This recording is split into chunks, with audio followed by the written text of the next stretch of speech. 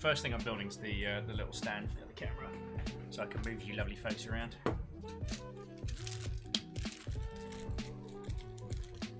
Forgive the crinkling. I have to turn myself up. This is a rare day when I'm the quietest thing going on, you know what I mean? Alright. How are you lovely Mother Hubbard's doing?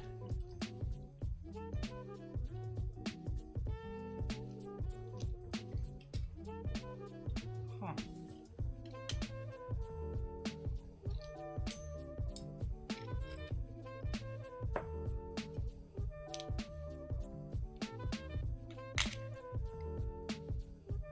That is not expensive. Just putting together, I got a wibbly wobbly arm stand. Those like wibbly wobbly timey wimey things, you know? Screw it. So how you all doing? How you all doing? I'm sure you're not at all surprised I missed you lots on the face. Eddie.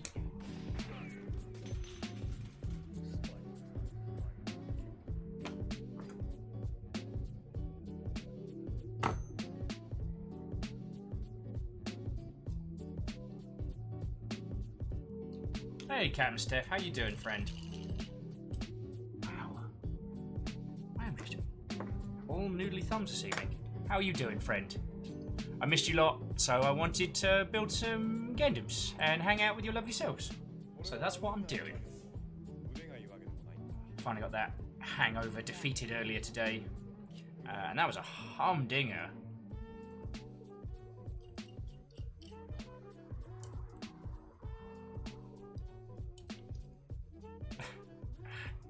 Oh, Captain Steph, you got the migraines as well. Fiona's been suffering from one of those today. And they are not fun. They are the opposite of fun.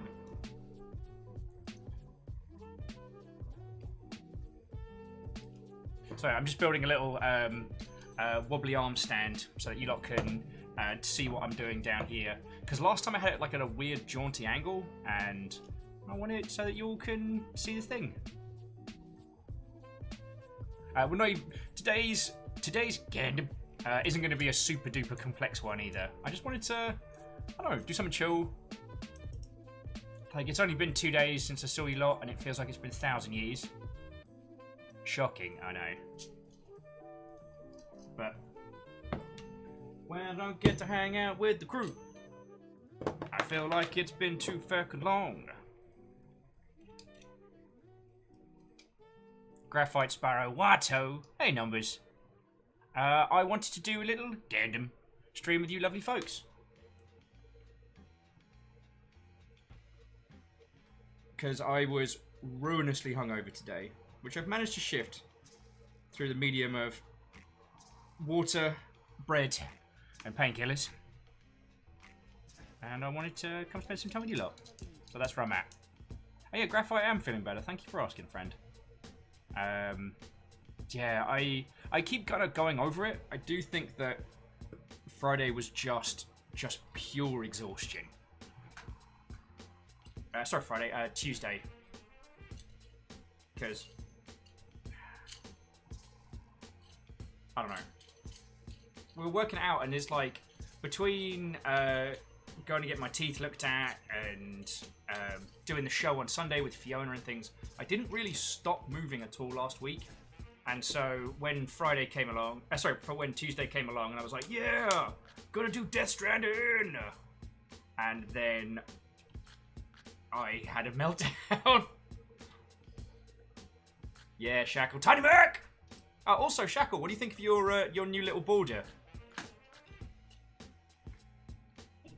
Wait, no. I'm being stupid. So, just getting everything set up. So I thought I'd do a little show, hang out with you lot this evening. I mean, honestly, it's because I want to hang out with you. There's... Hey, Baron Sheep. What's ho, friend?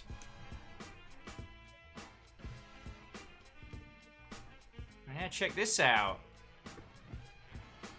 Numbers says the tax season ended yesterday, so I've worked 60 hours since Friday. Heck, dude. I mean, hopefully... Alright. Check this out. Woo! Got my lighting. Let's plug you lot in. Yeah, hopefully Numbers has been at least fiscally sensible. I paid my taxes Monday. I was holding out, hoping there'd be some announcement that, like, you don't have to pay taxes this year. I was not so lucky.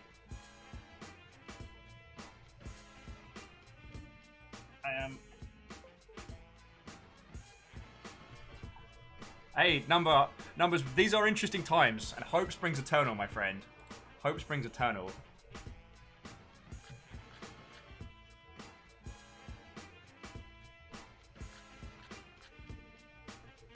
Alright. You plugged in. You didn't make the noise like you were plugged in. I think you were meant to go...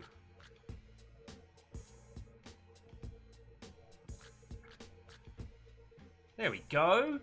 Feckin' look at that. Woo! Gross close up on Will's hands.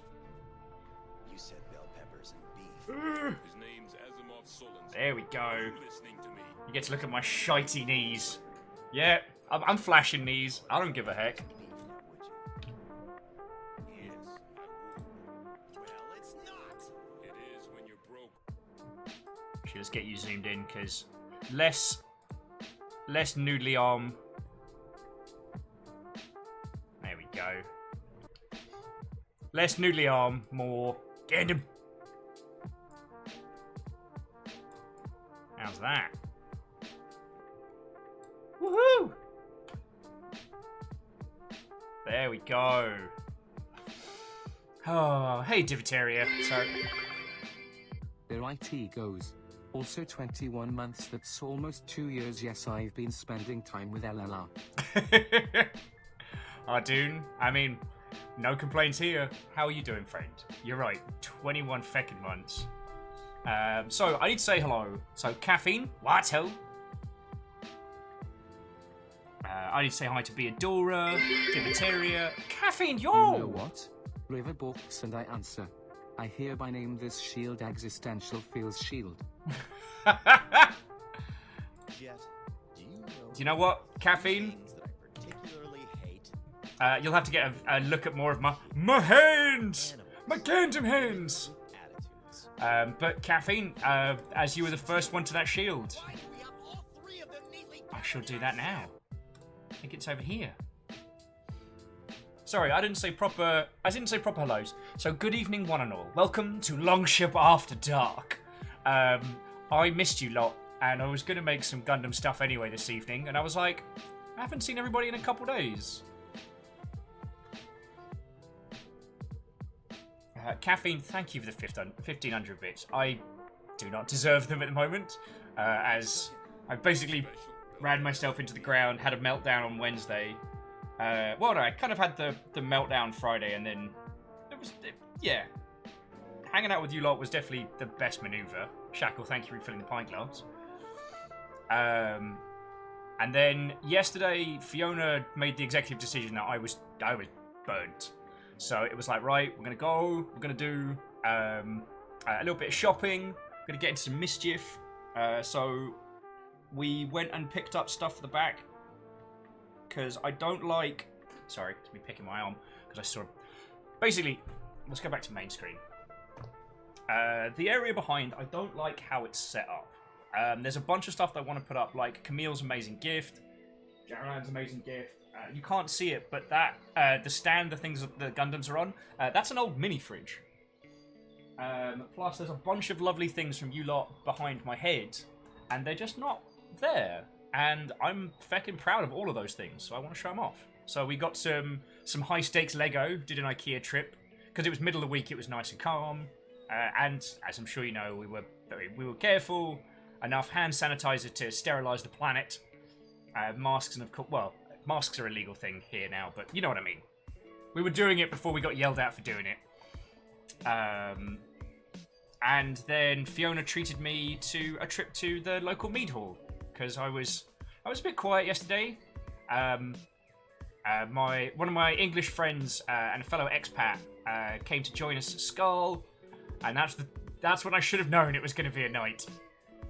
So yeah, caffeine. We had mead. They've got the mead Hitos back, which is like a mead and mint blend, and it's so good. So I drank far too many of those. I ate my fill. It was real good. However, I didn't eat enough, so I was just an agony potato this morning. Oh, Beadora, yeah. Whoa. The potential Memnol finale is August the 1st. Caffeine is 25 days from road trip o'clock. The nerves have set in. Caffeine. Like, there are people in this world I worry about. You are not one of those people. So, how are you all doing? Tell me your tales. Shackle, thank you for refilling the pint glass. And Beadora, I hope the morning shift is being kind to you at very least. I'm looking at the gold and silver borders, and they look quite nice. Twitch added a thing recently where we can add a little extra flair to different tier subs. And I chatted to Banner, who does most of the art here for the Longship, and I was like, I need something quick. So what can you hook me up with? She's like, do you want to just do some borders? I'm like, yes, thank you. Realize, wait, RP's gonna have a natural ending. This isn't a party wipe. Whoa. This is the thing. Baron doesn't tell me anything about the story. So I asked him, like, because Baron's been hinting that, like, Memnol's coming to its grand finale. And he reckons that August 1st is going to be the main ending of this season of Memnol. There will be another season, brand new character, brand new system. It's going to be feckin' glorious, but I don't know if there will be more Thick McRunfast. I don't know if we'll do another Barloo Bowl. We can do another Barloo Bowl. I'd really like to do another Barloo Bowl. Yeah, let's do one of those before the summer's out. We didn't get to do E3 Bowl hype, so the idea of doing giant robot hype for the Barloo Bowl sounds great. I'm just going to try not to get shit-faced as I did during the first Barloo Bowl. Oh, I'm so drunk.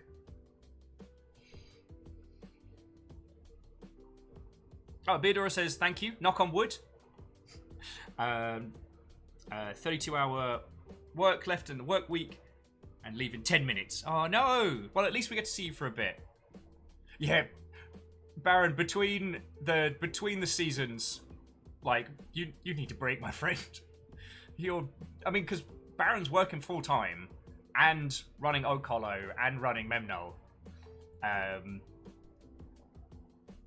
And at some point, Baron, you need to come on over, because we're going to do it. We're going to do Pirate Facts Day.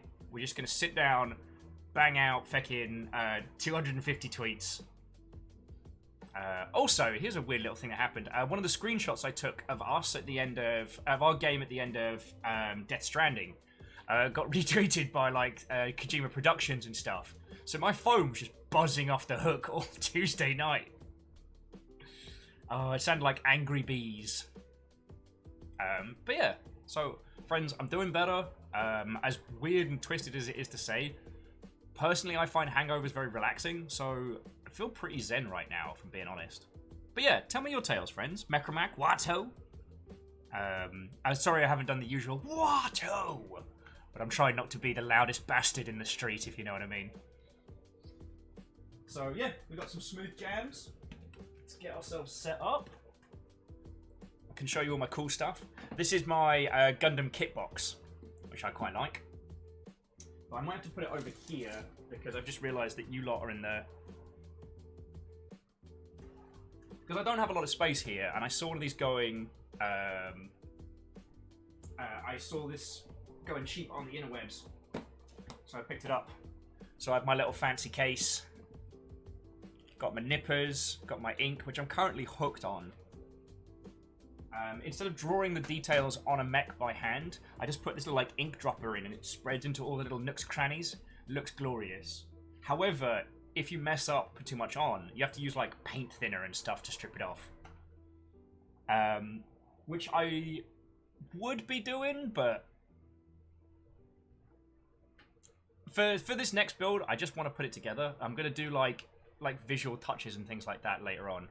Let's go over to the Gundam screen. Just straighten that up.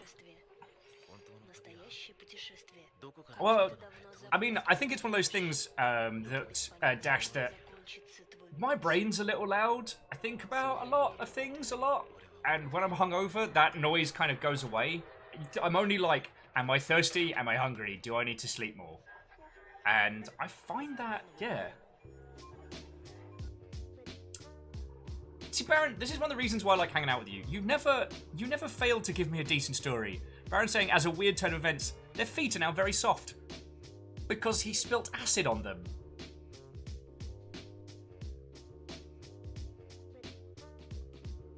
And Graphite, I'm sorry you're having,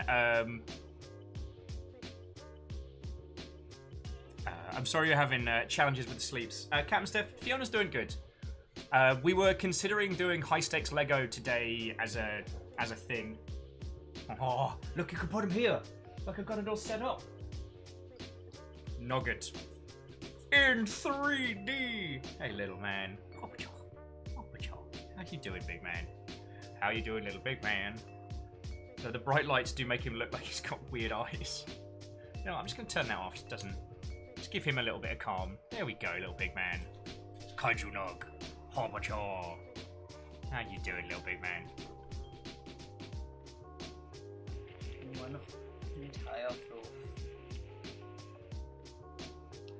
Caffeine's suggesting that he might do like a moving his house to Texas stream. I'd watch the crap out of that, Caffeine. That is the hand of Fiona. Yes, little big man. And thank you for putting him. Just Fiona got the little big man earlier today and just put him on the thing next to me. He just had a little sleep. He just had a little lie there. Oh, patrol, mate. See, don't see. Inappropriate. I'm gonna go patrol. Look at the nog. The nog. It's inappropriate. Gotta keep it TOS. Yeah. Nugget TOS. So yeah, I had a nugget keeping me company earlier today and it was lovely. River is right down here. Patrol. Come here. I can rotate a little bit. There's River.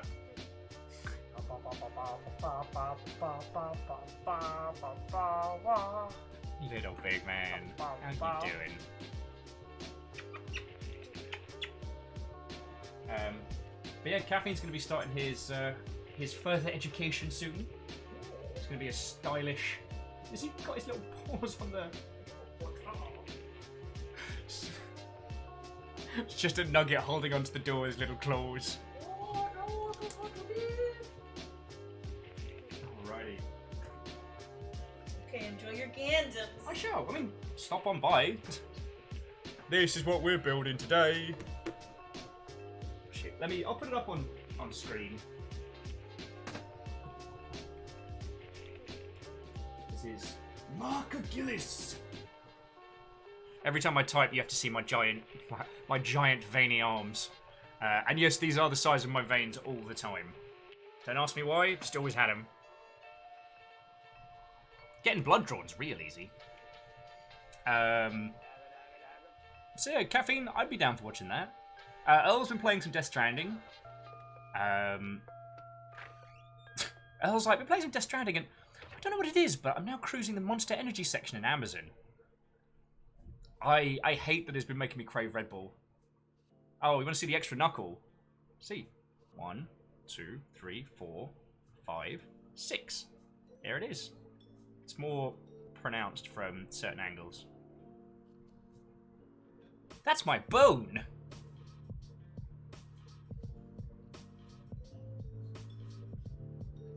Well, Captain Steph, you know we got you, friend.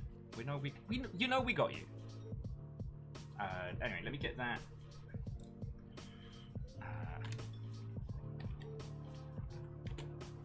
It's the McGillis Wobble Graze. I can't spell.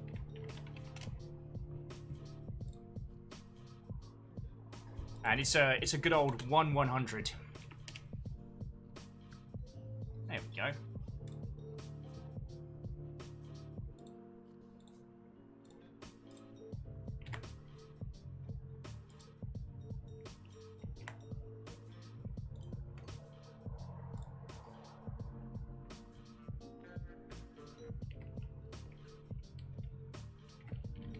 McGillis! As you well know, I'm obsessed with iron-blooded orphans, so my goal is to do as many of them as I can for my candoms. Oh, Erin, thank you. Considering I've been a feckin' terror the last couple of days, I do not deserve that, but I will say thank you. Sincerely, alright? You'll keep my dumbass alive. I frequently do not know where you lot put up with me. There we go. Just making it so you can still see Caffeine's Yaldum. Alright.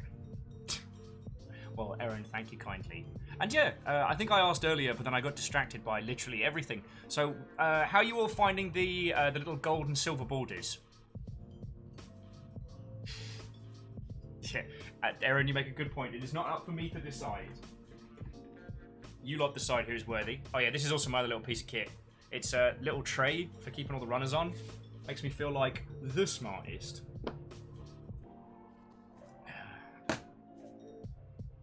So yeah, tell me your tales, friends. Tell me your tales. As I said, all that's been going on with me was an IKEA trip, a lot of high-stakes Lego, which we're going to use so to better show off all the cool stuff in the back. Because I've been meaning to fancify up this area a whole bunch.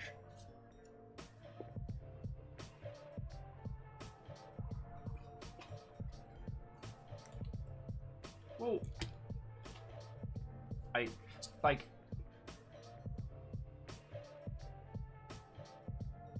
oh, Erin's in D&D at the moment. Fucking yo. Well, hopefully I'm not too distracting. Also, as a complete unrelated, I'm keeping all of my Gundam manuals. I don't know what I'm going to do with them. I might, like, frame them or something. I want to do something cool like that. I considered doing it with the box art, but I don't know. That just doesn't have the same ring to it. Maroon. This is why everything that I own is covered in guinea pig hair. So I've got my runners over here. McGillis. I already did the ink lining, and I can probably, like, there's a bunch of the panel ink that I could stand to fix up a little better, but can it be forced? Can it be forced? I think you can see it on here. Hang on, let's get that out from underneath. So it's a little visible on some of the areas, but yeah, the TLDR is. Come on, give it a focus. Give it a focus there. It's a kaleidoscope, innit? It's a kaleidoscope, innit? Why are you like this? Aha! Got an idea. Bring it up to you. Well, you know, focus. Alright, feck it. I made these bits gold, because I feckin' wanted to. Hey, Viking Barber, how are you doing? Come on in. We're just listening to some smooth jams. I'm popping a Gundam together, or, well, most of it, because I missed everybody. I had to take a day off on Wednesday, because I just burnt my dumb ass out. And yesterday, well, today I've been royally hungover until very recently. So yeah.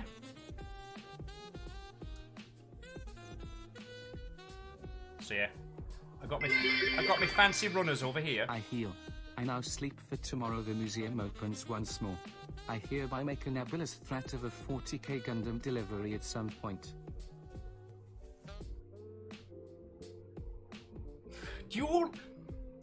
I still don't know who most of these Gundams have come from. This was one of the ones that I believe I... Did I get McGillis? I did. No, because I got McGillis. One of you lovely Mother Hubbards was the ones that sent through... Oh, and somebody just picked up an RPG bundle. Oh, a bit of Pathfinder. Lovely. So whoever that was, thank you kindly.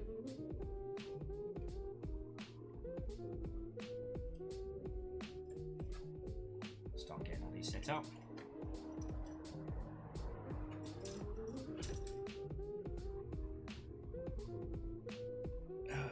Well, Caffeine, go sleep, take care, thank you.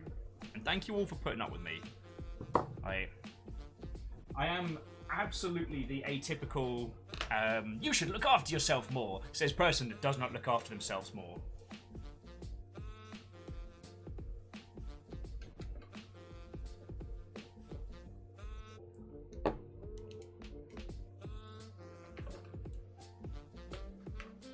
Get all my stuff.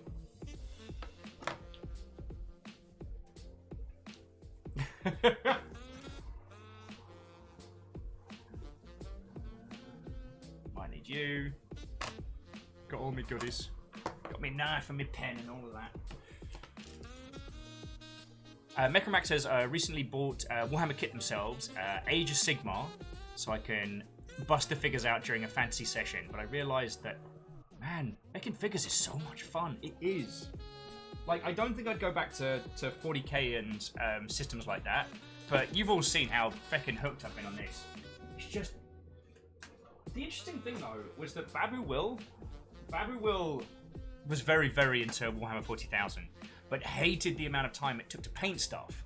Whereas, like old man Will, kind of old man Logan style, I'm super down for all of the amount of nonsense that it takes. Alright, caffeine, sleep well, friend. Take care. I'm super down for the sheer amount of nonsense it requires. So, fucking yo. Alright, so I need C. And I'm gonna need PC, which is the squishy bits. TSCTH. Is there a Gundam shark? Thankfully, no.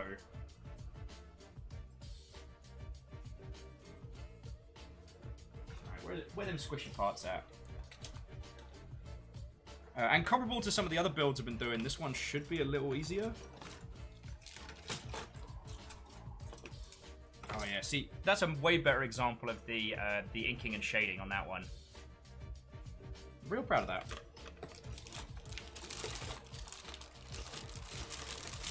Well, I'm mostly proud of that one. I mean, for a lot of it... For a lot of it, I've just gone way, way, way too overboard. As Will is wanting to do.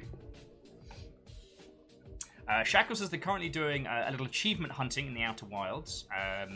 Oh, yeah.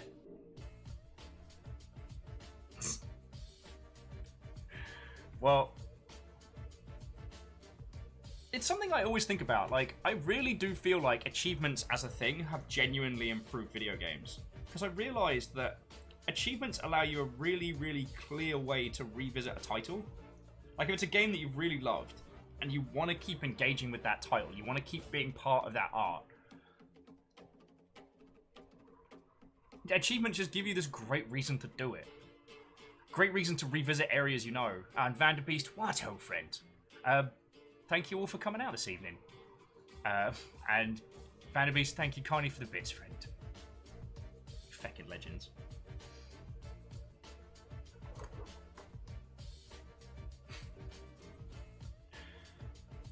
I have to have a look through the Outer Wilds achievement list.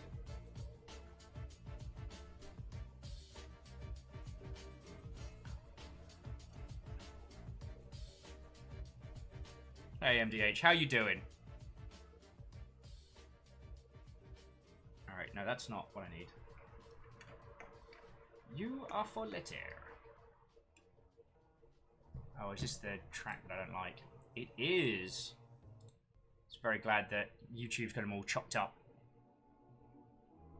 Megarax says, so when painting figures, you paint them before you assemble them. Ah. Blank stare to his two small armies and that one dragon thing. I mean, Mechramac, I think I told you all this. I've joined a group online called No Grey November. And the goal, and I'm going to try and do this properly this time because I realised I've been showing you all some very bad habits. Cut them off the runners. Hey! Arrow Griffin, thank you for bringing your crew in. I won't give the usual rowdiest Watho welcome, but I'm building a Gundam. So, whilst our varying teams do battle, it's lovely to see you. I personally did battle with a royal hangover today, and so it's good to be back with everybody. You know what I mean? So, Arrow Griffin, what were you playing? Tell me your tales. Tell me your tales.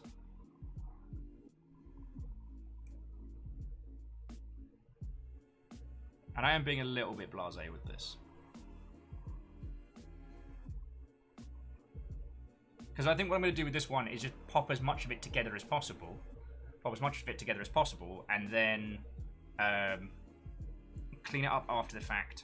This may be a candidate for my first airbrushing set. So yeah, Biohazard, it's a Gundam. Whoa, do apples and pears, I'm building a Gundam. So Arrow says that they're currently playing Zero Escape 999. Got another ending. Lovely. TSCTH, what have you sent me, you criminal?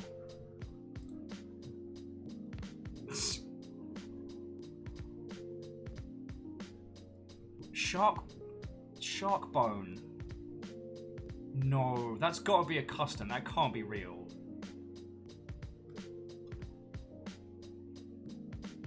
That can't be real. Oh yes, the camera's going to continue to freak out. Actually, there we go. Should help a little bit with my Gundams. So got that one. Make the back of it in all.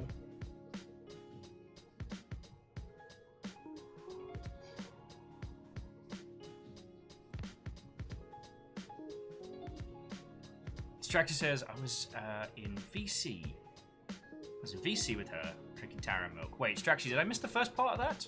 Oh, and to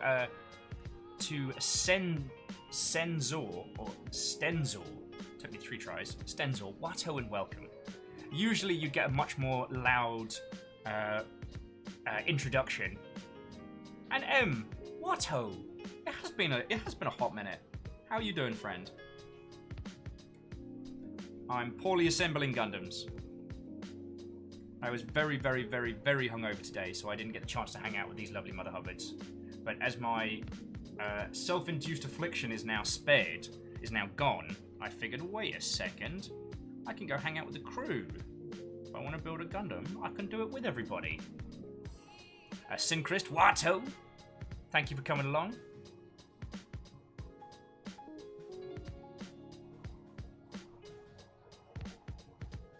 But yeah, Mecromac, as we were chatting before he came in, so friends, I've ended up joining a group called No Grey November.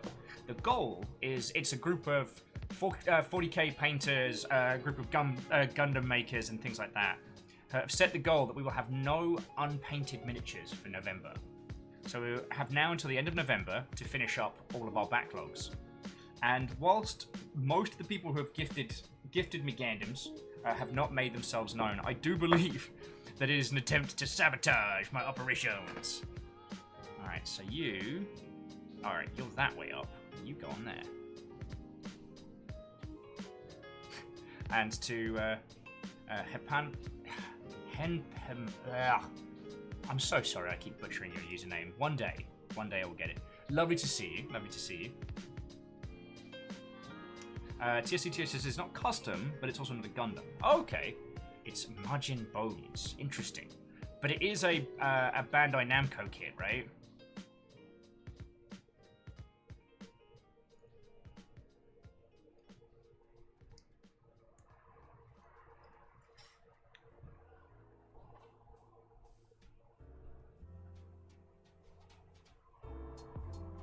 Why does that feel like I put it together wrong? So yeah, we're just hanging out, chatting while I put this together. Em says they've been reading a fantastic book called The Drunken Botanist, which goes into the history of botanical properties and characteristics and the ingredients that go into making alcohol. Ooh, do tell. Do tell. The reason I got so ruinously drunk last night was one of my expat friends, we safely hung out, and he's a big fan of aquavit, which the particular establishment that we frequent, the Viking themed establishment that we go to, has a ready supply of such things. And so it was enthusiasm plus aquavit equaled, oh goody, hungover. So very hungover. I'm already failing at the first piece of putting this together.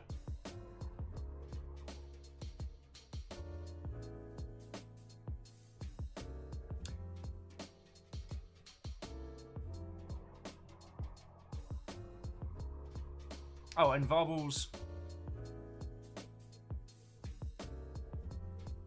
If you're recommending airbrushing and the ilk, why are you not doing? This isn't good. How have I fecked this up? There we go. Just a little bit of applied enthusiasm, shall we say. M's on the subject of the Drunken Botanist says the opening section on agave, and I have already learned so much. It's like a whole bunch of alcohols, like besides tequila and mezcal, and the ways to harvest is unlike anything you expect to be. Nice.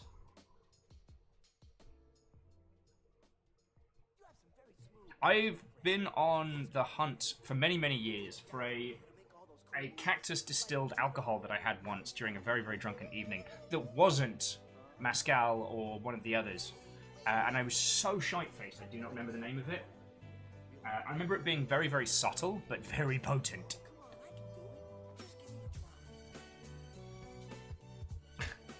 MDH writes, let patience be your guiding star, friend. Hey, Panda, how you doing? So, friends, Maniacal Panda. Also, if any of you are trying to take on the proper bastard that is Monster Hunter Monster Hunter Unite. Wait. Monster Hunter World. God, I had to think about that. Monster Hunter World's latest big bastard. Have a chat to Panda, because Panda's managed to do it. I have not. But also, friends, Panda's been getting into the Gundam play as well, and was the feckin' legend that sent across the Verkai Psycho. I'm not building the Verkai Psycho Zaku this evening. I'm building a little Graze! It's still a 1/100 kit, and I've literally only done steps 1 and 2. I've gotten this far so far. Friends, every time I want to show you it, I want to be like, look! As if to show you on the tiny screen rather than the massive screen, where you can actually see it. So, how are you all doing? Alright. Oh, Panda said it took him 10 hours to do. Oh, that's a build. I'm calm. You apply excessive force. I control that force through fluid motion.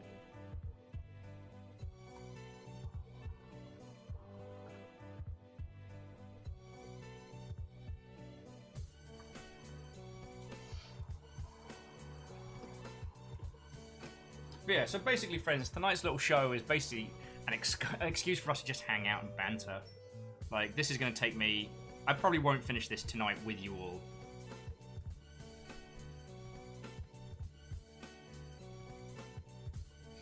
Adun says, trying to stay awake while waiting for someone who went out on a supply run and got delayed.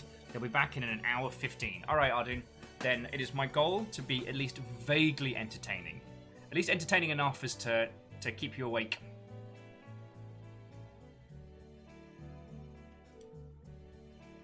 Do you see now? It means becoming. Hey, like Night Valen. water. Watto! Come on in, friend. Come on in. Right. Water can take any form. Drifts without effort one moment, then Pop a pounds little down bit of glue the on this one. very next. Hey, Baron, I meant what I said earlier. Like, you've been working your ass off, my friend. Like, give yourself an evening. And for those of you who just joined us, the date for the next and possibly grand finale of this season of Memnol is August 1st. So, you've got many weeks to catch up if you want to be there for the big... Now, as I was saying earlier before Baron joined us, I don't know what's going to happen. Like, it might be the end of Thick Story and there might be a prologue. It might be just like one and done. There've been requests to do more Balu Bowls. There's a whole bunch of stuff. But, so I can't tell you what's going to happen with that one. Also, friends, if I miss any of your comments because I'm like looking at parts, feel free to tell me a bunch of times. Like, I don't mind. I'm gonna be here for a while. Oh, so the common ones related to agave are agave, bacanora, liquor kosai, mezcal, pulque. My dyslexic brain is not passing these Spanish booze names very well. Baron's like, Hannah may die. I guess what I was saying is, friends, I have no idea what Baron is planning. Baron doesn't tell me anything about the story, so I'm in the same boat as you all. Like, you'd think he'd be giving me, like, the inside hints, but, ooh, apparently I'm not cool enough. Alright, C4 and 5. Where you at? Ooh. Big body parts, these? Very styling. Just gotta make sure I don't cut off the bits I need. So Grapha says, the sound of a London morning, mix of bird song and foxes shagging. At least there's no randos yet yelling in the street. I was explaining to Fiona and Dak last night about what it's like during Guy Fawkes night in central London. Like, and yeah, I know this isn't how you're supposed to cut stuff off sprue, but I've decided I'm going to be lazy with the underframe on this one and just tart everything up afterwards. Yeah, I was trying to explain what it's like in central London on Guy Fawkes night, because it's just it's the Blitz 2.0.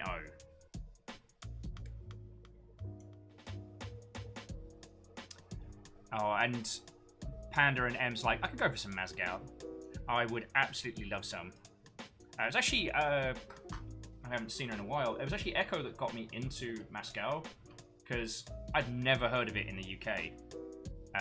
And we had to go to a very fancy kind of like password to get in place in Chinatown for this kind of like opium den themed hidden cocktail bar. And every other place we've been to all day was completely lacking any kind of mezcal. And then this place was like, oh yeah, we've got like 6 different varieties. There's a couple of really, really good booze shops. What was that? My hand being weird.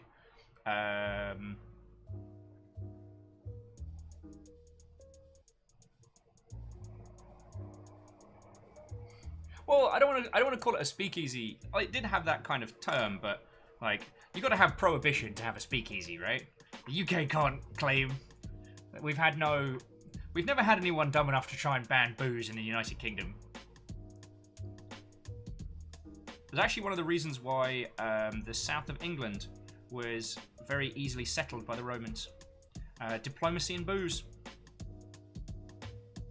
Alright, okay, it is a theory that the Roman outposts that were settled in the south were done so through trade rather than through, you know, standard Roman stuff.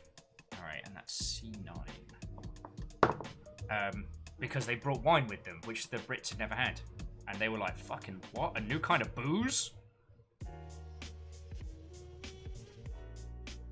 That's just something that makes me smile. Anyway, yeah, Panda says if you ban booze in the UK, the entire region would need a month to recover from the collective hangover. Yeah, and then you'd have a bunch of very, very sober English people, which is a challenge, shall we say. Alright, so now I'm going to work out how the bloody hell you're going together. Varbles says their old apartment had a great brewery and a bar, a wicked alcohol section. The owner would give regular samples of how new the liquor at the time, and that was my intro to Mezcal. Loved the place, but unfortunately went out of business when their rent got doubled. I'm just kind of sad you don't get lock-ins out here, because that's where I've gotten to try a lot of really good alcohol, a lot of different kinds of alcohol over the years.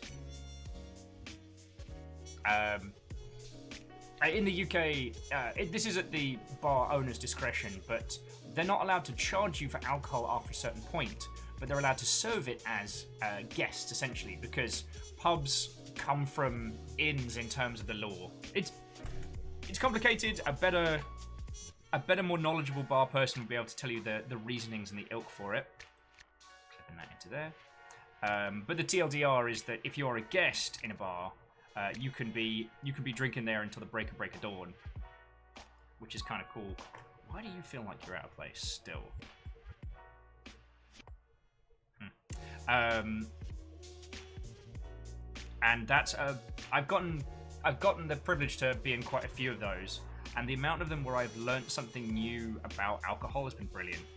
I once had I once had absinthe through a balloon, where you take a balloon, take a balloon, pour a half shot into it, and then fill the balloon with helium. And so you kind of inhale the helium, and then you drink what's left. Got messed up that night.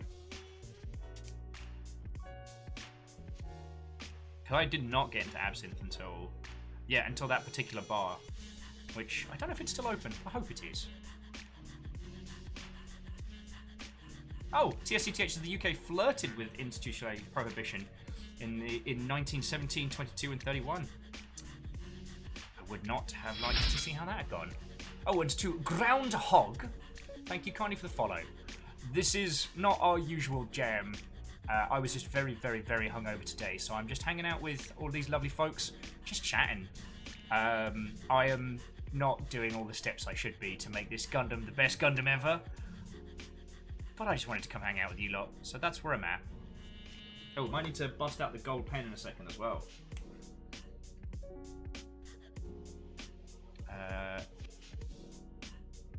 Yeah, the A20s need to go on here. And I decided to change the yellow into gold because McGillis is the kind of person that would put gold bits on his Gundam just because he could. If you haven't seen Iron-Blooded Orphans, give it a watch. It's real good. It's real good.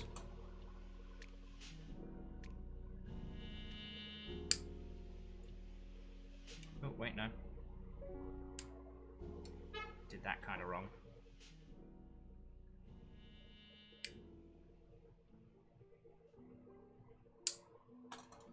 So Starving Comrade. So I must do the fact with... Yeah. There's a lot of history in Prohibition and how it affected the world. It's one of those things that I do find fascinating. Now, it's not going to shock you to find out that I'm very much a big believer in personal freedoms. I know, shocking. So long as it's not actively harming others and you are making an informed decision, you know, allow people their vices is one of the few things we're free to do in this world. I don't expect everyone to join me on that opinion quest, and that is fine. Gold pen! It's a gold pen! So that's just my thoughts and feels on it. Shackle says, came in at nearly 22 kilometers, somehow didn't get in, gotta try again. Oh, on the Giants, on the Giants setup. Well, good luck. You can do it. The pen that is gold. Alright. Unfortunately, it does mean that I've got to paint this, and that's going to be really heckin' awkward. I'm going to buy myself those little things you use for spray painting stuff, but it just means I've got to do this the cheap and cheerful way. What's amazed me is how much of the Gundam stuff is really affordable, so I haven't been breaking the bank. He says, dropping the thing. Good work, Will. You had one feckin' job. One feckin' job. How much of the Gundam stuff is affordable if you buy it online? Because it turns out it just takes 1,000 years to get to you. Which I'm fine with. It's just... like, these pens, I think the pen set was like $12.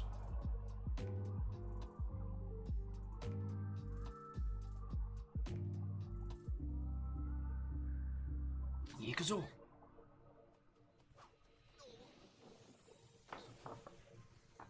Alrighty. Look at that shiny gold goodness. Sorry, let me jump back.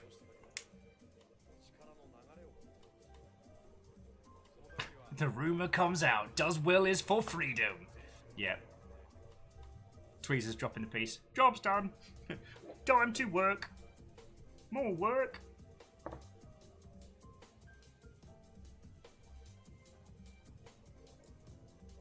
I haven't had the chance to use the airbrush that Baron Sheep's given me. And I'm trying to think of ways to make Pride Gundam gayer. Because it's got this beautiful iridescent rainbow wings, which I'm really looking forward to putting it together to show those off. And I've been doing some inking on it just as a practice, but... oh, TSCTH, I did not get that one. And I've been watching a lot of Game Grumps recently. Basically, I want to rip off a bunch of their 10-minute power hour ideas, but with me and Baron. So just think like... standard shenanigans, but with a lot more alcohol. Like, Baron, I want to go axe throwing with you. It's not a euphemism. I want to go to a place that will let us legally throw axes.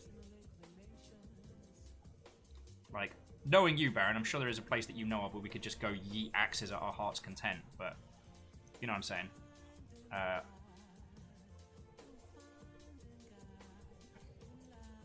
Thankfully, the Underground Beyblade League didn't happen. That was a drunken idea of Will's.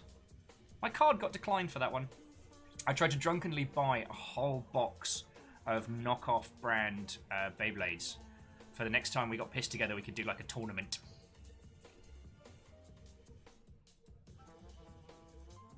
But yeah, I hadn't really watched much of the 10-minute Power Hour, so it was just nice giving that a rewatch. And also my buddy Vernon. I saw him popping up a couple times, so...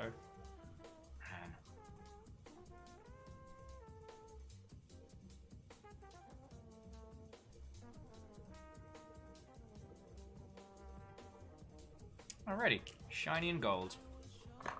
Can always touch it up later if I fecked up. Drives says, wouldn't Boyfriend Dungeon multiplayer be a real good option for that tournament? That'd be feckin' hilarious. But I don't want to suggest that poor Kitfox try and make that game multiplayer. Because making multiplayer games is really bloody hard.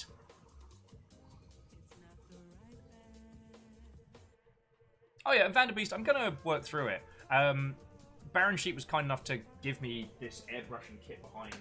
Actually, I'll show it to you later. And I really want to learn how to use it because I want to make... Like I said, my first goal is to finish up the Pride Gundam, which was meant to be done during Pride Month, but then the Cool Zone happened.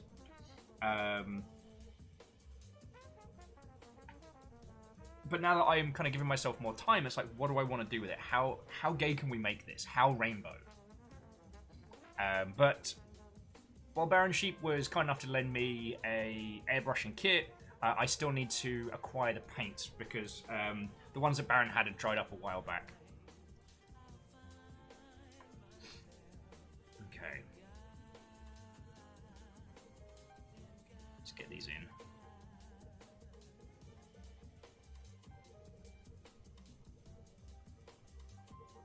Look at that shiny gold, good.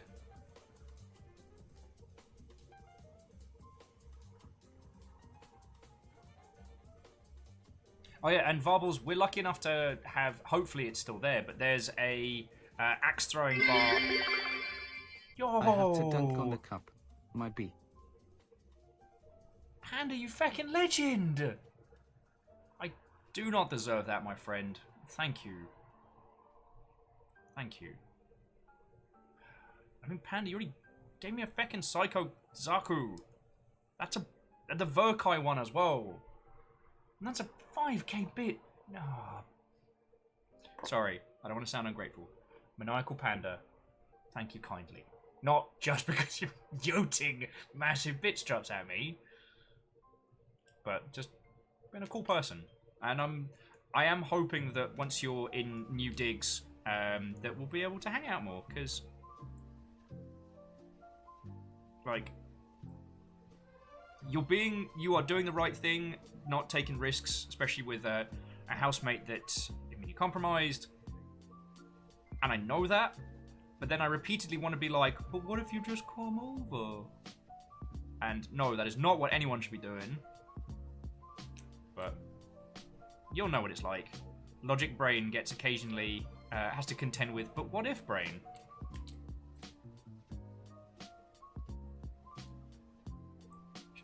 There we go. Try not to leave any chunky bits on my tips. There we go, that's the Will Pro strat. Okay. Seriously, friends, we've been going for an hour. We started here, and we just made it to here. It's just gonna take a while. I mean, let's be honest, friends, the Gundam's here as a facilitator for conversation. So yeah, I want to throw axes with Baron. If I drunkenly acquire a box of knockoff Beyblades for $30 in the future, please forgive me, friends.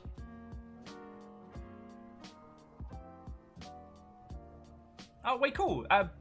Baron, that was the place I was thinking of.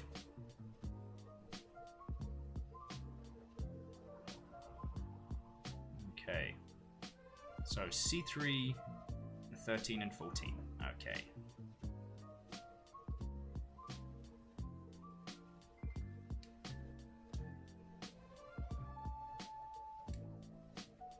Because I've never done, well, as I say, I've never done axe throwing. That's not technically true. I have yoten an axe in my time, but I've not been to a place that lets you do it and drink at the same time. I've just done it in a field where I've been drinking at the same time. Remember, safety is paramount, friends. That's definitely, when it comes to drunken stories, I hope we all go with the let Will be the Egypt of old, so that you don't have to. That's what I got from growing up in the age of CKY and Jackass.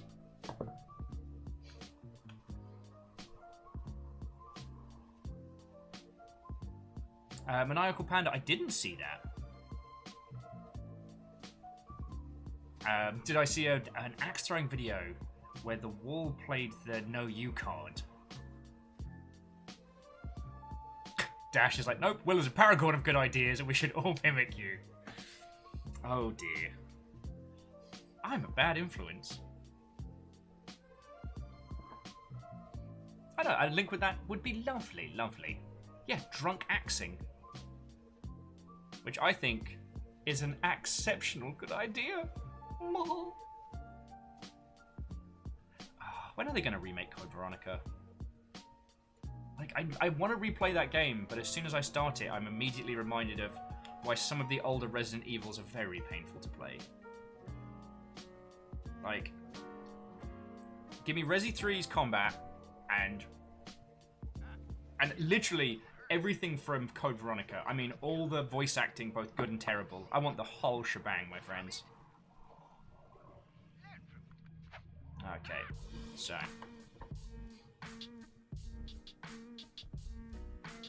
you're going over there.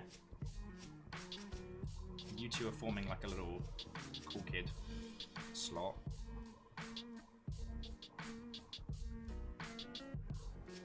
Alright, just give me a second when I just trim these off. You know that bit I said earlier where I wasn't gonna faff about? Newsflash, daddy lies. Varbles is like, well, I'm axing you to stop, please. Can't stop, won't stop. I did feel bad that we didn't get to do the IKEA stream this afternoon after you were all a bunch of criminals and dropped nothing but non-stop terror puns, but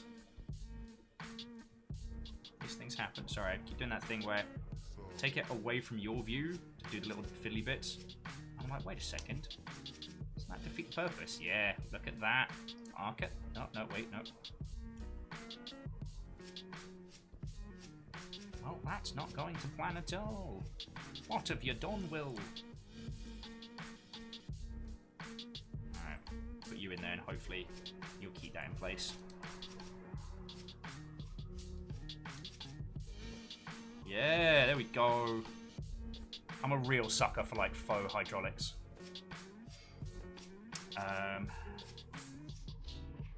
So Barnaby, so Starving Comrade, I apologise I missed your comment.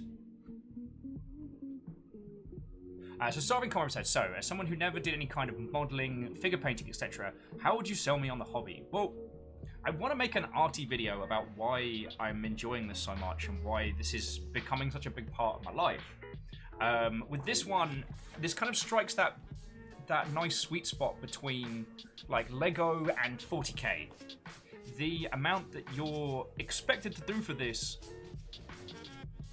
versus the output. It takes you through everything step by step, and by the end of it you have this feckin' excellent figure alongside this feeling of accomplishment. But outside of just a pair of these, you don't need anything to get started, and the kits are very affordable. Like, now, I've been lucky enough that a bunch of anonymous Mother Hubbards and some of you who are hanging with us have sent me Gundam kits to put together. But, like, some of the small, like, 144 scales, they can be like, you know, 10 or 15 bucks. You can sit down and build them in an afternoon, and then you have this little figure that you've built. There's nothing else to be doing. Now, if you get into it, the depth at which you can go is entirely up to you. So it's not, this is grey, black on grey, so it's not showing up great. But what I have on here is a bunch of little details that I've added. So I've put like little bits of blops of ink into the divots, so you can see more of them coming out, and like around the edges here and stuff. I may do some more of that later on, depending on how I feel about it.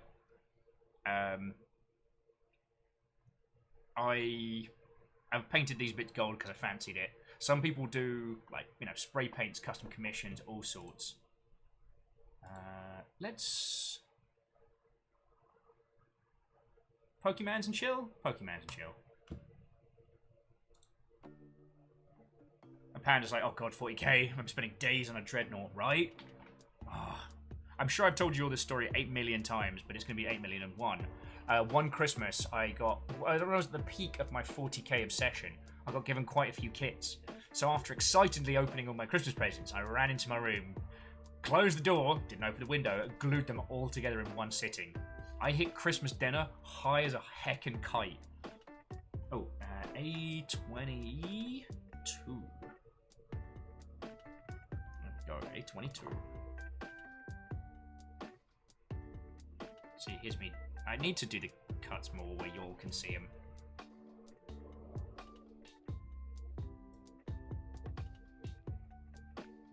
Oh, and that one as well.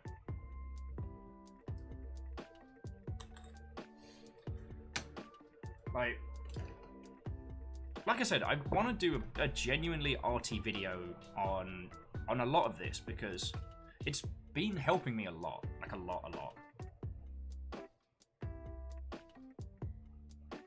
Alright, so that's what we're aiming for. So that's what we're aiming for here. Alright, model. So you want me to... So you want me to rotate it potato like that.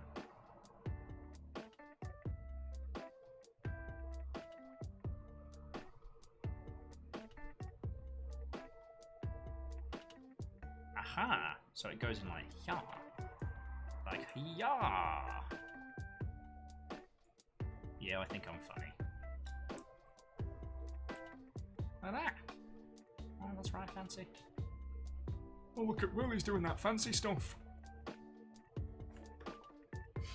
Jumping back in, M says, anyone else watch the video of Henry Cavill building a PC? Yeah, friends, I didn't know that we needed that. If you find muscly masculine people to be to your taste, you deserve that video in your life. It also makes me happy how, especially in these times, like, that dude can wear his nerdiness on his shirt and not have to give a heck. Keita says, fancy Legos! Well, I actually joked earlier about IKEA being high-stakes Lego. That's probably a better descriptor of PC building as high-stakes Lego, because it struck me today that IKEA's affordable. IKEA's cheaper than Lego. Yeah. I don't know why I keep calling it high-stakes Lego. No, Lego is more expensive. PC build. Yeah. Because Ems was just talking about the Henry Cavill, like, doing his... Woof. That's a full woof. It was like 2 fans of woof. Varbles is adding, the biggest sell I have is that they're very relaxing and satisfying to make. You get, you get to block out the world, focus on making them, and then you make something. Varbles is also adding that they like minis because they get to do that without having to start completely from scratch. Yeah, I've never had great artistic talent. Like, I'm okay is the best I can do to describe my construction abilities.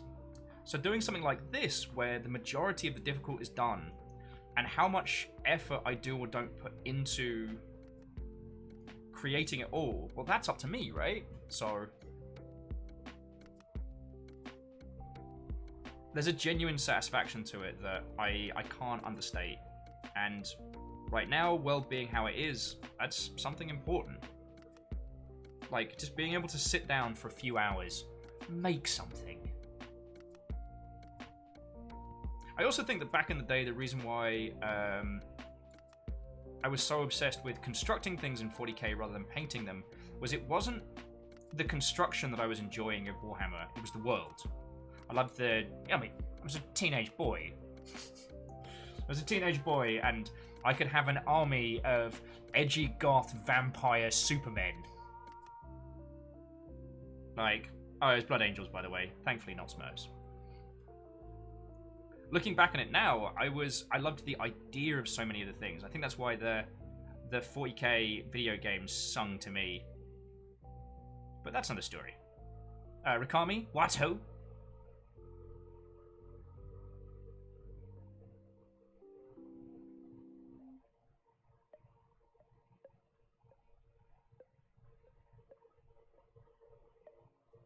Rikami, are you okay, friend? I'm sorry you're having about the old no sleeps. That always sorry, that's always terrible. But I am way too dense today to work out any subtleties. But I will say that you are entirely welcome to come chill and ill here. If I can be the happy dulcet tones that helps you get some sleep, then I'm doing my job right. Oh, Reflective, how you doing, friend? Friend, so Reflective has been... if you just moved into your new place. But yeah, Reflective's been helping his sprogs paint their respective domiciles. And one of them's gone for this, like, castle at night with a dragon flying in front of a moon, which is awesome. The other one's going for Hornet from Hollow Knight, which... I mean, Reflective, there's a way to know you raise them kids right. Says, well, who knows literally nothing about raising children. But, you know, unsolicited compliment from man on the internet.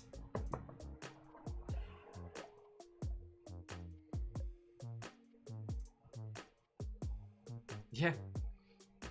So I'm going to reserve high-stakes Lego as a term for PC building now. I think that's the right way to do it. Sometimes I do feel like I'm just all feckin' thumbs when putting this stuff together.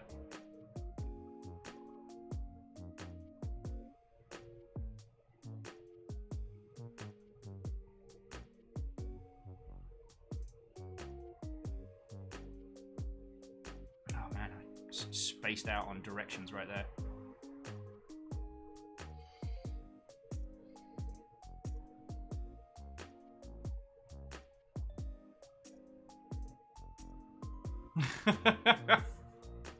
Well, Rikami, you may feel like a mad hobo in your pajamas, but you are mad hobo.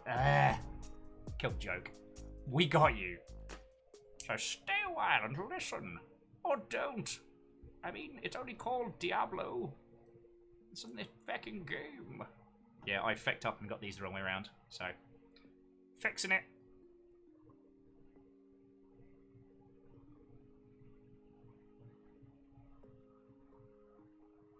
Pan's like, wait. Can I come share my madness in my PJs? I'm pretty sure about it, yeah.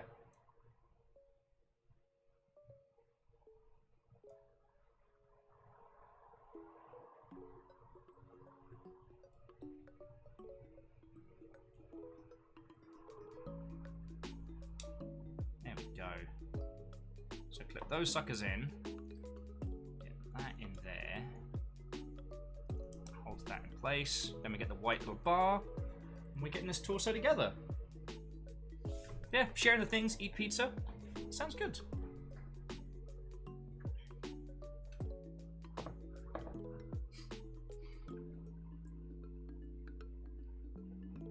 But yeah, this has definitely been the pastime that I've needed.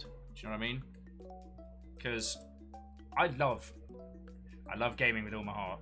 It is the profession that I have spent the most time in. It's the art medium by which I define myself. But I'm also very guilty of overworking. It's a bad habit, and I should discourage others from doing it, but I often don't, because I'm a terrible person. And I'm real guilty, especially these days, of I sit down in front of my computer and I'm like, I'm not going to do work. I'm not going to do work. I'm going to play something. And then I sit and do work for hours. So most of last week's No Sleep has been sponsored by Factorio. I'm playing a peaceful game. A peaceful game means that the aliens don't attack you on sight. Or Look at that action! Look at that action! Yeah, I think it's done now. We can... it's done. We can go home. Alright, so I need C20. C32. Where you at, 32? Oh!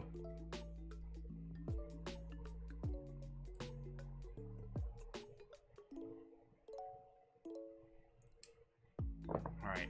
Actually, this is a good chance for me to try and show you all how I'm doing like the ink dropping and stuff without potentially fecking up.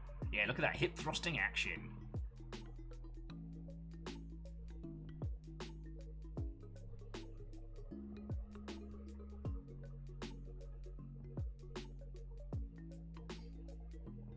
Vanderby says painting yellow, second layer of base coat, no end in sight. If you start 40k, avoid Imperial Fists. Not that they're an Imperial Fists fan, just painting Space Wolves, but each one has a yellow shoulder pad. God, yeah. C-32, you sunk my battleship! TSCTH. You glorious terror. How are you doing? And yes, I am asking people repeatedly how they are doing, even though you've all been in here since we started this evening.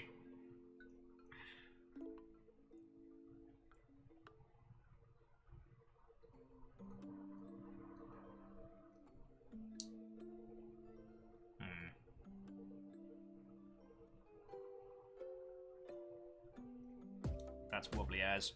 I'm going to put some glue on that motherhood. I might do a wee bit of the ink dropping as well. This stuff's fucking glorious. And yeah, TSCTH, I am doing good. I forgive me if I already said this to you all at the beginning of the show. Fiona put me on like basically enforced break because I had a proper meltdown on Tuesday. And again, thank you all for just being glorious humans. Like,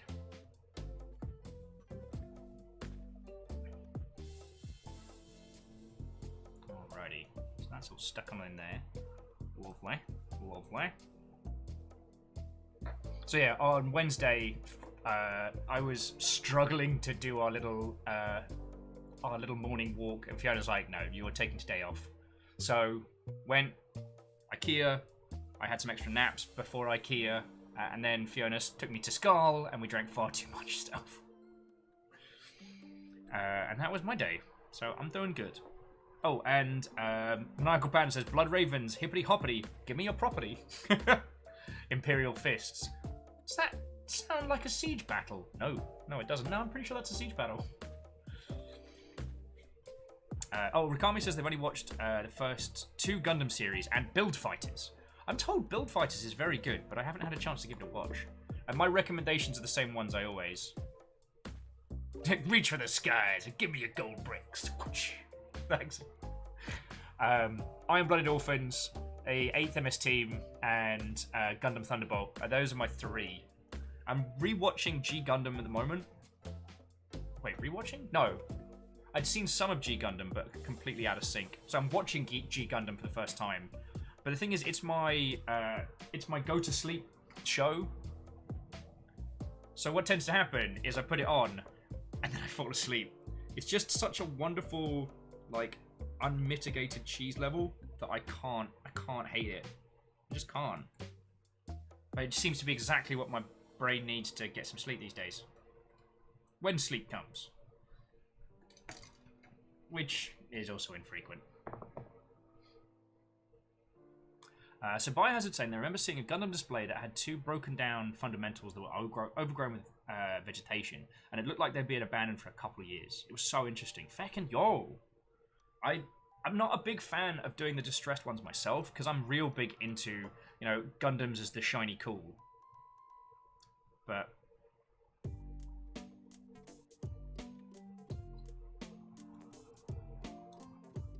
yeah, look at that.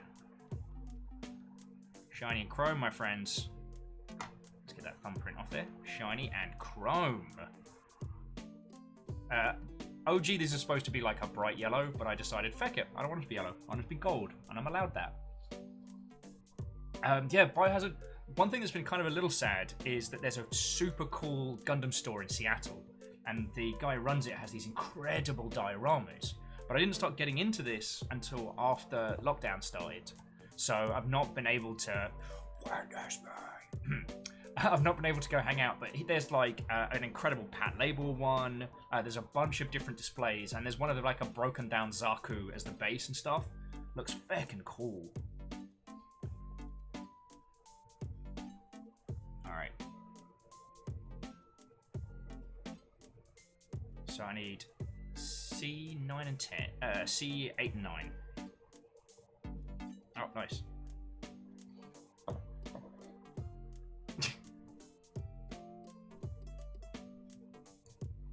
Panda, I assume it was just double parked and someone left it, so the Feddies could come on in and claim like they'd beaten it. You know, it's a bit of the old Feddy propaganda. You know how it is. They've also started doing more episodes of Gundam Origins, which is the story of Char Aznable, and I fucking love it. I'm really, really hoping that Gundam Origins gives them an excuse to go back and redo the OG series, because the original Gundam series is very hard watching because it's old. Oh, I need PC 6 and 7. 6 and 7, there we go.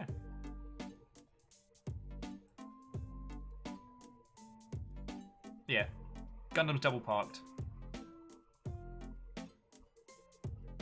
Graphite says the fact that I've been an Emperor's Children fan player since I was 7 may explain a few things about me. It is very telling. It's like, don't tell me your star sign, tell me what Warhammer army you had.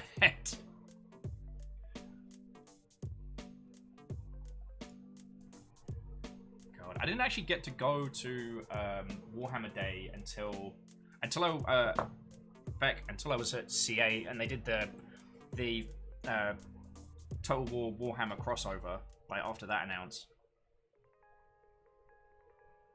For the record, I didn't work directly on Total War Warhammer. That was all Joey. From the CM side. But I was kind of in proximity as it was being developed, and it was fucking cool. Panda's like, Blood Ravens don't steal, we just permanently requisition. Alpha says, it did get old, but OG Gundam's still not a bad watch if you can get past it. Watched about 2 years ago, enjoyed it? Okay. Maybe, I think Alpha, maybe it's just I'm enjoying the crisp art style with Gundam Origins so much that I just want them to do it with all of the old ones. But then again, like, where's my Gundam Crossbone? I read that, it's feckin' terrible. It could absolutely do with an anime adaptation and update. Actually, Victory Gundam could stand to get a once-over as well. I haven't been able to stomach through that one, unfortunately. And I still need to watch Turner Gundam, which has the weirdest design, some of the weirdest designs of the series, but it's really good. Alright, so where you at? Okay, so you're like there, you're like that. So chunky one goes in here.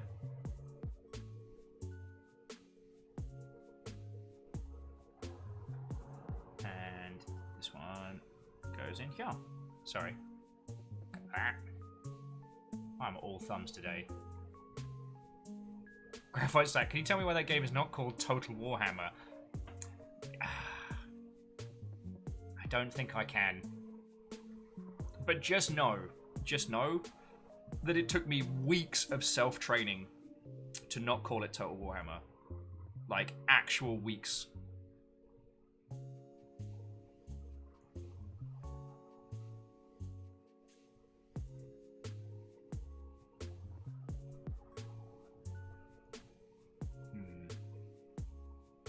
Sometimes, this is Will's little cheat, sometimes when there's like a cut mark that I'm not real happy with, but it's not so bad that I want to go in and sand it down.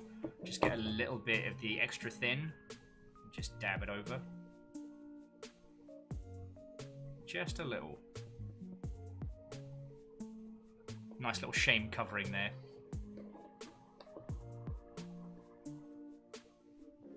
Rakami says, I do not play analog games. Tries not to look at the 90 hours they spent playing Gloomhaven with friends. Gloomhaven's a glorious game. And I have no one to blame but myself for this, but back in the day, actually some numbers who, I don't know if they're still lurking here, invited me round theirs to play Gloomhaven, which I really wanted to, but I was so hungover from the night before, I couldn't move.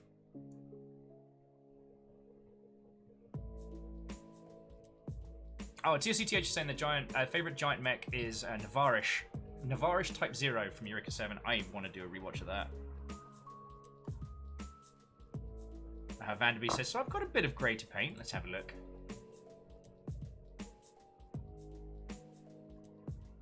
How are they stuck to the wall? Also, I'll give that a like. Yeah, friendos, if any of you are model builders or or the ilk, I'm very, very all about that. That's pretty much why my Instagram ends up being such a happy place, is it's just Gandams. It's just Gandams and occasionally pictures of the Nuggets, but mostly Gandams. Though I did share my Death Stranding screenie, which, I mean, stop me if I told you this already, but I put that up on Twitter, and it was everywhere. My phone basically sounded like angry bees for the rest of the evening. Alrighty, Aaron, pour yourself a time zone appropriate beverage. Come take a seat, friend. We're just nattering and doing some games. I really love these little nippers. But they're just sharp enough that I don't have to use a knife when I'm cleaning up the cut marks. Because I'm lazy like that.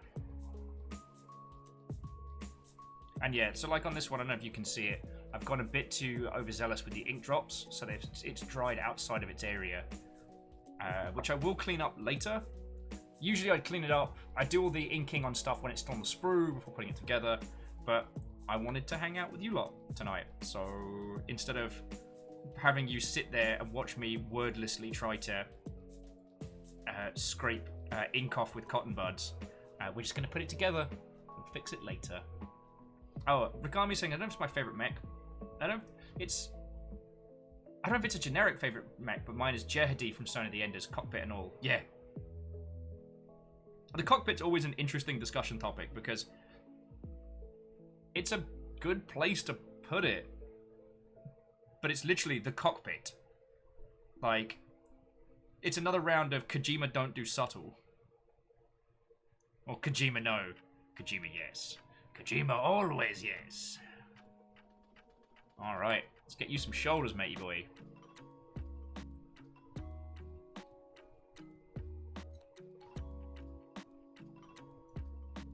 Oh, there we go.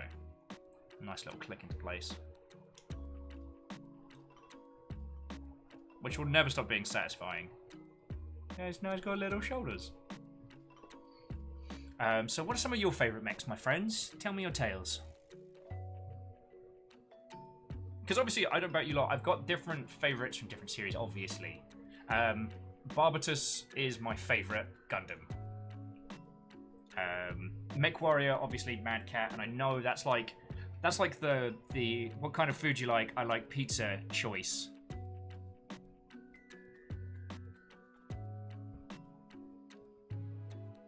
Oh wow, we're actually screaming through this.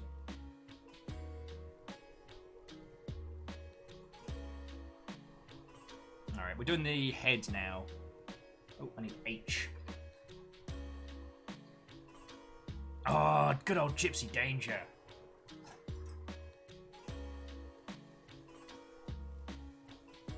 Here we go. Though I was disappointed that we didn't get more of Cherno Alpha. Like, I guess we're now at this stage where like good nerd properties are more common. So I find myself being almost a bit more needy when it comes to like what I want from my nerd stuff. Ever since The Witcher, you know. All right, so H12 and H10. Ooh.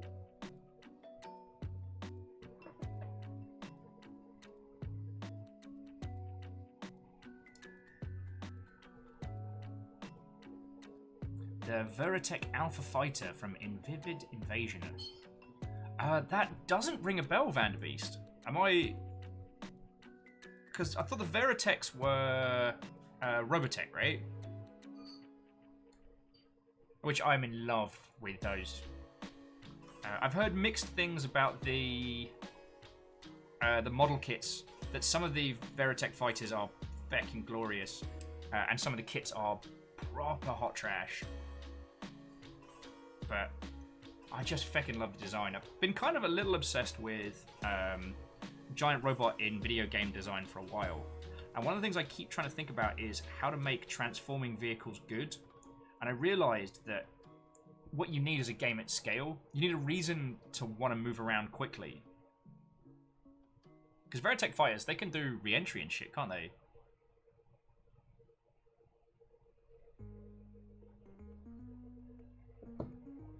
Rikami says, I very much enjoyed the multiple designs in Daemon Ex Machina. Little bit sad, I didn't have anyone online to do it with online. Oh, I'm sorry. Tog Solid got me the Switch port of it for Christmas. So I haven't done it as a stream or with other people's as well. If that makes you feel any better. But yeah, no, that game's fucking glorious. Alright, C17 and C21.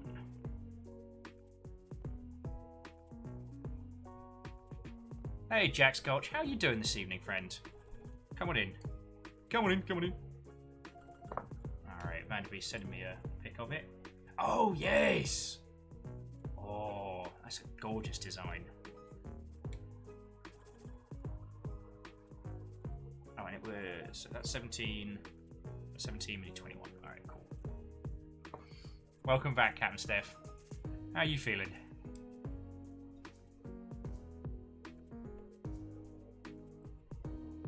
We got our Pokemon jams going, talking about giant robots, as one is wanting to do. God, I remember back in the day, like finding one other person to talk giant robots with was a massive challenge. Like even just finding another MechWarrior fan out there in the world felt like a huge achievement. And these days it's like, I just get to hang out with you lot, and I start talking about games or mechs or what have you, and everyone's like, "Feckin' wee."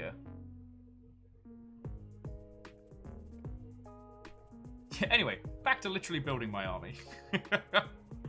Alright, you make an excellent point there. There we go. Ah. I'm trying to get the lighting right so you can see more of it.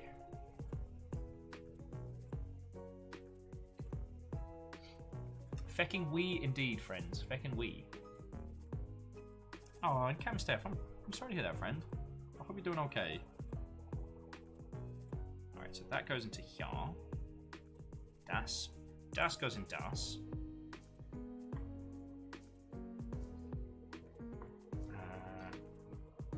Alright, now the eyeball. This is going to be fiddly AF.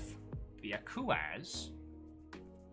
There is a sticker on this one, and my shaky ass, caffeine dependent, often drunken hands do not like the stickers.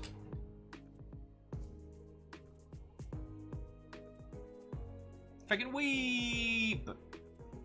Me, as a weeb, calling out other weebs. But I was there as the old weebs. I have seen weebery grow, change, and reform.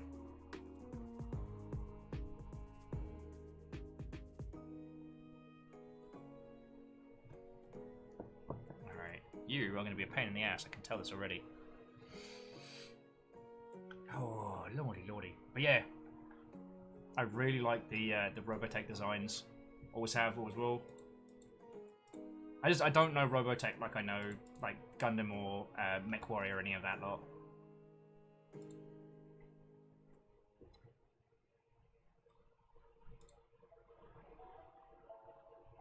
I've seen ships boasting off the... I've seen ships burning off the coast of feckin' wee! Alright, where are the bloody stickers?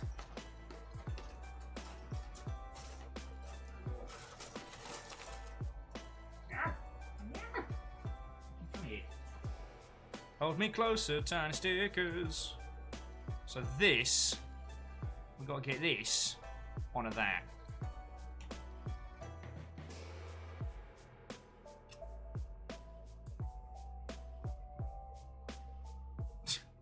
Yeah, TSCTH. There was a time when nerd culture was not something that one did, that's for certain. And I try and remember to celebrate how nerdery has become a part of everyone's everyday life now. I try and remember to come at it from that perspective, because... Oh, God. I keep dropping things. Oh, this is going to be some fiddly bullshit. Sorry, there's going to be some cursing now. There's anyone who's hung out in the Discord voice channel while I've been building Gundams. I hate stickers and I hate knees. I don't know what it is. Leg joints, especially the knees, I always seem to get something wrong on them. It's a lot of cursing. Now the thing with the Graze is they've got this face cover that opens up to reveal this part of the mech.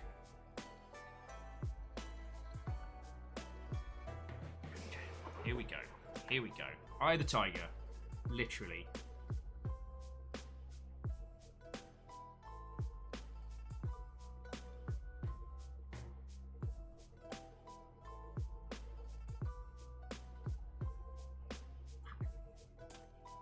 Shit.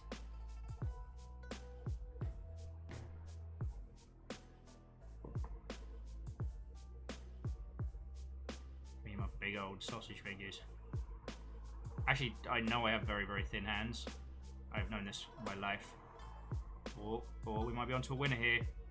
Might be onto a winner here. It's a kaleidoscope!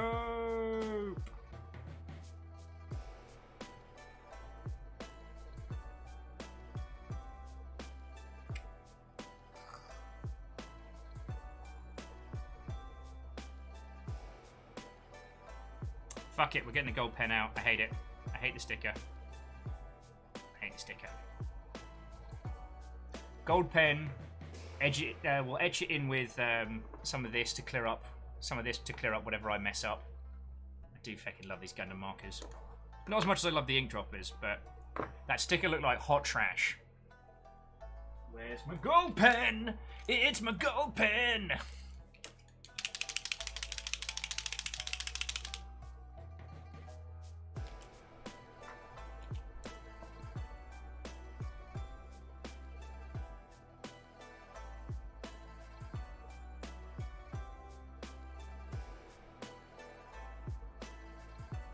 Look at that!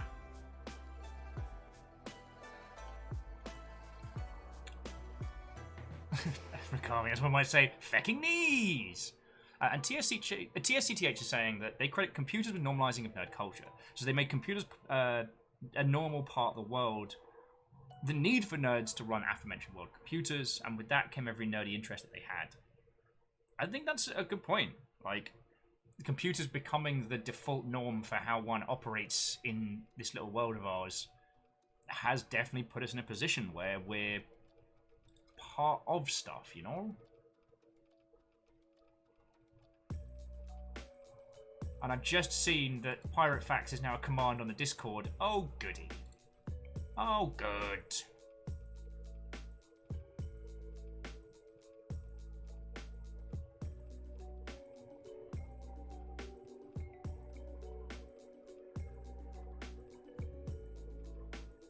Okie dokie. Alright, so here's let's hope that I can get through this without giving myself thingy strain.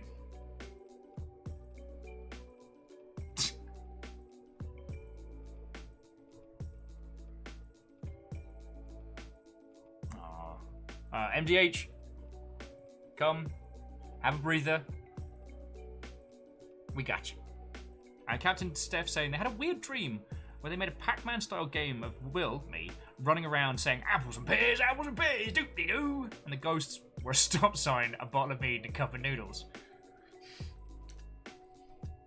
I mean, I can't decide if that indicates that you've been spending too much time with us on the longship or not enough. You know what I mean? Pen, you're not helping here. Hang on.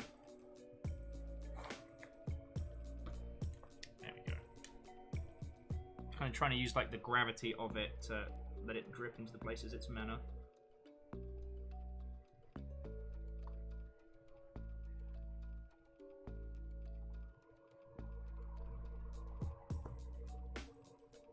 This is going to take a while to dry, and it's going to stall us no end.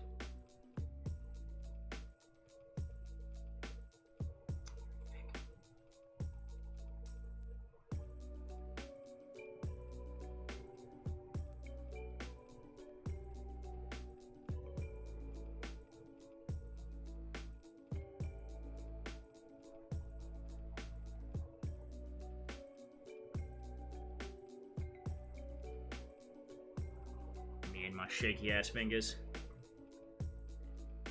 Alright, once that gold is all nice and dried.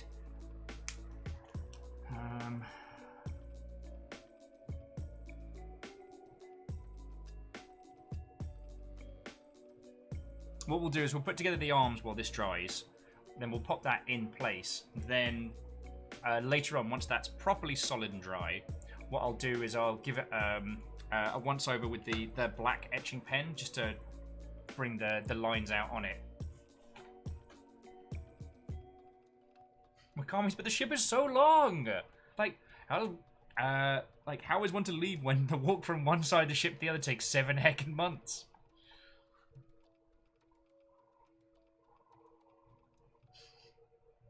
I mean, it's coming up on 8 months for you, Mikami.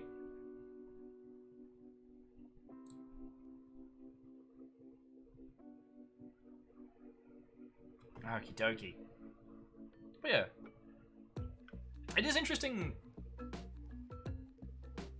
Nerd culture always had that kind of like bubbling in the background. Someone pointed out to me the day that Linkin Park frontman, who sadly passed away a few years back, was a huge Gundam fan, insofar as like putting like Gundam kits and stuff in the back of videos and things like that.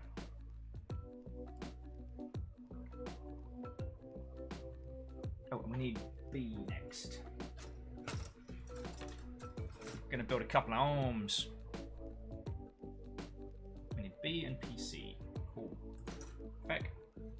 Friends, we might actually get this build done tonight, which is kind of surreal. I'm not used to finishing these things. Alright, so for this one, we're basically building like arm frame joints. We're gonna do 2 of each.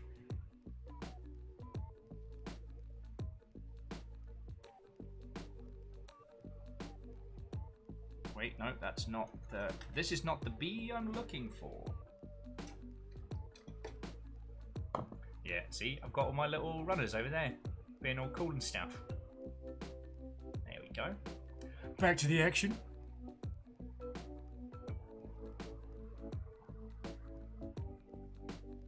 Oh, Kami says, I've been here longer. I just managed to hide from Carl every now and then.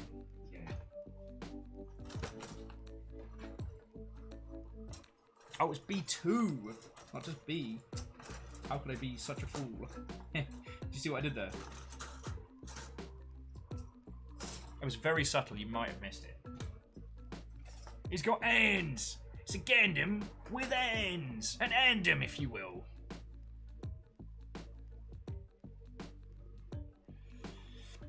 Right. It's a kaleidoscope, you know. Alright, so... 21, 22, 23.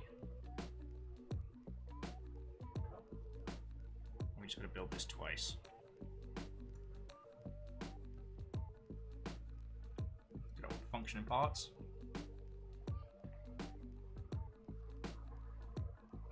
And Captain Steph, you certainly did get your own quarters, head of house.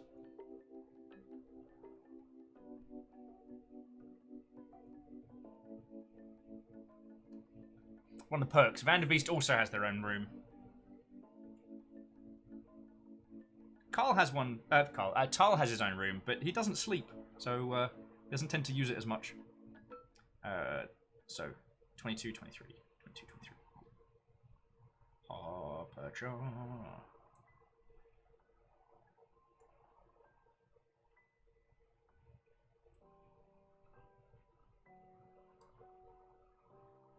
Jack Sculch, I've not heard of that particular operation.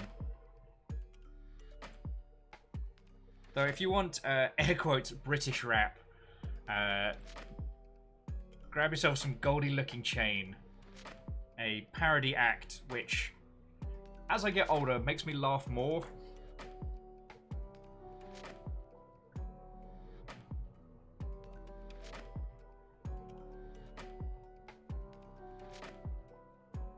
It's weird though, like, since becoming an expat, there's a bunch of music that I really disliked back when I was in the UK. They've actually kind of come to like. Oh, Vanderbeest, Yellow Paint, Base Layer 3, the end may be in sight. Right, Vanderbeest, you got to get that airbrush, my friend.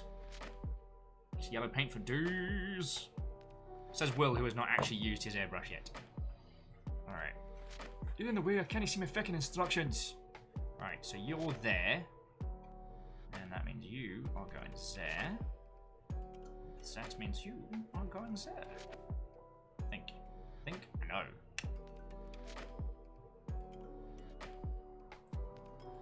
I always like to give it a little testy rotatey.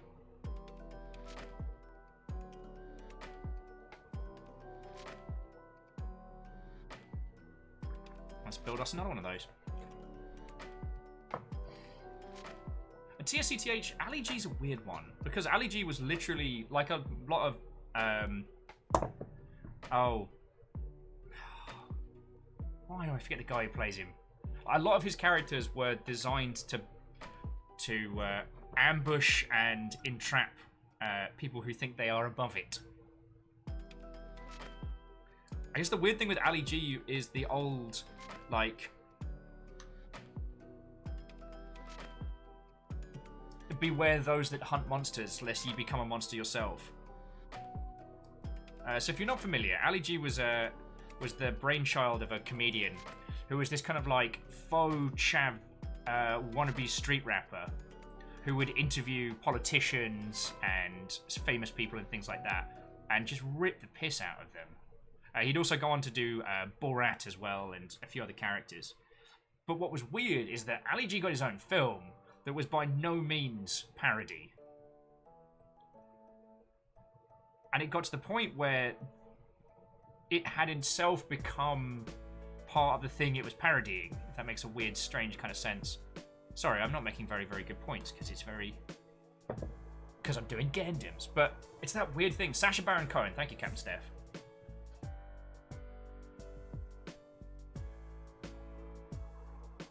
So that's up that way, that goes in there, and then that goes in there. Look at us doing a thing. Some smooth Pokemon jams in the background. Didn't feck it up. Point for Will. Let's make sure that works.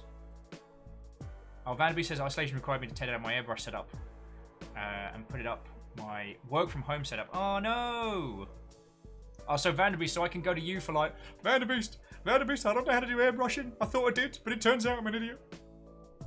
I keep looking at this like reflective chromatic paint, and I'm really considering it. But I don't know if it's going to work on teeny tiny Gundams. Sorry, that's another story. Rikami says the testy rotatey is like one of those when you barbecue. You have to give the tongs a good clip. Make sure they work. Exactly. You don't want to be finding out them tongs is going to be falling to smithereens midway through construction. Okay. Alright, I'm gonna...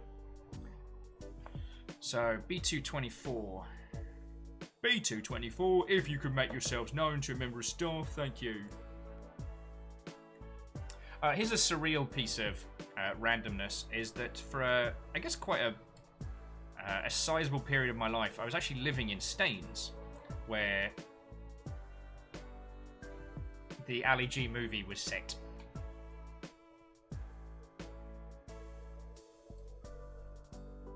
It's a terrible name for a very, very, very suburban part of, like, it's a commuter town for people who work in London mostly. It's not quite a tiny village, but it is by no means a dangerous place where one lives. And the place I was staying at was actually featured in the opening, because it was just a teeny tiny little cul-de-sac. Completely pointless fact for you there.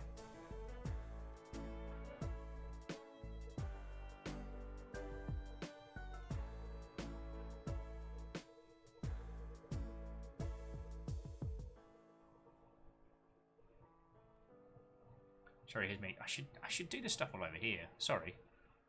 I'm so used to hanging out with you lot and doing chatty stuff where the video game automatically handles everything you have to look at. Here's me being all like, doop-a-doo.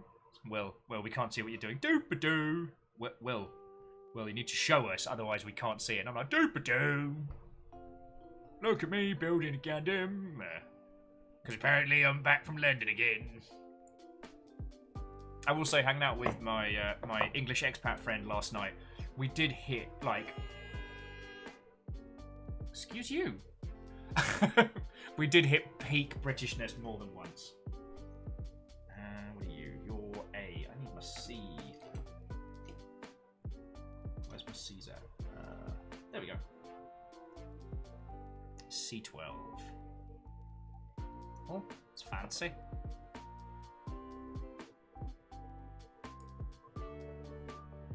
Cap says, don't even get me started on Borat. The movie DVD literally looked like a burned copy of the film. Yeah.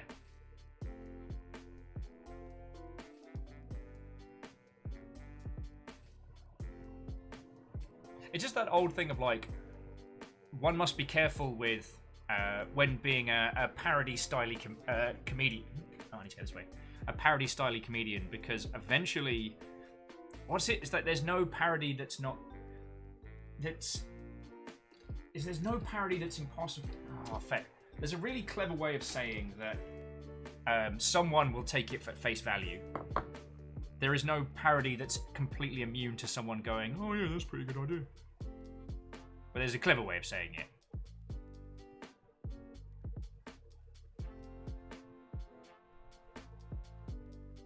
And TSCDH, I'm not. I would not describe myself as a fan of Borat, but I appreciated what it did.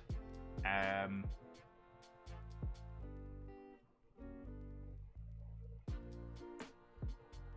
kind of feel like that's discussing it's more a credit where credit's due. Rakami says, well, JoJo's was originally a parody and then became a thing. Was it? Feck, I didn't know that. M's putting it much, much better. No parody is not immune to serious interpretation. There's also that worry. I've probably told you all this like 20 times. I do worry I tell you all the same stories ad infinitum. But then I feel like if somebody has just joined us for the first time, it's the first time hearing a story. But I grew up as a massive, massive fan of the Beastie Boys. Because it was like the first band that I got introduced to that wasn't something that, you know, the parental unit was aware of. So I felt very rebellious. And that OG album, Licensed to Ill, has some very, very... it's meant to be essentially like a... Oh, I guess we're on Zelda and Chill now. It's meant to be a parody of kind of like the frat boy, beer-chugging, womanizing nonsense. But after a time, it stopped being a parody, and people started taking it seriously. And they would go on to talk about it a lot in later albums and later in their life that, you know, they thought it was so obvious that what they were doing was parody. No one genuinely believes all that stuff. But, nope.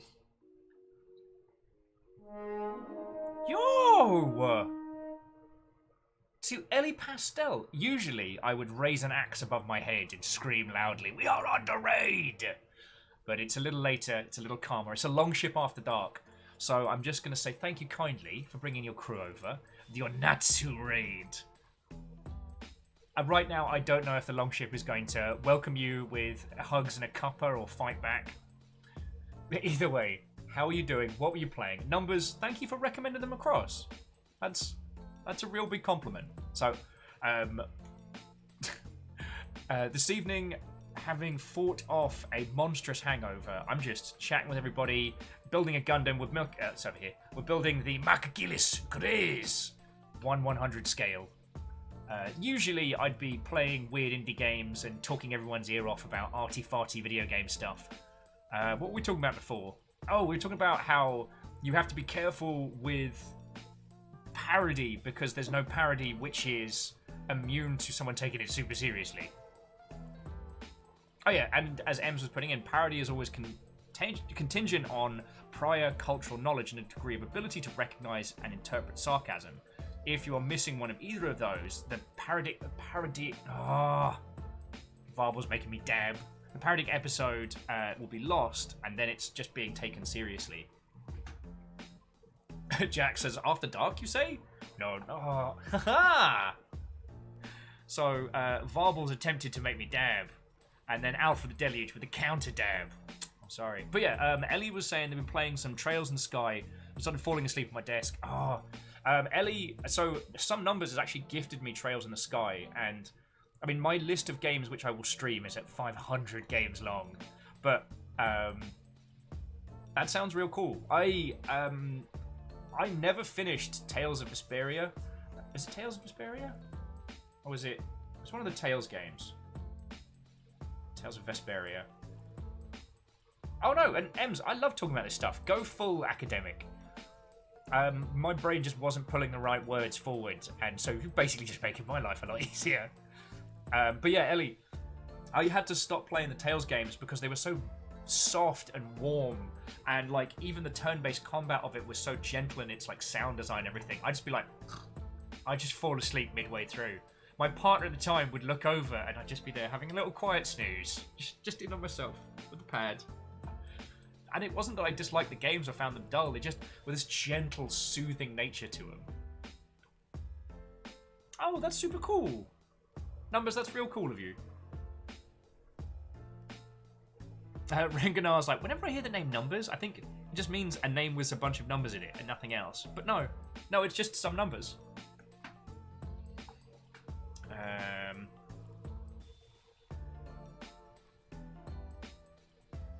And yeah, so Ellie, thank you for bringing your crew in. I will endeavour to be at least vaguely entertaining. Vaguely. Whilst bashing this Graze together. We're actually ripping through it a lot faster than I expected. Like, we're nearly done with the arms.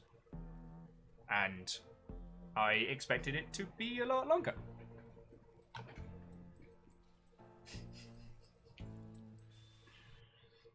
But this one isn't master grade, so this is just a larger scale.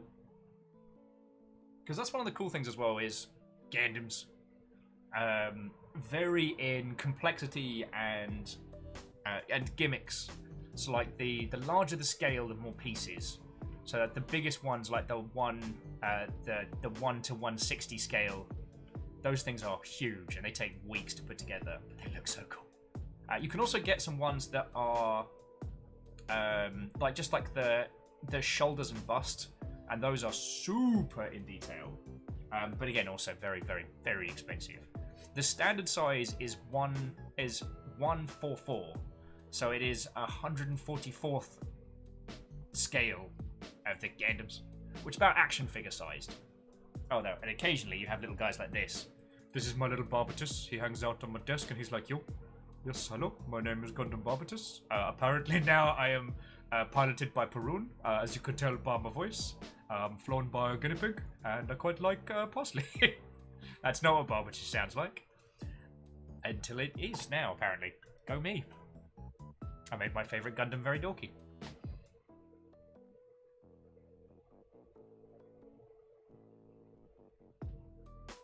So Mr. Akami says, Mr. Will, have you played the game that goeth with a name of St. Hazel's Hospital? I don't believe so.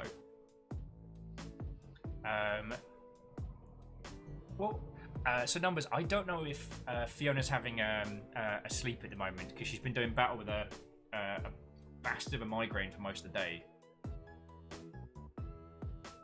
Wait, no, this is leggy bits. Oh, the arm bits. Don't worry, everybody. He's harmless. Just throwing things around like an idiot. Here we go. All right, so I need 15, 16, and PC9. You know what, Numbers? I'll see about fishing up some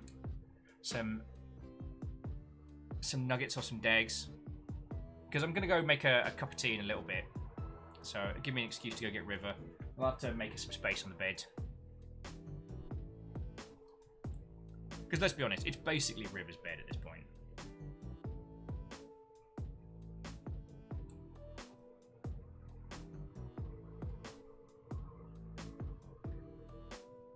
So Reconnaissance, it's a stealth game where you go inside a hospital as a horse. This is glorious. What's it out on? Like, how do I get my grubby ginger mitts on this one?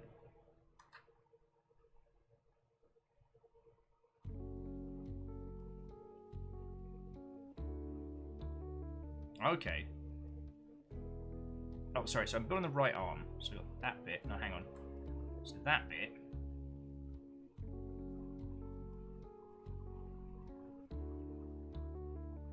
That bit clips into there. Alright, got ourselves a bit of a winner. That clips into there. And then PC9 goes in the wrist. Ardoon, welcome back. Supplies received and packed away. Now to finish this run of Monster Train and then crash. Good night, Longship. May what ails you be cured. Thank you kindly. Arden, may your sleeps be well. May your Monster Train game be a roaring success. Because Salem's been playing a ton of it, and it looks really interesting. Like, I wish I were better at the CCG or the deck building format to be able to show you more of it. I do, like, I miss hanging out with Cat.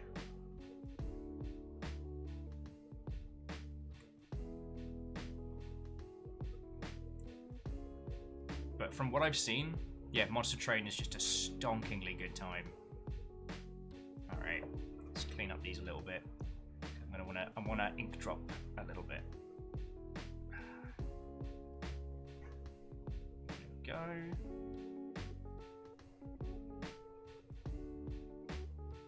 Just a little, mind you, not too much. Because I'm seriously hooked on doing the ink dropping.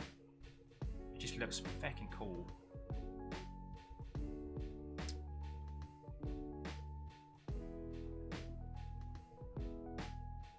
Like, I enjoy drawing the panel lining on myself. It's just, you get the little thing and you put the drops on and it's like, oh, that's so cool. Yeah, numbers, I haven't seen Ket since before lockdown, and that feels like it's 100,000 years ago. So, this is what I'm fucking hooked on doing. So, Yee piece, get this little ink blotter here. Which is dark as the night sky. Oh, there was requests for a little nugget. Stunt nugget! Oh, those are some sharp little claws. Look at what's going on here. Oh. Bigger. I can go to Studio Cam if people would like to see a better close-up. As unfortunately I've got so much nonsense around here. Oh, bigger. Turn that off so you can see her a little better. Bigger. I didn't want to wake you because I didn't know if you were getting some recovery naps. Oh, I wasn't. Why do you have to do that? She's just not like... She's so fucking cute. She's just doing the quietest little squeaks in my ear, like chop chop chop chop chop chop. Look. Okay. Yeah, and River down there being like, I don't know what. How are you feeling? Okay. Captain Steph was asking after you. I'm doing much better. Oh, though I unfortunately missed that Captain Steph was going to go get some sleep. Oh. Ah, butts. Yeah. Oh, okay, little one. Time to... Ow! You gonna hang out with us, River? You can hang out with us? That's a no. Jax, I am going to stream Catherine at some point. So you can almost see it a little better here, but I can't see diddly. I am going to stream Catherine at some point. It's a difficult one because it's a good game. It has some troubling representation in it. And it really...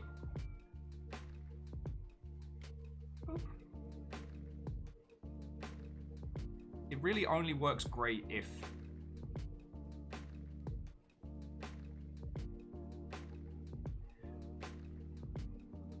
you're into them femme type ladies, then it has some really raw... It asks you some really raw questions, which I like. But the problem is, if you're not into femme ladies, it doesn't translate. Like, it requires a lot of very specific kind of personal experience. Oh yeah, and that's how we do the little ink stuff. See? And now it has that cool like, little edge on it from the little divot. Makes it pop. And I really like doing that. So I have sat here many, many, many evenings just going through all of it, doing it myself. Okay, what do we need to do? Oh, hand. Where's them hands at? Hands for dues.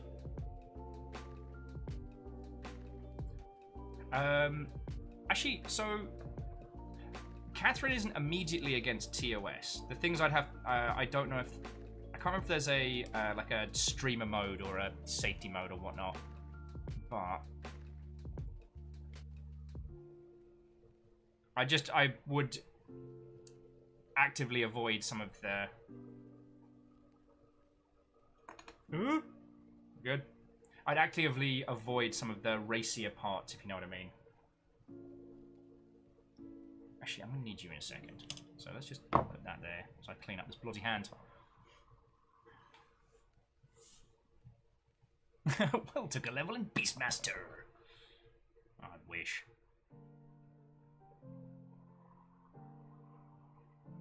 No, like, Fiona does all the hard work when it comes to looking after the nugs and everything. I take no credit for it. Sorry, I'm doing that thing again. Where I'm doing the fiddly stuff real close to my face and forgetting that none of you can see it. There we go. Lovely, lovely. So then we pop that in there. Arbor char. And which bit goes in where? And that goes in there. Look at us getting it all done. Excuse me, can you offer us a hand? Eh? Eh? I think I'm funny. And same again on the left side.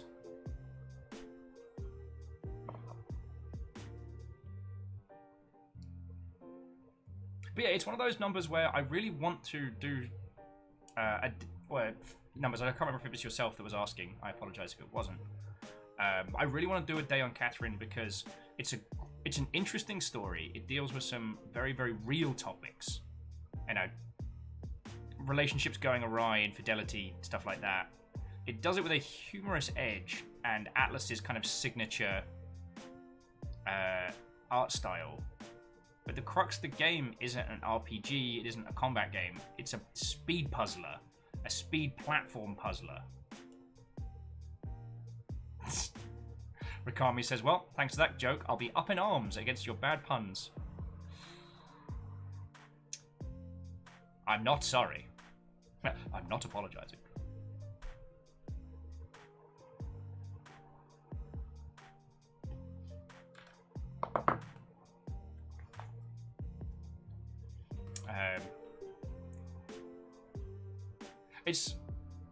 I don't want to get into spoiler territory. The reason why Catherine ends up getting a little bit difficult is they have a trans character in there, and they handle it with the grace and finesse of a half brick, and it makes it. Yeah, it makes it difficult. It makes it difficult.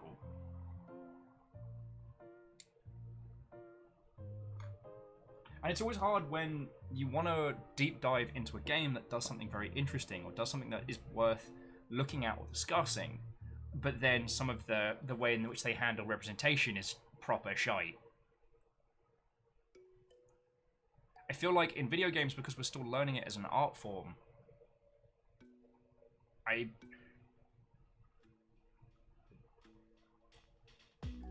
feel that there's value in looking at titles like that. Even sometimes ones that put forward messages we don't agree with. Alright, so now this is left arm. So that goes that way. That goes that way. Pop that together. Jack says, I haven't finished it yet. Never kept a console and it plugged in long enough to finish it. Now it's on Switch though, yeah. It's still a fascinating game. And there's one feature which I think is incredible, where at the end of each section, it asks you a series of personal questions. Now, again, this is where I was saying, like, if you're not a masked dude into ladies, it's difficult because that's how these questions are posed. So it's not something that's going to have the same impact. Again, if you're not into femme ladies, it's going to kind of go over... It's not going to have the same impact. But it asks you very honest, personal questions about your feelings of relationships, fidelity, things like that. And then once you have answered, it tells you how many other people answered the same thing on that question. And some of those are some seriously personal questions. Now, like, we've talked about it in the past, like, Will of the past has been a very, very bad bloke. I have cheated on partners. I've been the feckin' terror. And if I think back to how I answered those questions, that was my perception of myself, not the reality of myself as a person, if you get me.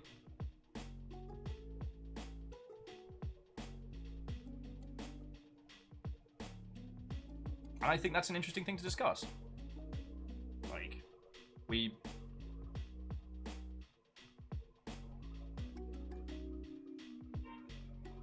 Anyway. Boop. Give it them cuffs. Get some styling ink going there. And all the excess that's kind of shiny there, I'll clean that up later. I'm really not great at explaining what I'm doing when it comes to this, so I hope at least my conversation is vaguely interesting. Vaguely. So, 2 hands. Got 2 hands. What do we need? Oh, B212. That's B1. B212. Here we go. These little shoulder pads here. Ooh, I haven't done these at all.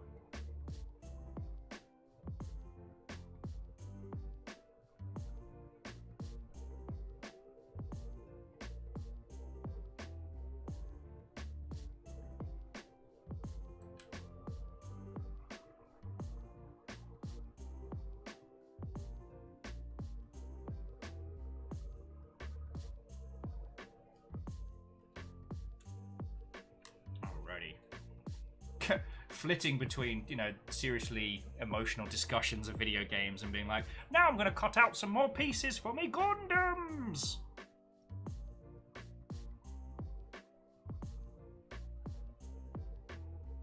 But yeah. Catherine to me feels like one of the... If any of you have done like literary classes will know what I mean. I'm talking about like when you're often recommended essential reading, and it's not necessarily because that book is good or is perfect by any means, but because it does something weird or different or strange, like something that breaks the norm in some manner or t'other. Catherine definitely feels to me like that. Like, Catherine feels like something I'd like to teach in schools. Like, how to create challenge, how to tell a story about very personal elements without the standard trappings. Because there isn't another game that you can directly point to and go, oh, that's just like Catherine!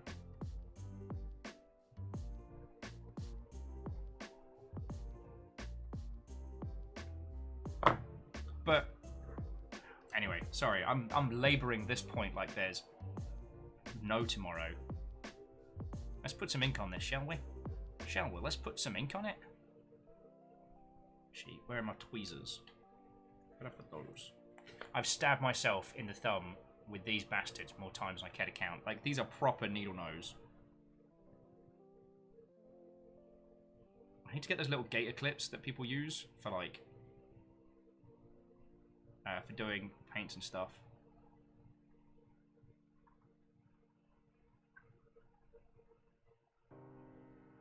Oh man, I am all shaky hands this afternoon. Whew. Aquavit. Do not to be taken lightly. Oh, it's so fucking satisfying when you get it though. It just goes into all the little spots you want it and you're like, ugh. so much easier than doing it by hand. Oop. Though you do have to be careful not to... Oh, feckin' hell. Look at that shake.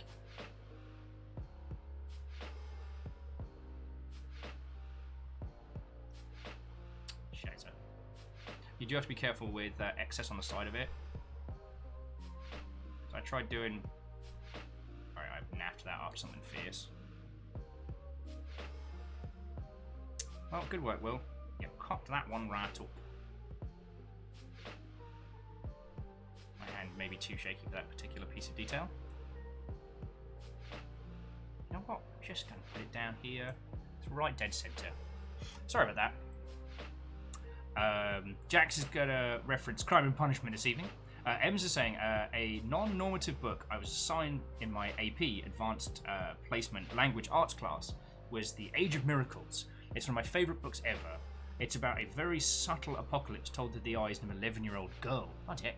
As the Earth's rotation gradually begins to slow down, she sees the relationships and beliefs of the people around her change drastically. It was actually very good prep for understanding people and their actions in light of current... Oh yeah, like the Cool Zone. Yeah. I mean, in video games, whenever it comes to, like, post-apocalyptia, we seem to have, like, two speeds.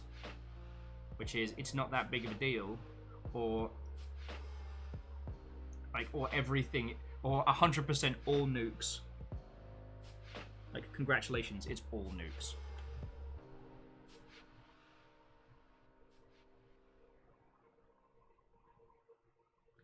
But I did rewatch,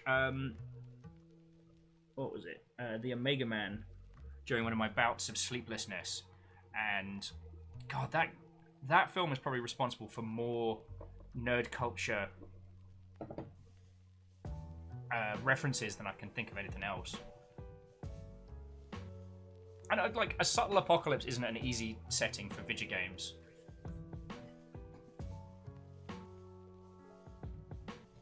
But I'm not going to go too hard into that conversation topic, because one of the reasons why I'm so in love with Gundams as a hobby is because in a very strange time in the Cool Zone, there's something about this which makes me really happy, and I think it's just the fact that you sit down and in an afternoon you put something together, you create something, you bring something to life, and that feels very powerful.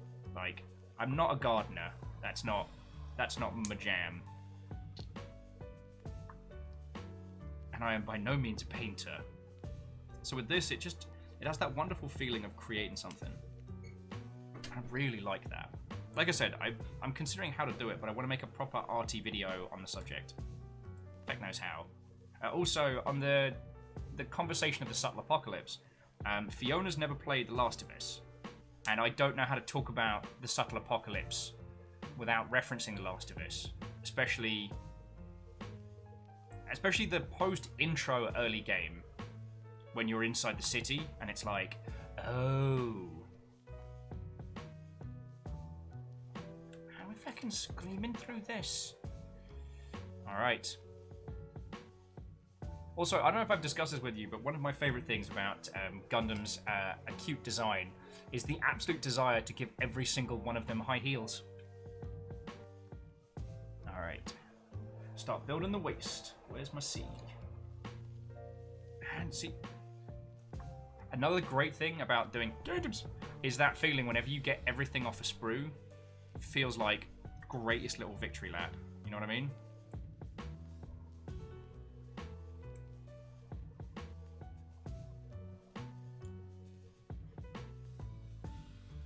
Yeah, Ems, that's definitely a part of it. Just like that modicum of control. And because I spend so much time around video games, both professionally and personally, like, sometimes the lack of the physical element to video games does have an impact. Like, when you finish a game, there's no physical object to point to and go, I did that.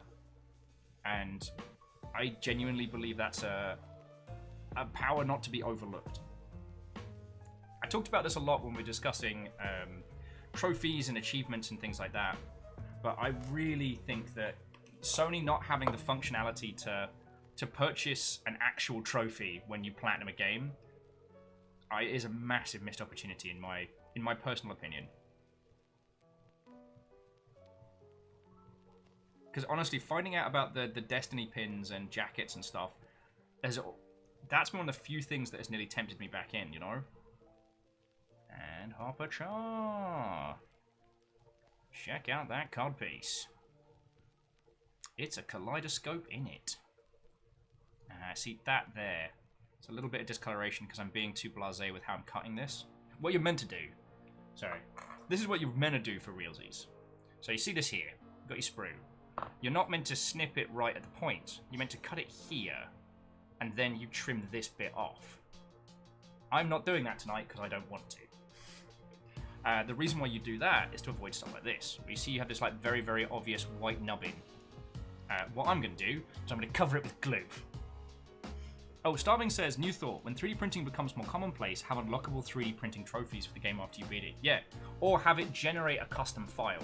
So, you know, from a selection of model objects, it generates, you know, your name, your time, your date, and puts that all on the aforementioned trophy. Like, that would be my go-to maneuver for that one.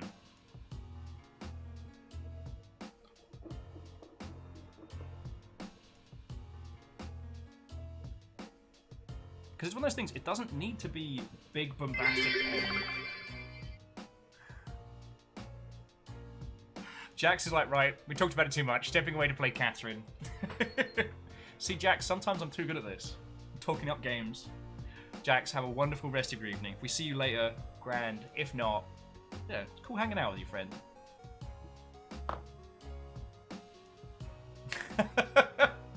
And thank you for the just shy of 200 bits. And then the additional 69. Can I get a nice? Can I get a nice?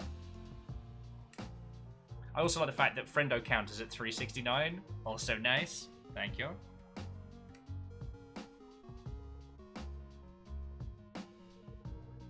That numbers? Nice.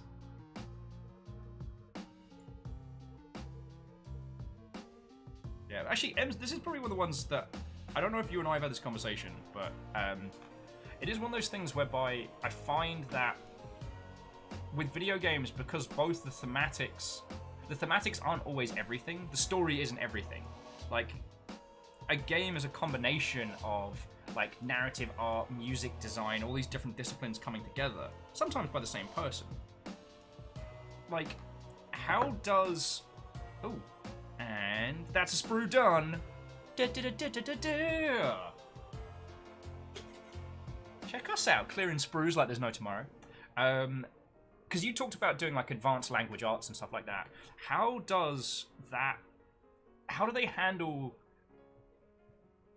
troubling works that have good process? You know what I mean?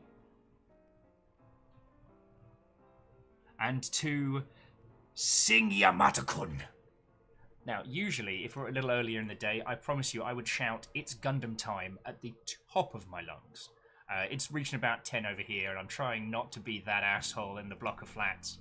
But just, if you return during the day on our usually regularly scheduled streams, I will yell out for you. It is Gundam time. I was royally hungover today, so we didn't have a game stream, and I missed everybody because I didn't do a show on Wednesday because I had a bit of a breakdown. So yeah, I'm up late, chatting stuff, talking Gundams. Well, actually, we're talking like how to handle troubling works.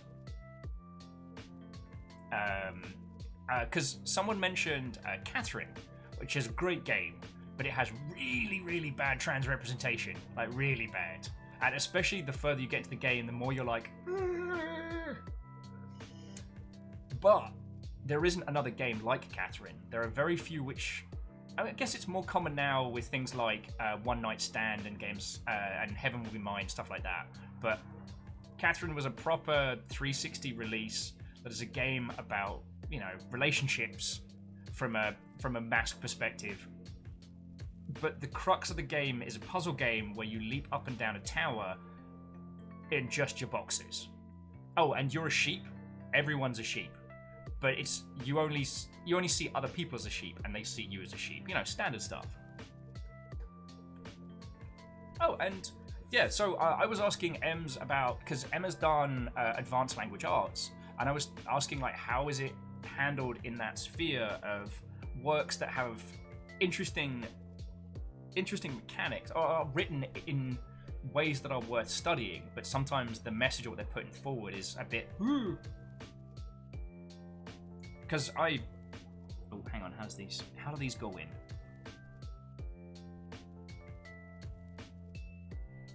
Gotta make sure I'm putting the right bits in. Okay, so they go in like this. Cool. Wait, no. That's the front. Okay, that's the front. That's the top. Cool. See my weak ass muscles. I'm trying not to break it. But yeah, I'm having a wonderful time just talking everybody's ear off while absolutely not explaining how I'm putting this Gundam together at all. I want to do another round of the smooth jazz. That's what I'm feeling. That's what I'm feeling.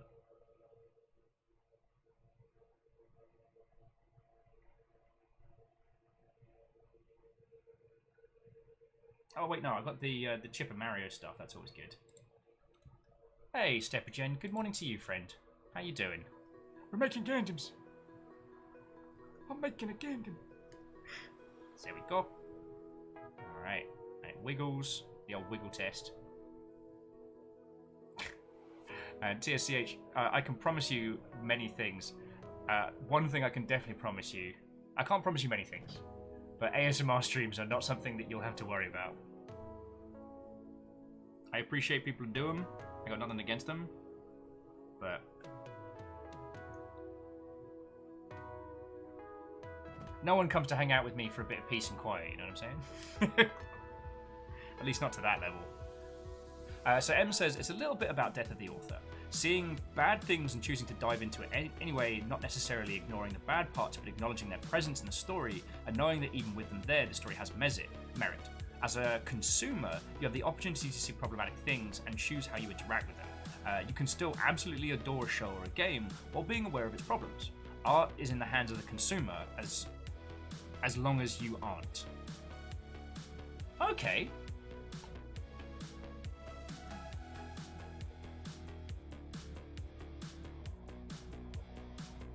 So long as you aren't ignoring or praising the problems, you're good. Okay. Because death of the author is a difficult one to discuss when it comes to video games because there's so many moving parts. Also, I hope you're all ready for some stylish blue booties because we're getting our groove on. All right, so I need to do 2 of these because we've done the funky fresh hips. So we've got the torso. The head's still drying. Hips. We got 2 arms. Don't worry, this Gundam's rather handy. Alright. God, I'm so bad at actually putting this in shot for you lot. You're all allowed to criticize me for my terrible camera work. Hovershot. Hovershot. Oh yeah, like bright blue heels, extra fabulous.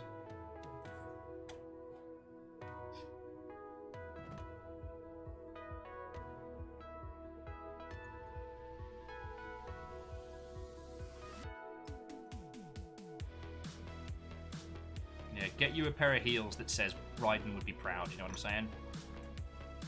Yeah, I think you managed to hit the character limit there. So I'm just going to go with Sing for short, if that's okay. Sing's saying, morning. They've only watched Let's Plays of Catherine, but it has bad representation. Yeah, agree with M. I think it's important to seek out more content. That is good. I'm going to play Necro Barista next week. Oh, yes. I mean, I know the team developing that is exceptionally diverse, and I'm really excited for it. I don't know when we're going to get to streaming it here, but we're at very least going to do a day on it. With games like that and like Coffee Time, I tend to do just like one day of playing it to inspire other people to play through it. I remember when Bithell put out Subsurface Circular, and asked that idiots like myself only play the first 3 chapters so that other people can experience it. And so I kind of respect that. And usually I'm all for us doing these big streams as a group thing together. But I do understand where they're coming from. Oh, wait, no. Need to put the heals in. And that's A3. Make sure I'm cutting it right. But yeah, I played through Catherine its OG release, and it's brave.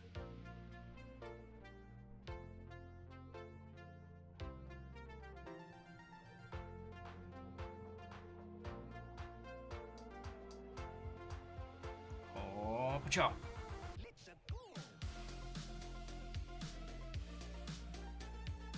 Oh yeah, Ems is also adding on the previous conversation that there is a line. How much of that author's intent is problematic? What point is it bad form to be considering it at all? In the end, it's down to each individual to decide where the line is. Yeah. Hey Alex, how you doing, friend? It's Gandams. And see, TSCTH does make a good point, which is that for a Japanese game, its representation is very good. I still remember encountering the gay characters in the Shadow Hearts game and just being like, "Ugh!" Like, it was representation at a level where even bad English panto would look at it and go, no, that's not, no, that's bad. Alright, so let me just tot these heals up. Man, I'm just gonna make sure all our representation is good in media. Now, let's tot this up.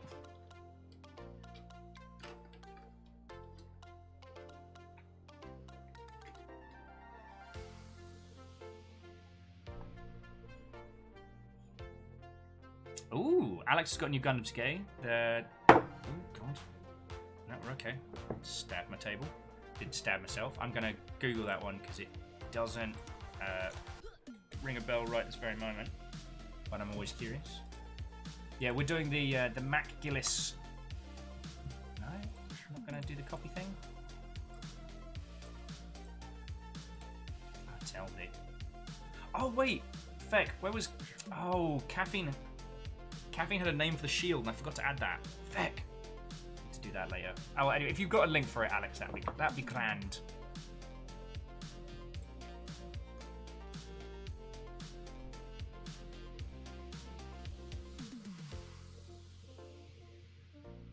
Sorry, just trimming the nubs. Oh, this does not want to.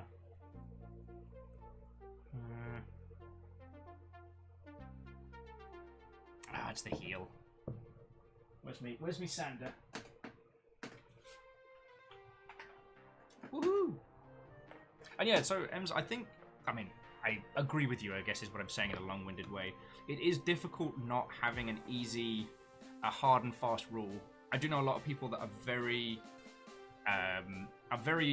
insistent that, you know, if there is a problematic creator, we must remove the media. And in games, that's always feckin' hard. See, take not Kingdoms of Amalur. What's the... Oh, Kingdom Come Deliverance. Like, Kingdom Come Deliverance has a few Gamergate devs in their midst, which I do not like. I'm very against that. I think that goes without saying. I hope that goes without saying. However, there isn't another big open world RPG set in that tries to do a historical setting, and I find myself at odds because I want to stream that game because its discussion is an important one. Because the developers have made some very, very questionable statements. Very questionable statements. But that game is a wonderful springboard for the conversation about how we do representation in historical games.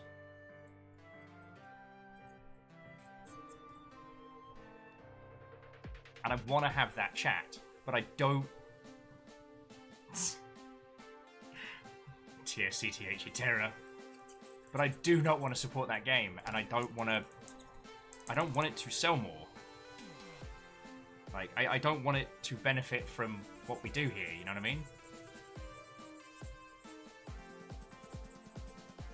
So, that's one of my personal hard and fast lines. Basically, the TLDR of the conversation is that while we discuss representation of different nationalities in historical games, a lot of the data we use to decide... A lot of the data that we get about which nationalities are present in which countries through history is mostly taken from tax records and things like that. So it does mean that anyone who wasn't either super duper rich or super duper influential in history just isn't recorded. And it is... There are a lot of theories as to how much travel there was throughout the old world. Because the devs set their game in Eastern Europe, they gave it historical grounding, and made a lot of choices which they believed to be in keeping with that historical setting, right? And one of those was they don't have anyone who's not white as the driven snow. And that's just not how that went down. So it's like... Sorry, he's be doing that. Sorry. I'm trying to explain a topic whilst failing to talk about it. Good work, Will. Good work. So M says exactly. Literally writing their research this year on the morality of originality and coppering it in contemporary art practice. The line of when it isn't okay is largely based on individual beliefs, cultural norms, and the effect that works has on the market. Yeah. I do like... See, friends, this is why I like hanging out with all of you lot. I do like that we can flip from talking about, you know, the importance of media representation and all that, whilst I'm putting together a plastic model of a giant robot.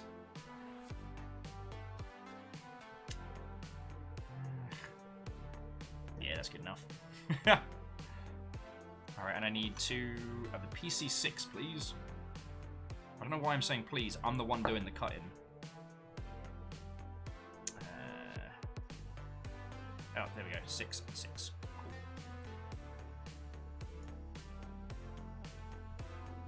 Gundam, the Thinking Man's franchise.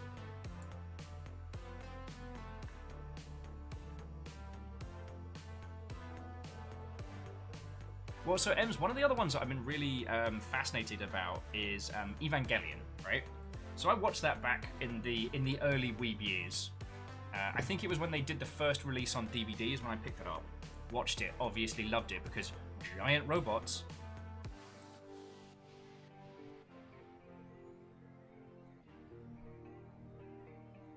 TSCTH is saying Eastern Europe. Oh god, yeah. So TSCTH says Eastern Europe had Jewish, Turkish, Kurdish people within their population moving around. Maybe not likely to a massive extent, depending on the region, but also the amount of trade that was going on back then.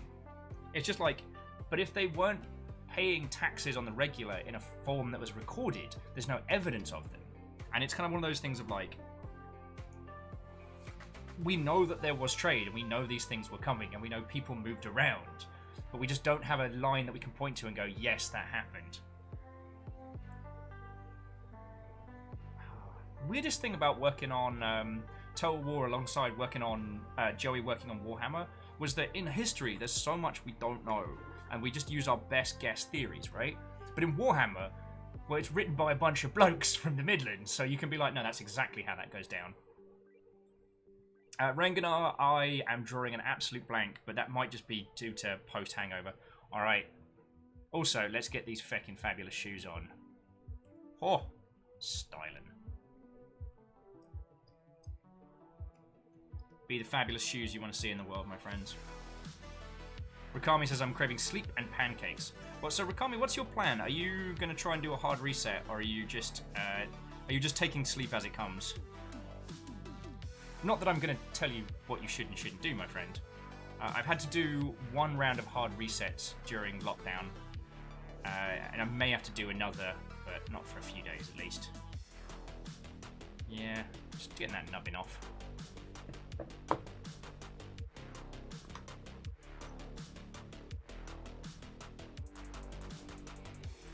Yeah, M's the duality of humanity. Oh yeah, so the reason why I bring up Evangelion is Evangelion's a very, very divisive show. It's great.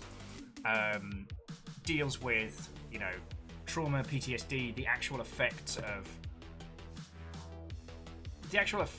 of what it would be like to be a child soldier giant robot pilot. You know, it deals with, you know, abandonment, mental health, a whole bunch of stuff. But the OG series, the last 2 episodes were very, very despised at their launch. Now, I watched all of Evangelion with no context. That is to say that I had no connection to the rest of the anime community. It was just me, my buddy Larry, and Nate just watching the show that was cool because it had robots in it that got real heckin' weird towards the end, and we were like, "Wait." So we just wrote it off as like a show with an ending that's a bit naff. A lot of people have different theories as to why the last 2 episodes were the way they were, but we didn't know any of this. Oh, sorry, jumping back to the previous topic. Ems is adding that the historical void that we know the shape of and can guess what fits there, but unless evidence miraculously surfaces, we'll never be able to prove these things that we guessed were correct. Yes. Rakami says resets are not good, but I've done a few in these times, and well, I probably should. I will have a dinner appointment on Sunday. Just lying in bed, trying to figure out life. Oh, I mean, ain't that the great challenge, friend? But I'm happy to be some background natter to help settle the mind if I can. Though this is some dope conversation. This is not what I was expecting from Gundam building, from Gundams. But here we are. I wouldn't have it any other way. So yeah. Let me get to the point of my dumb Evangelion reference. Actually, let me grab the side pieces to these fancy ass shoes, which I believe are 6 and 7 here, and those 2 there. Cool. Let's get the fancy stuff going. So the reason why I bring this up is that with no context as to why the last episode was bad, me and my friends just wrote it off as, alright, well maybe it was a show where they just ran out of money or didn't care or whatever. We have no context as to those last 2 episodes. Then, Arbitrar. Yeah, I know I'm cutting these wrong. I'm taking this build super casual. I may repaint the armor later, but that's another story.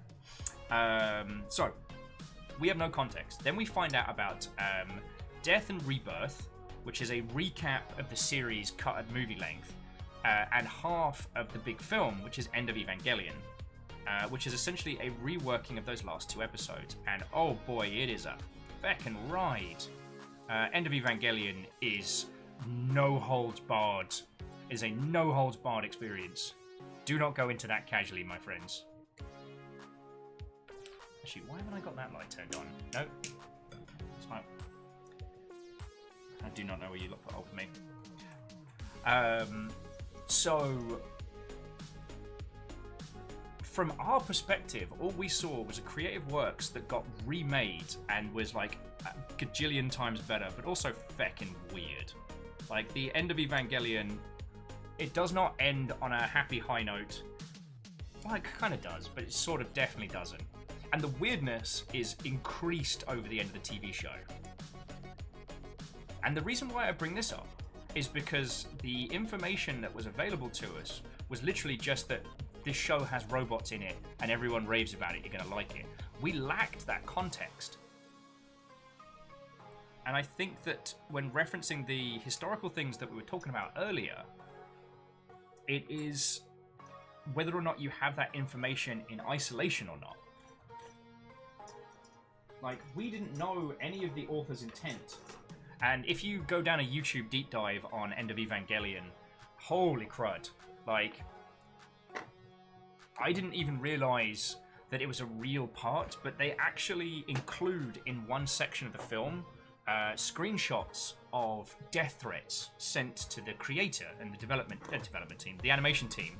God, I can't stop being video game for 5 seconds, can I? And people who are livid about how the show ended. The film, the author's intent is a direct response to that. So when messed up stuff happens, that's not by accident. Like, you know, the creator is talking to us, the audience, in a very specific way. And some of it, not very flattering. And especially when you consider the actions of the person who plays what would be the self-insert character.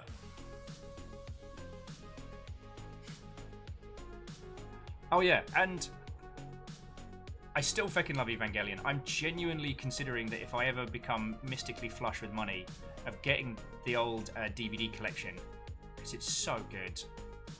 And as much as I wanted to like the Netflix cut,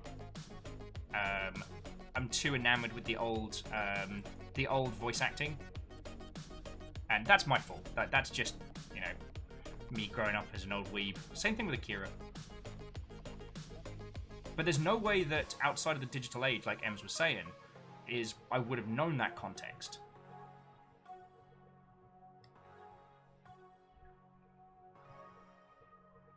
It does. The digital age does allow creators to reference, to tell us things outside of the sphere of what we know very easily. That's kind of impressive. Numbers, if I do a rewatch now, I'll probably rewatch it in Japanese. Because I've been watching the You Are Not Alone. They did a cinematic release of the last, I guess the second to last of the new EVA remakes. And I got to see it in New Zealand. And it was fecking grand. They did like one film a night for 3 nights leading up to the new one, and it was brilliant. Because I got to just introduce a bunch of new people to Evangelion. Steadying my hand. Don't drink aquavit, kids. Or do. Like, I'm not your parents. Just know what you're in for. Sorry, where were we? Hey, Lexi. Yeah, I was ruinously hungover today. And once that hangover stream finished, I realised I hadn't hung out with everybody. So I'm just doing a thing. Making some Gundams.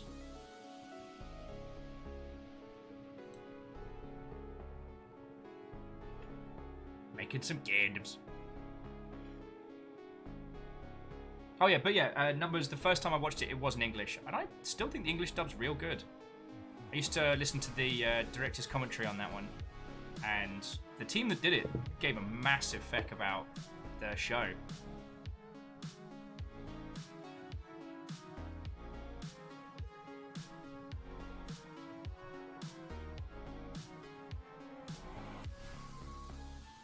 Call this covering up my mistakes with glue.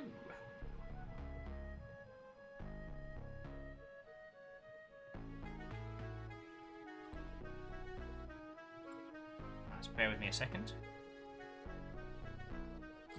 Oh yeah, it is late over here, usually for my styles. But it's bloody warm, and I was like, you know what? I haven't seen everybody in a couple days.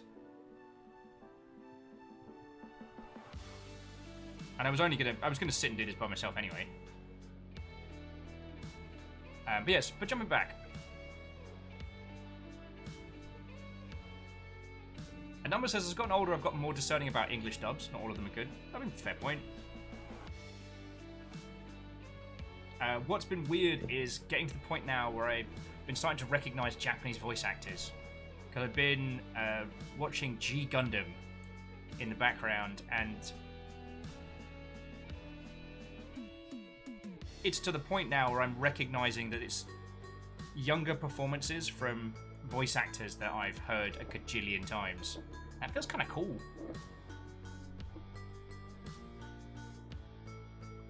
Oh, TSCTH says, I find myself gravitating towards seinen genre anime as adult, which rarely has mechs. I'd like not adult like grown up, not adult as in like. Dr. Hentai is not invited to that party.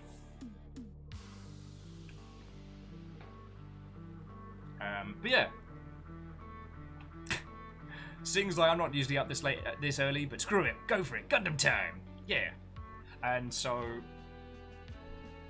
let's get these. We're building some fancy ass blue high heels for our Gundam. Oh, except for I got them the wrong way around.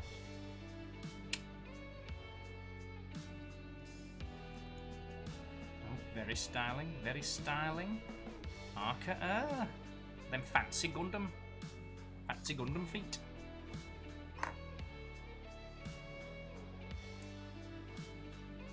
Numbers are saying my ear is such I can usually guess the voice actor. I started seeing a few bits. Yo.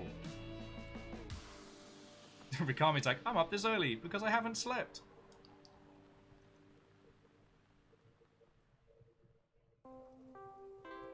Alright, got a couple of fancy booties. Alright, so do right leg frame, left leg frame, and then feck. And then we're just putting the armor on. Like, friends. Heck, we might get this done tonight. I mean, if you're up for hanging out with me. I know when building games, I'm not the best conversationalist, so I'm doing it my best. Alright, so where's my B1s? So, I need 1, 4, and 5.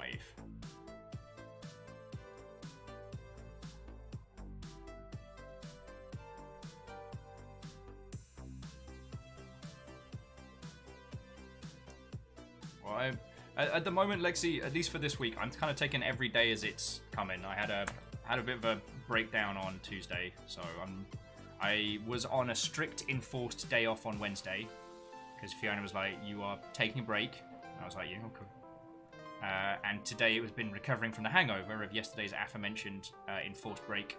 We went to Skull. Mead happened, and then Aquavit happened.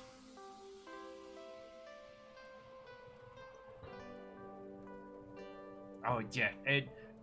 I mean, Lexi, you don't need me to tell you it's glorious. And I also informed, I believe, the owner of my intent to be a Mead Hall sponsored individual someday. That's my goal.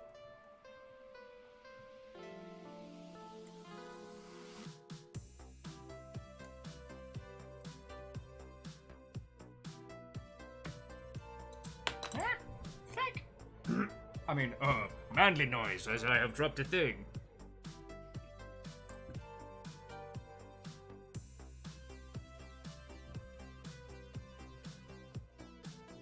M says, well, I regret to tell you, I've never had mead, but so very interested in changing that. Abso-heckin-lutely. Mal, good morning to you, buddy. How you doing? I was too hungover to stream today, so we're doing an evening kind of long ship after dark. I am using the medium of building Gundams as basically an excuse to chat to everybody and hang out. How are you doing, friend? I need to... Yeah, I need to Tarkov it up with you again sometime.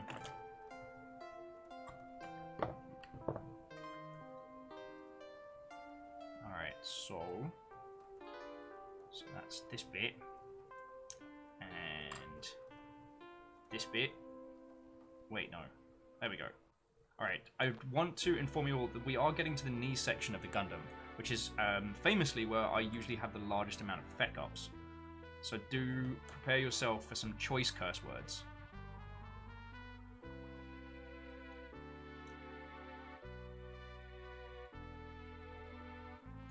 Yeah, feck the knees isn't just something that I yell indiscriminately during the Blackout Club.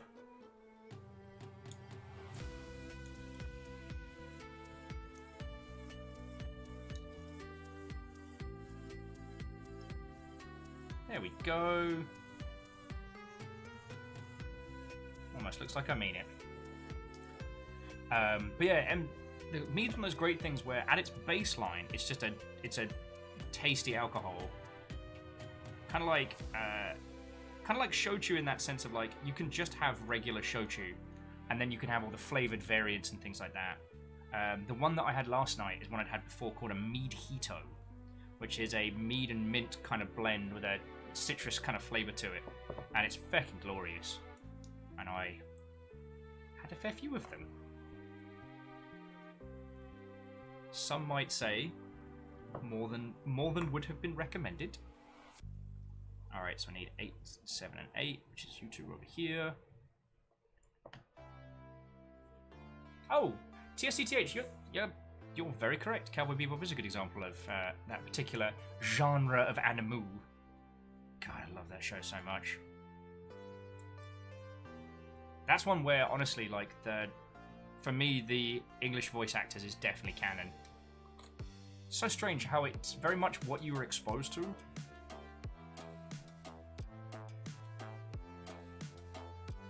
So Mal says, have you seen the latest Tarkov notes? Scabs are getting crazy. I have not. Tell me the things, friend.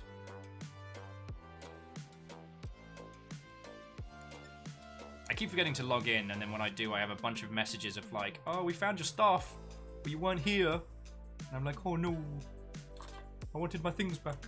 That's not fair. That's not cool.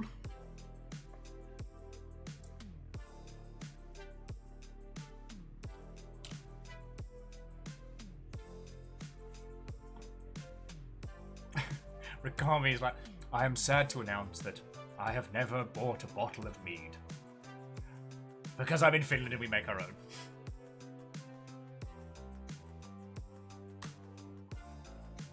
Alright, so you go here.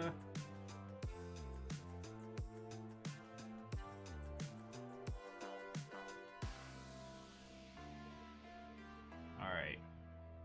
Question. Has Will somehow fecked up the knees? Because we are at knee section here. This is usually the agonizing pain point. Jumping back in. Will turning into his persona Paddington briefly. And Mao is going, so bots can pick up items now, improved AI behavior, and they see bodies. Bots can now pick them up a second firearm. AI now greet each other, all player scabs showing their peaceful intentions. Bots will eat and drink while in peaceful mode. They'll do mag checks.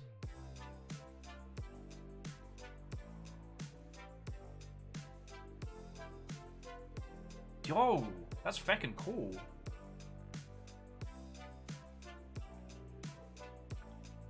I mean, I consider myself very much on the side of scavs these days, because it's the only time I'm even vaguely successful.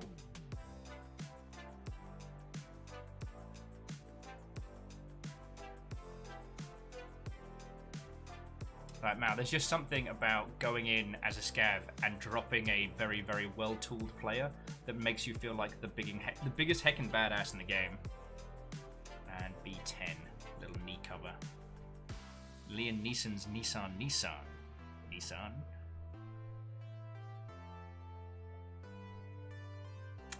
I miss you, Vine. Vine died for our sins. Sorry.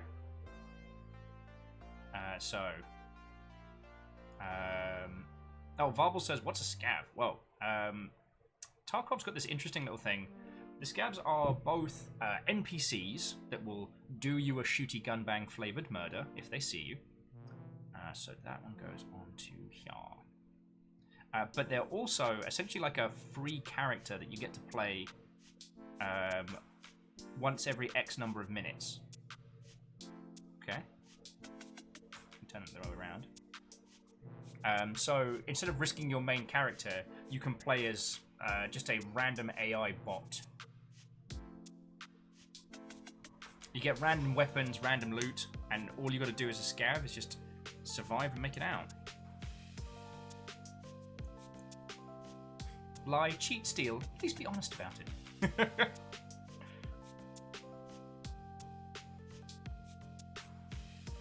Alright. Look at that fancy leg. Woo! Flashing you a bit of the sub armor. It is Longship After Dark.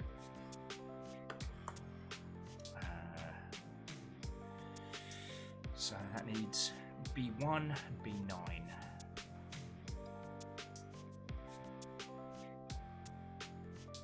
Wait, no. B11 and B9. Hi, my name's Will, and I don't know how counting works. Legs so hot you could fry an egg on them. Ho! Knees that go all the way up, to the point at which knees should. Yeah, TOS! Viewers! Also, I'm going to say again, I'm probably going to say this a bunch of times, thank you all for coming and hanging out. Like, I know this isn't our regularly scheduled shenanigans, but take it. I'm having a great time.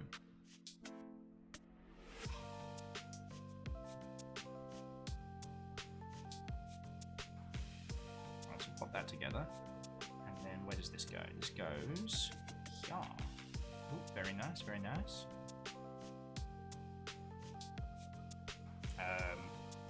Just sing with ugh. Wait, hang on a heckin' second. Sing, I know you.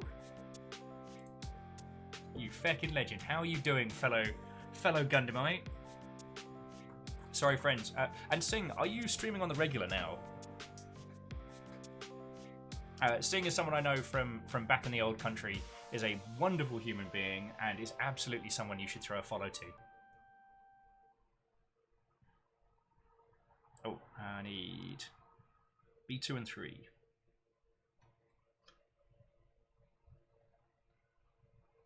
Oh, and Mal says I had a Scav-esque PMC run the other night with customs. I was doing mostly Mosin Scav kills quest, so no gear.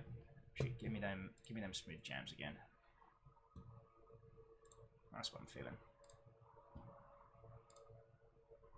Oh man, I have this weird thing where... Wait, play the thing. Where YouTube spam bots leave a comment that gets auto-deleted. So I immediately spring to life because like, oh, I got a message.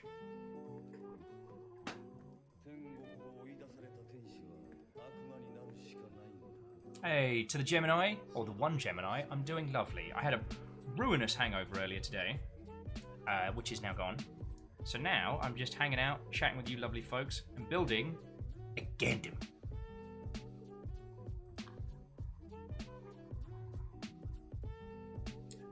Sing said I haven't thought about doing Gundam streams. This is fun to watch. Well, I'm glad you're enjoying it. It's very fiddly, because I've got this cam right here over, and I keep trying to show you all what I'm getting up to. Honestly, the Gundam's just a facilitator for conversation. I'm not a very good builder. But I really, really, really like doing it, so it's kind of... Oh, the Gemini. My favourite Gundam mobile suit is absolutely Gundam Barbatus. I feckin' love the design. It's animalistic, it's very fighty, but it's also super fancy, and I love its kind of angularness.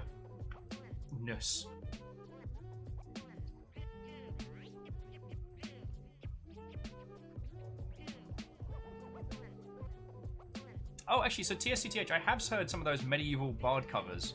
They're fascinating. I didn't know there was this whole subculture of doing these like Gundam covers. I got Gundam on the brain. Doing these medieval covers of tracks. The Gemini says that there's death size. Ooh, wait, which variant? Because like OG death side's cool, but it's is it death side perfect? I forget.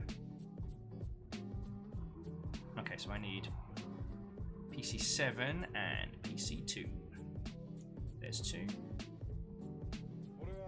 Oh, yeah. Barons is hell. With those feckin' wings. Oh, the edgy teen in me feckin' loved those back in the day.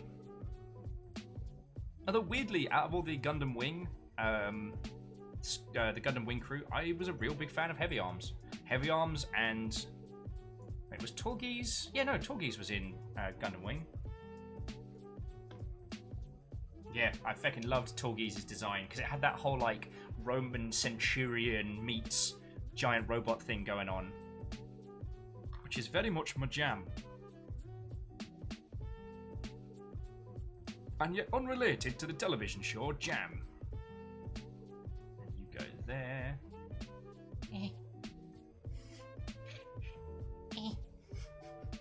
Get in the fucking...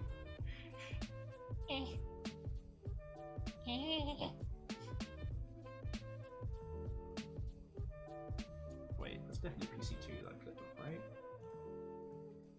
Yeah, no, that's PC2. Silly instructions trying to confuse me. Alright, I got it.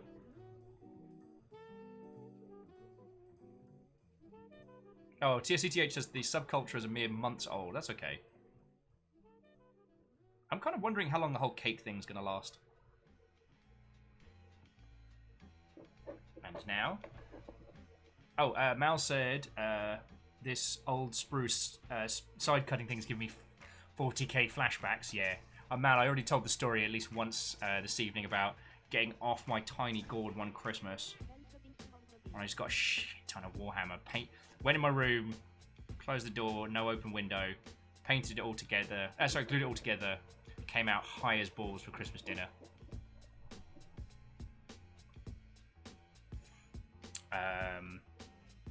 Oh yeah, glue is Gundam's best friend. Oh yeah.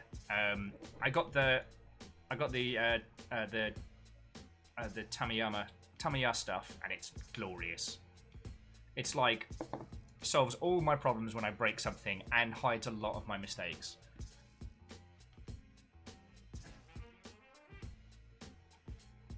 God, Gemini giving me massive flashbacks. Cake is forever. It's cake all the way down. Oh, no, that's just the hip joint. Hey, check this out. We managed to get through a whole leg section without me cursing up a storm. Colour me impressed.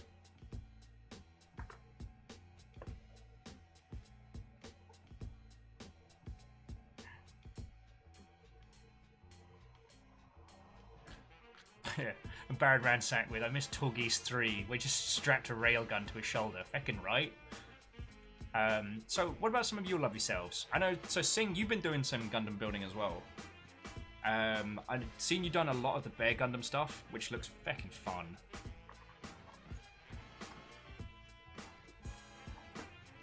Gemini's like, I know, and I'm glad that I'm giving you flashbacks.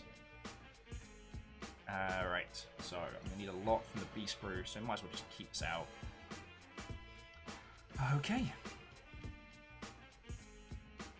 Oh heck, if I do this right, we'd finish B as well. Check me out. I know I said this earlier, but I'm gonna say it again. There's a certain satisfaction whenever you clear a sprue that just makes you feel like a badass.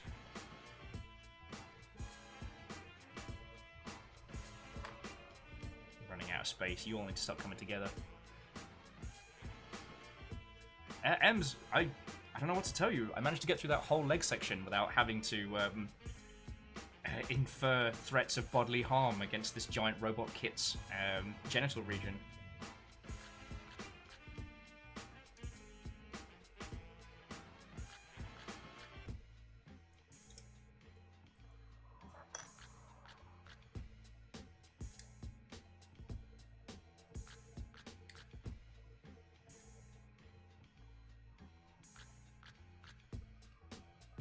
But yeah, it's just fascinating in the UK because only, I think only one of my friends had access to Toonami. His name's Asimov Sorensen. Are Shoot, you why am I listening even to me? trimming these up? There's no beef in here. So you wouldn't really call it Okay, bell so- peppers beef now, would you? Let's get this right. Yes. Crack these together. Well, it's not. It is when you're broke. Really enjoy these Cowboy Bebop jams, which you might have all noticed considering how often I play them at you. Alright, I do want to trim up the... Just tidy up the back of that knee.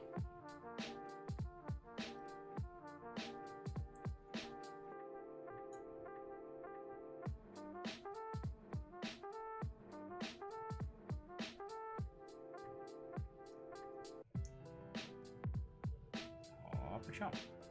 Hop-a-chop. See? And there, Will scuffed it. Oh no, Will's fecked up. What's he gonna do? He's gonna take that mistake and cover it with glue. It's a happy little accident.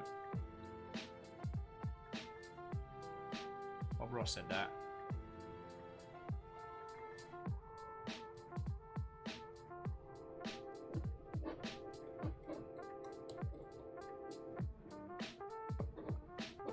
But I'm also a little hesitant, friends, when talking about like favorite Gundam stuff, because the sheer amount of kits that you lot have sent and gifted me is genuinely mind-boggling. And so I'm always worried when being like, I quite like this kit, lest my no grey November operations become even more challenging. Oh, so Gemini says a few years ago, the original Gundam series for the OZ group gave me the impression of being Germany in the 1940s. Oh, do you mean the Char Aznavour story, right?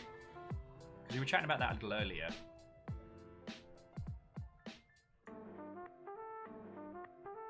Oh, do you mean the OG ones? Okay. Special bell peppers and beef.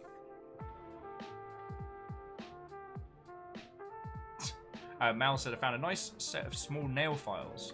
Much better. See, I have those. I'm just not faffing about with them. Unless it's something that's really annoying me, I'm just kind of leaving it. Like, I'm not even cutting them proper. I'm just doing straight from the sprue and then cleaning them up. Because there are some games where I want to take all the time in the world. Like, I want to drag out as long as possible for the whole build. And then there's others where it's like, this is something to do this evening, to hang out with you lot. Because I missed you all. Because I was a hungover potato.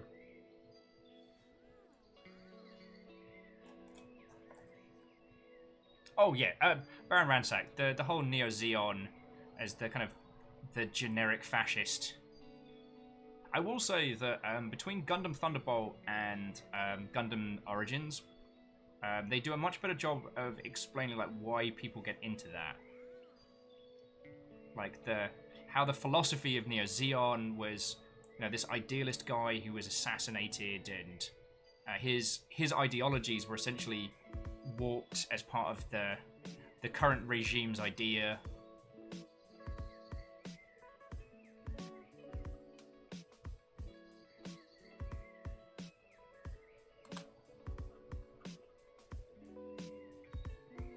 Yes, me just tighten this up a little bit.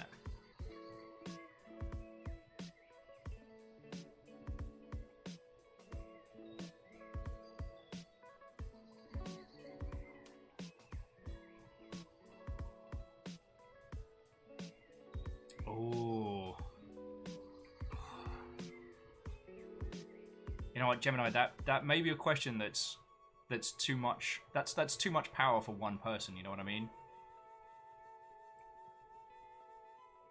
And it might also be one of the reasons why I'm so besotted with Barbatus, is because the sheer amount of like kit changes it has throughout Iron-Blooded Orphans is feckin' rad. But I also love things like Full Armor Gundam and the Psycho Zaku, where what have they got? Whatever you hecking need, my friend. Whatever you hecking need. Oh, hang on. We're gonna go back to the other feedy and just cover up some mistakes. Oh yeah, absolutely it would have a Viking axe. One of the Gundam Unicorn armaments is a sodding great big glowing axe, and I'm all about that, you know what I mean? What was I doing? Oh, B6 and B10. A lot of the Zaku units have feckin' cool axes and all. There is actually a Viking Gundam, but I don't think there's a model kit of it from G Gundam. It has a literal mech longboat. I'm like, that couldn't be more. That couldn't be more us if it tried. You know what I mean? All right, so you go over here. Get that.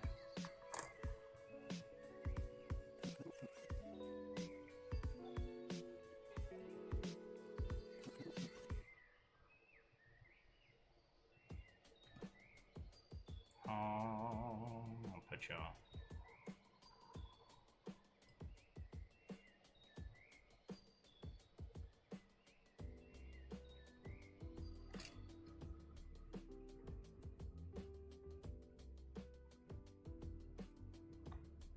Someone was asking earlier, like, how I would sell this as a hobby, as a pastime to someone, and I do think that it's all you need is a pair of nippers, and everything else you can do is a piece of cake.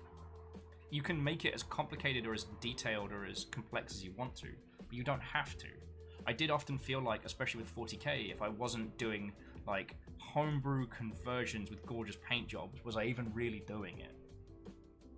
Whereas with this, I I don't feel like building building the smaller sets and things like that is. Oh, I'm an idiot. Fuck. All right. I absolutely put the foot on backwards. What is it with me and legs? It's a bloody curse. All right. Seriously, we are nearly done with the sprue. Making me feel like I'm getting stuff done. Gemini says, speaking of Viking, currently playing as Harold Bluetooth of Denmark in Civ 5. Nice. Harold, tell me your tales of conquest, Gemini. Let me sing your praises. Actually, I'm going to stop with that voice because that was getting a little bit Deckard Cain. Stay a while and listen. The shit do you want from me? Have a Herodran cube stuffed up my urethra. Oh, now everyone wants to listen to old Deckard because you found out Diablo's back. Reactor online. Sensors online. Weapons online. All systems nominal. Jeff, you made me jump there. Hi, hello, friendo. Jeff Overtime, how are you doing? I was too hungover to do a proper stream today, so we're doing a long ship after dark with building some Gandams, hanging out, and yeah, congratulations, you did just manage to scare the heck out of me. Oh, don't apologize.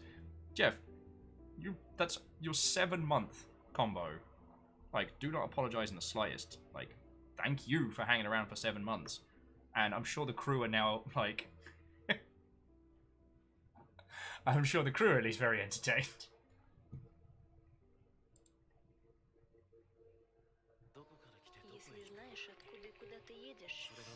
Okay. Almost done with the sprue. I just need to build the hip joint. So yeah, we're building this one over here. McGillis's is Graze. God, McGillis is a hell of a character. And I don't mean that necessarily in an entirely good way. If you haven't watched Iron-Blooded Orphans, I'm pretty sure you can watch it on a bunch of different services. See it, it's grand. Oh, Salmon, how are you doing? To describe my state of being, I was very, very, very hungover for most of the day, thanks to Aquavit and an impromptu late night. But I missed everybody because I haven't seen everyone in a couple of days. And John Jogando? I'm gonna go with John Jogando. Watto and welcome. Also, between you all and the goalposts, we are creeping ever closer to 3,000 follows, which doesn't unlock anything, but feels like a nice little compliment, you know? Alright. That's another sprue down. B1 is cleared. Making me feel like a badass. But yeah, so I cracked open a Boxer Gundam, and we've just been building it and hanging out. How's it been going with your salmony self? Spiller's like, I mean, Aquavit is an acceptable excuse for being awake. Ugh. Like, Spiller, we're talking, I do not remember going to bed last night, but apparently I did, I hope the term isn't considered offensive, but an Irish goodbye, where I just went, I'm going to the bathroom, and then just passed out on top of my bed with the door open. I woke up fully clothed. Fully clothed.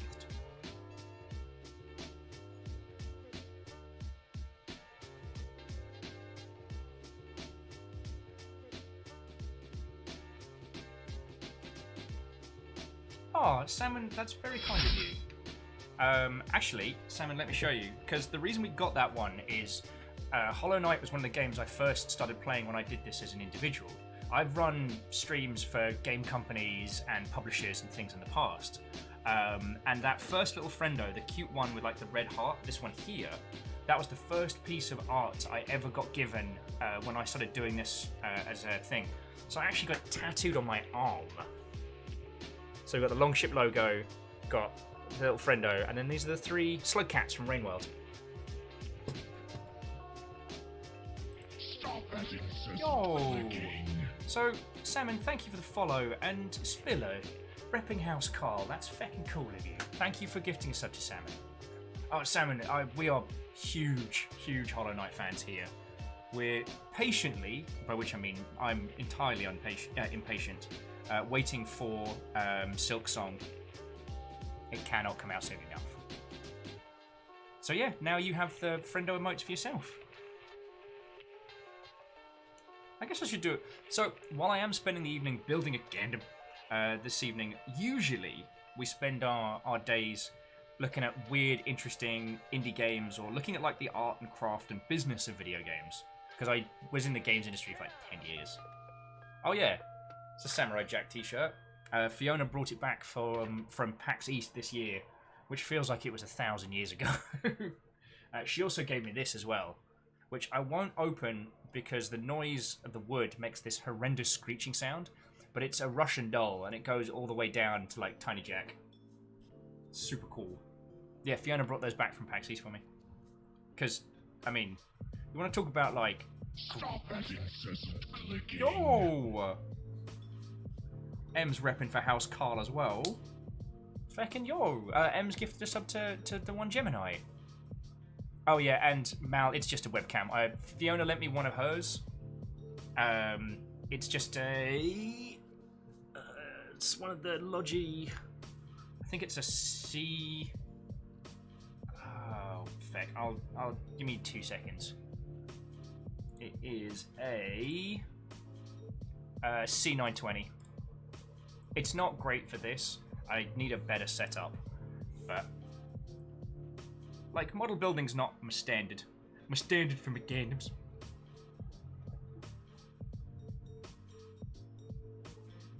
But yeah, we feckin' love Hollow Knight here, and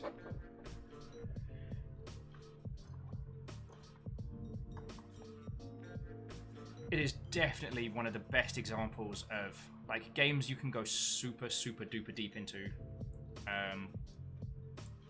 Myself and my buddy Floydo, we sat down over beers. God, I want to say this year, but it might have been last. Time travel's weird, and we just talked not about the story in so much as like what we think the lore is, but we talked a lot about how the actual artistic intent of Hollow Knight as a game. It was just a great conversation. Alrighty, you know what time it is. It's time to return to the eyeball. It should be dry now.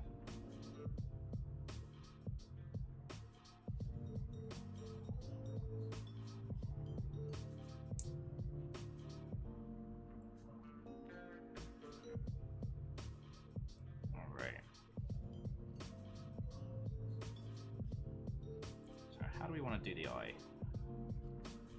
As you can see, I've been very haphazard, so what I think I'm going to do is draw the edges in ink-wise on this little Mother Hubbard, which it does not want to focus on. There we go.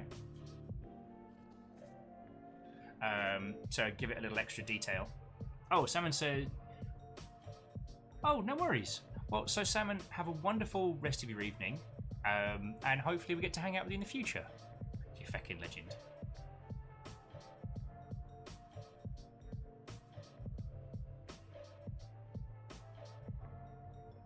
Yeah, Mal, right?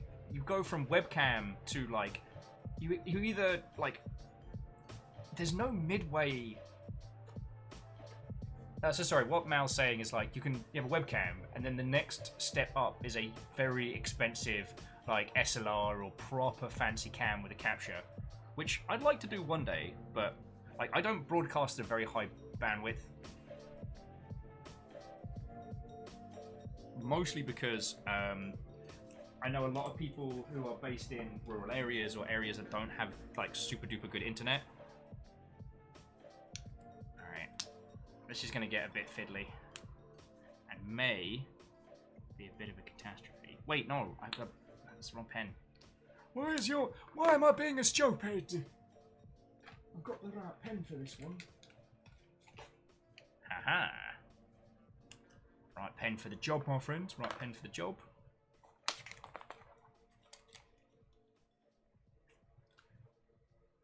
I also do this thing where with the booklets, I date and sign when I finish them. So I'm just going to do some fiddly stuff here. So If anyone has any conversation topics they want to throw in, now's the time. Now's the time.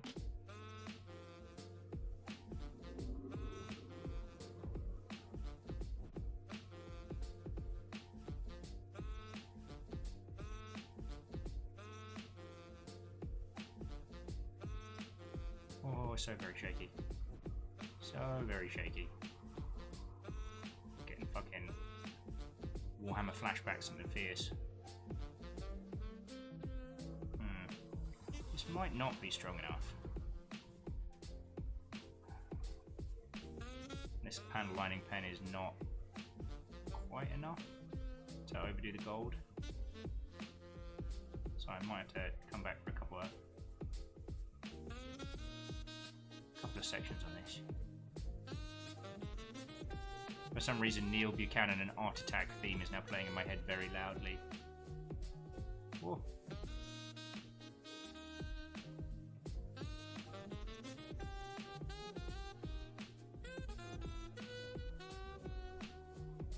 I might just take a few goes of painting over it. You can tell as I rotate my hands like, hey, you know what would make this even more fun? I'm like, hand no. Hand's like, wild shaking. Earthquake check! I'm like, hand, can you not? No, you're mad at me for the whole Aquavit thing. The whole body is. Doesn't look awful. We can revisit it later.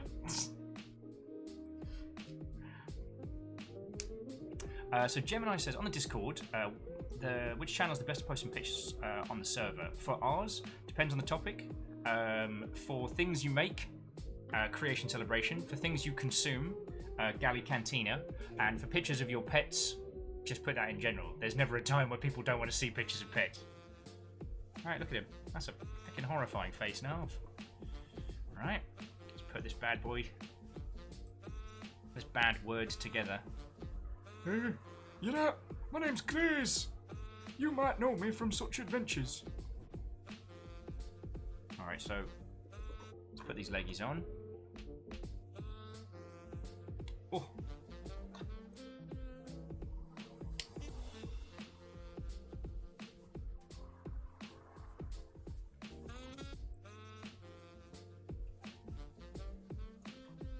Oh.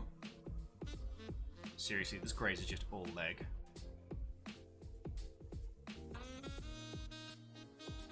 Mal says, I threw myself in the deep end of Steel Division 2 for the first time yesterday. What could possibly go wrong? 10v10 multiplayer, more artillery than the Somme is the answer? Yeah. How very Imperial Guard of you.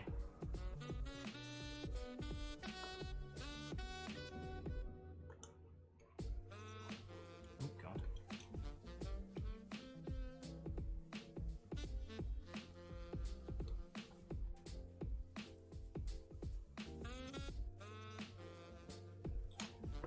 Might need to get the arms doing some.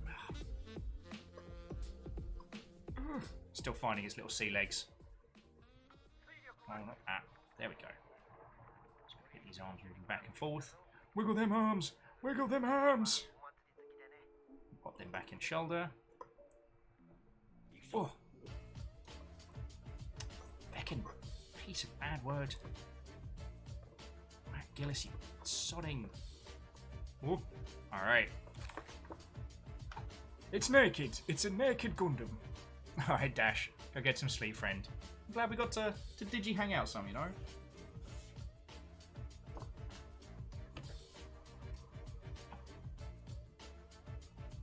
Get Mal, those arms belong in a bloody Monty Python sketch. Gemini was saying, because I have a couple of items to post, such as the Super Star Destroyer that I mentioned earlier, I have a leveled bionicle custom polearm. Oh, pick a couple of choice pictures, but absolutely throw those in Creation Celebration, because that's where I'll be putting pictures of this Mother Hubbard. Actually, let me take a picture of what we're up to right now. Byakuaz. I've been using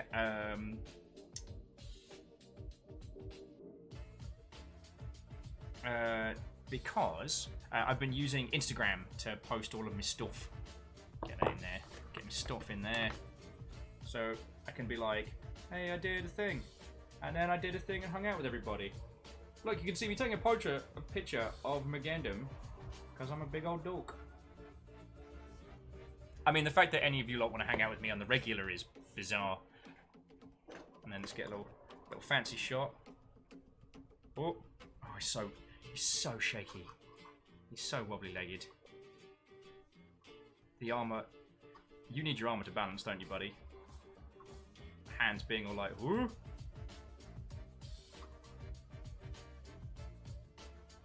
Oh wait, that's because your arm should be like that. Oh, there we go. Oh, you good? Good. Oh no. Oh no. Oh, I'm a wobbly boy. Oh no. Okay.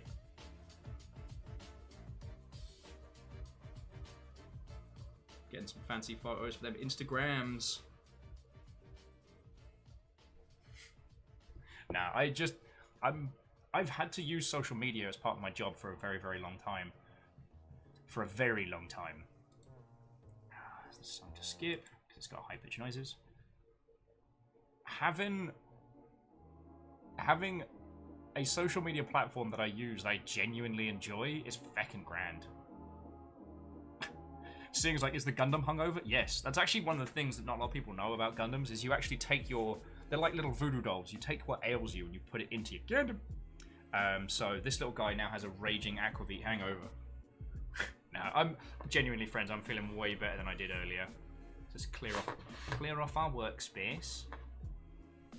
There we go. Have our little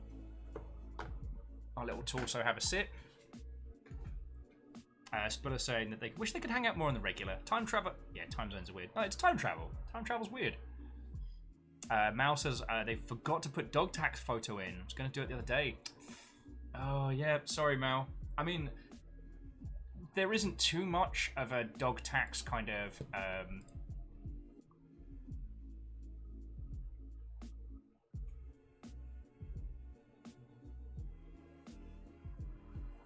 There isn't too much of an interest on those dog tax payments, so just so you know. Very fancy a copper.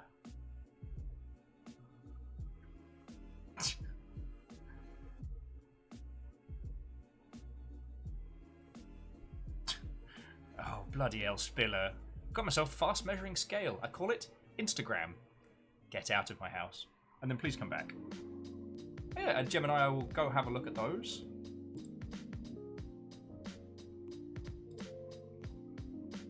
Ooh, Erin's doing some character concepts. Oh, that's fucking cool. So friends, it's over on Creation Celebration, but yeah, Gemini put up their Bionicle customs. God. Bionicle, such a strange part of like toy and nerd history. Love it. I didn't get the chance to get into Bionicles, just more due to like family fiscals rather than want. But right. Friends, it's time to start doing this armor. So that means we need the D! Alright. So, you can stay over there. So there's D1. So there's D2 and D1. Alright, just in case you joined us later on, this is my little sprue holder. Got all my little runners on there, and it's fucking glorious. No, Aaron, I was Gemini was showing us some of his, some of their, I don't want to assume, some of their custom work, and I saw your character concept. I was like, that's fucking cool. All right, so D18, 2 17s, and a G6. How bloody hell did G6 come in? They're not invited to this party.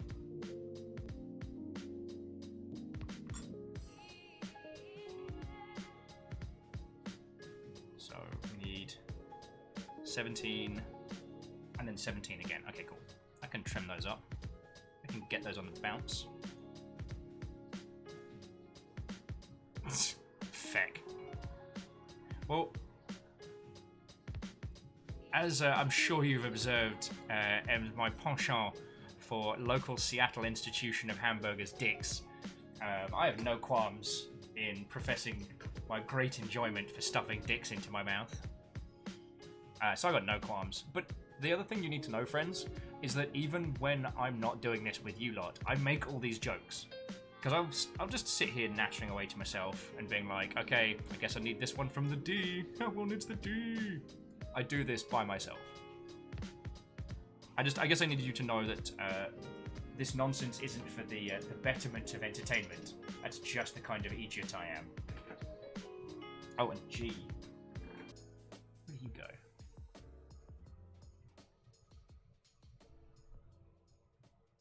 You have some very smooth moves, my friend. Can I ask you a favor? Can you teach a guy like me how to make all those cool moves? Like judo and kung fu? Alrighty. Nobules on the front. Oh, actually, I need to just tart this one up a little bit.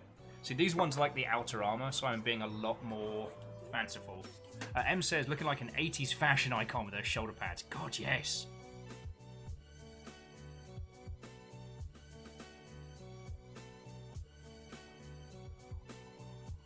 I mean, that's one thing that Gundam's always been great at, is the mechanical designs have always been fresh. And I do like it, because it's been around for like, what, 40 years? As better teams come on to work on it, they reinterpret the old styly kind of like 80s flavor and give it this like, this fresh, functional... Like, the OG Gundam design isn't one of my favorites, but I love some of the like model kits and reworkings of it that make it look far more like a functioning robot rather than like a superhero power armor. I fucking love stuff like that. There we go. Alright, how are these little ones doing? They've got some nubbins. Sometimes you just pick them off the nail. Other times, not so much. But what about your lovely selves? A few of the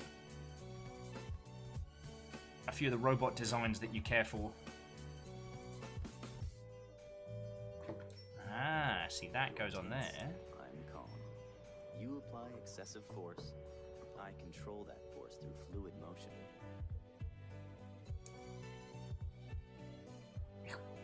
Sharp bastard. Actually, I need to bring this one out. This one needs a bit more tartan up. It's alright, I've got a stand for this one when it's put together. You can tell I'm getting into the zone.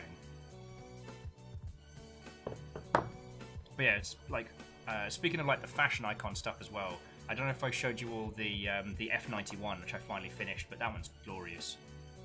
Ah, well, Sing, it was lovely to digi-see you. Definitely missing you and the rest of the UK crew.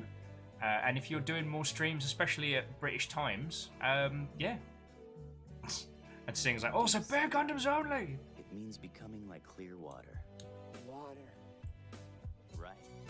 Water can take any form. Well, so have a wonderful rest of your day.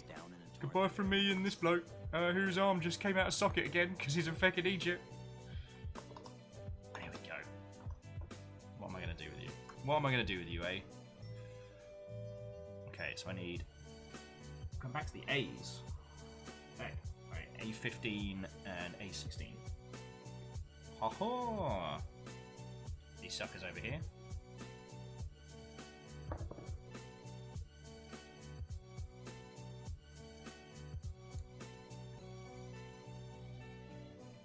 God.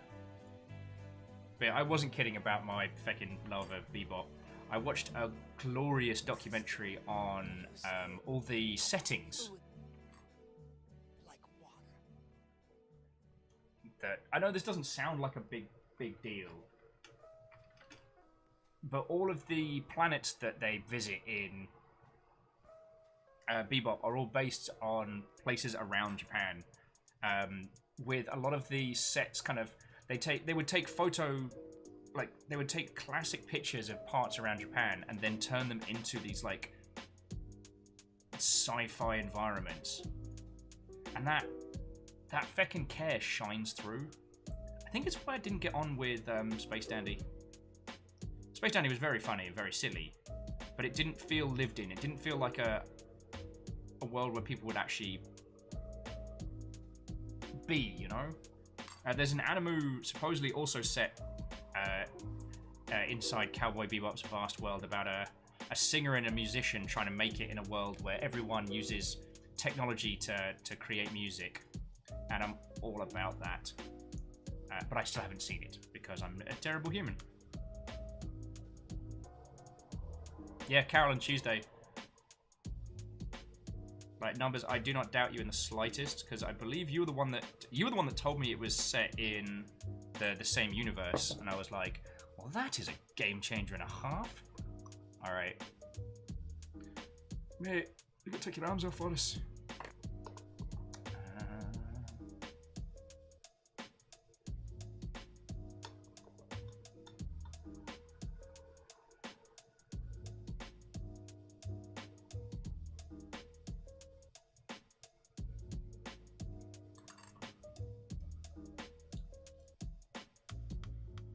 There we go. Make sure I get the right round. Oh, Spiller, you jammy bad word. Cold pizza is just a glorious treat. Yeah. Starting to look the part now. Oh, so Number says specifically all music is created by AI and they're trying to make it with human created songs. I mean, that's a feckin' glorious pitch. Alright. Could do the head armor now. This is going to be fiddly AF, isn't it?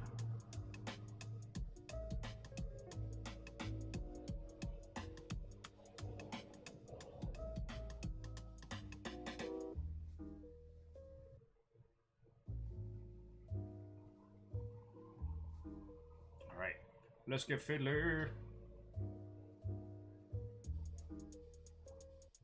Alright, I'm going to do a little bit of ink dropping before I cut this one because it's easy. Oh, Graphite, go have wonderful sleeps, friend. I will hopefully see you on the morrow. Oh, well, okay, we're calling tomorrow the time after sleep and awake.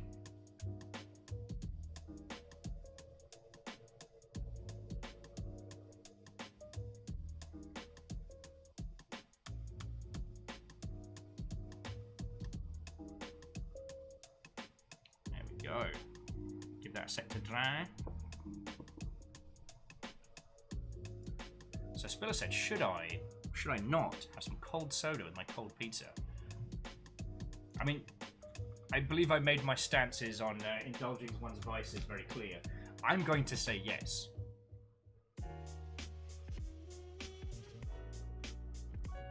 I'm going to say yes.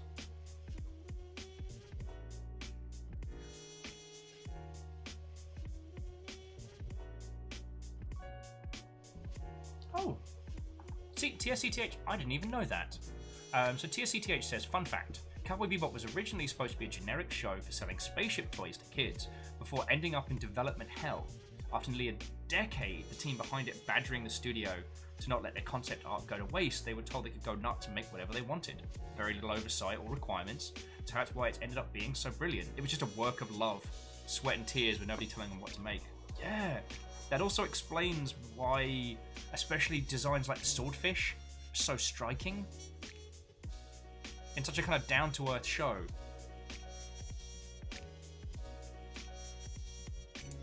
Ah, TSCTH, thank you for that little piece of knowledge there. I feel all the richer for knowing it. I mean, I've made no secret of the fact that, given time and budget, Bebop is absolutely a series I'd love to work with, but there's no way a non-Japanese company would get that license to play with. Like, it's hard enough at the moment for any company to get access to a Japanese IP. Knocking everything over like an idiot. Definitely gonna need a cup of tea. Alright, so G16, the sucker over here. Ah, Martin, good morning to you. We're building some Gundams. Working on the McGillis's Graze. It's blue, that's how you know it's better.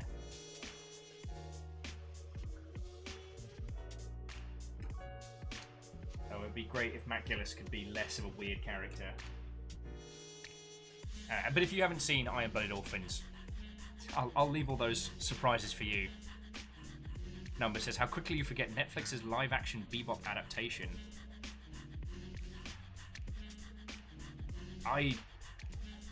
Numbers, I never know what to expect with Netflix. Like, this week they announced and released Dragon's Dogma as a feckin' anime. And supposedly, it's not good. Oh, I need H. You're F. You're H2. What do I need? I need H1. That would be you. I need H111, which is the teeny tiniest of pieces. Let's help put all this nonsense together. So I don't know, like, I had already written The Witcher off before it came out, and I couldn't have been more wrong. And Castlevania continues to be a joy, but then there are so many other ones.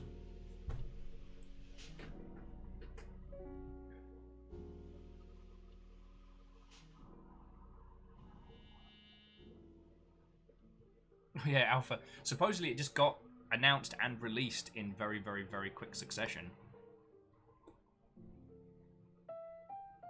Alright, get a bit of the old glue. Get this funky fin going on. Certainly a functional part. Because it's fin, but it's functional. It's fin. I'm just gonna stop saying words now with my human face.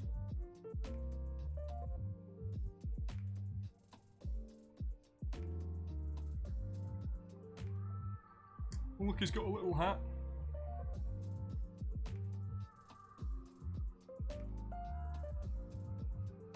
God, this is some fiddly AF.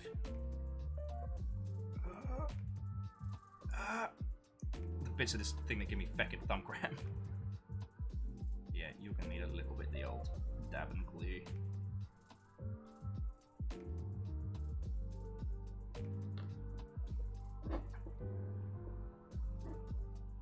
Oh, so jumping back in, TSCTH says, I also never expected Cowboy Bebop to be more than a minuscule hit with a handful of fans, so they were very surprised when it became massive. That's cool. And it was nice that with Samurai Champloo, we did see that it wasn't like a lightning strike. It was, you know, craft and skill, which is always nice to see, you know? Spillo says, also just remembered, there was a drinking song I wanted to share with you. It's a Danish one, and there's a rough, slightly straight translation of the lyrics. When you drink, you get drunk. When you get drunk, you get tired. And when you get tired, you fall asleep. And when you fall asleep, you commit no sin. And when you commit no sin, you go to heaven. So let's get shit-faced and go to heaven. That sounds like logic I can get behind. Oh. Oh, also we need, I need F211. F211. You'll notice I'm not going for the obvious Fs in chat. I figure if there's ever a time when we need Fs in chat during a Gundam stream, it's probably as I'm applying first aid to my fingers. Seriously though, we might actually get this finished tonight.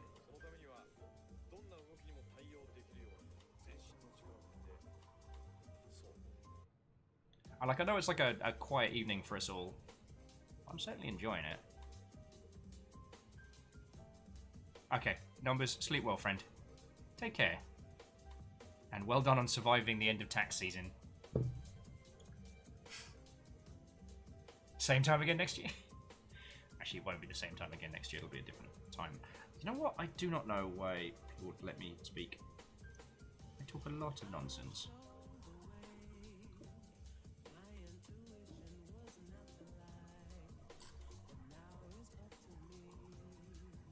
What were we chatting about again? Oh, Mal's like, notice all these Gundams have instructions.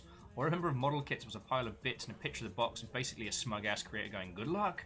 Yeah, feckin' trying to work out how to put together varying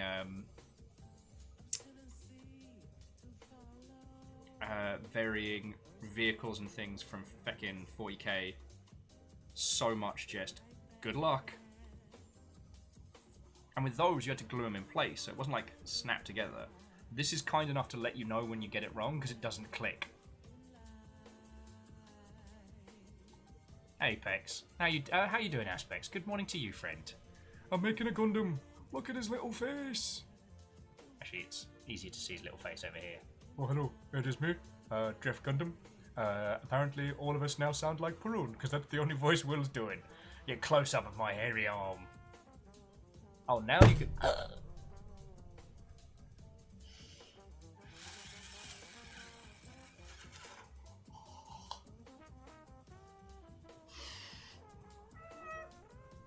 Oh, yep, there's the F. Oh,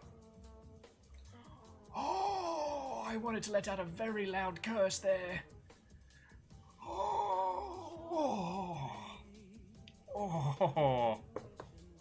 Oh, I got the pins and needles from that.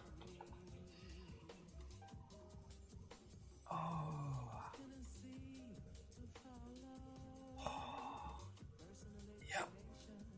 Felt that one in the cheap seats. Good job, Will. Okay, come on, hand. I need you working. I'm gonna do some fiddly BS now. Oh, I've got to build the face of this thing. Oh. Shackle says, I just heard a loud thunk, and then there was like the sound of air slowly deflating. Something bad happened to the tiny mech, and the mech is fine.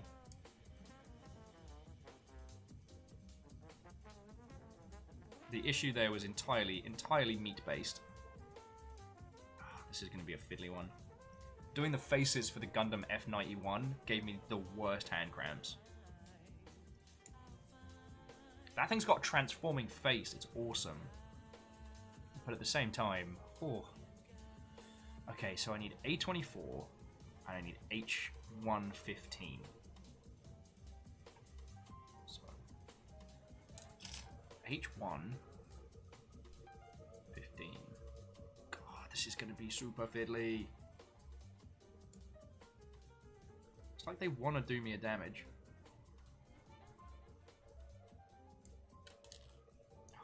Good.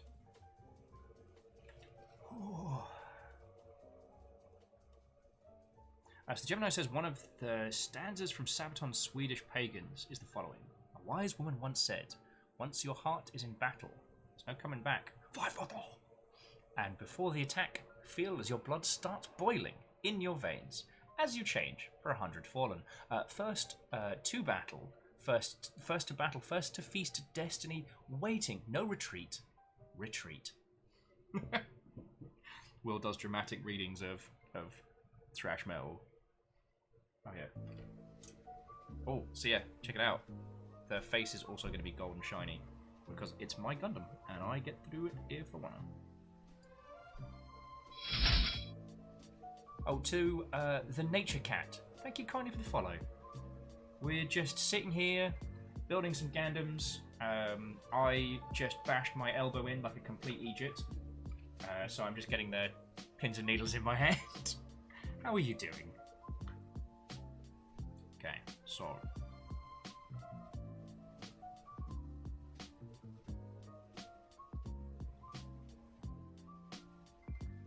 this is going to be super fiddly, so forgive me if there is a lot of cursing.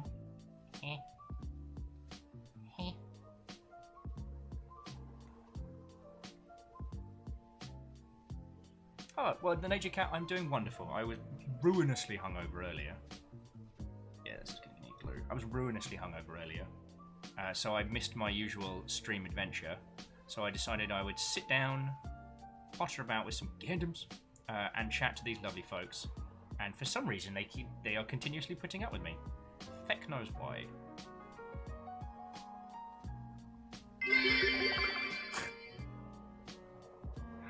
Oh, Spiller, thank you for the bits, friend. I do not deserve them tonight, but sincerely thank you all the same. Saying, thought I had 50 bits kicking around I could throw at you.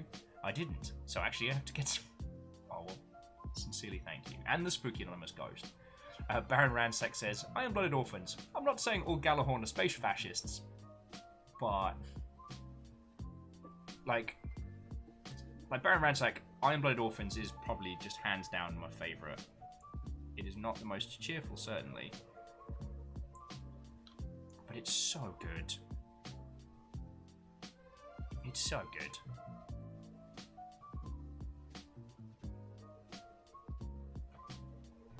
Oh, Earl found Spiller's 50 bits. That's where they were. And Aaron says, I don't know how I feel about the boat borders. It's very jarring in dark mode. Okay, well, let me know what you think, Aaron. Like, basically, we get one little bit of flair to add to all of the additional elements. And I didn't like the stars it was putting on stuff. That seemed real weird. So I asked my wonderful artist... Oh, we're going to have to get the gold pen out again. I asked my wonderful artist for some ideas, and they suggested doing borders. And I was like, that's great. So at some point, we're going to need to do a revision of the style of the Longship logos and stuff. Not because I dislike them, but because I think they need... I think they're going to need some updating. You know what I mean?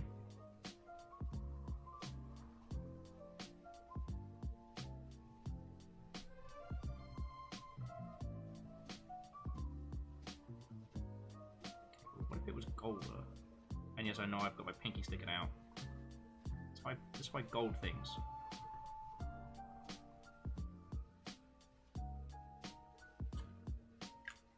And that was the continued adventures of Gold Pen. But yeah, I'm not saying all of Galahorn's bad, but all of Galahorn's bad.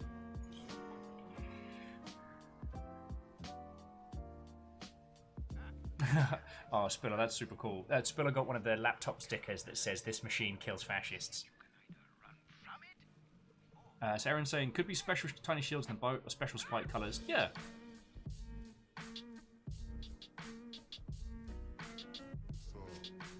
But at very least, Aaron, it's just something that's that little extra... It's not meant to be a thing that I'm encouraging people to spend money on. It's more that it's a thing that...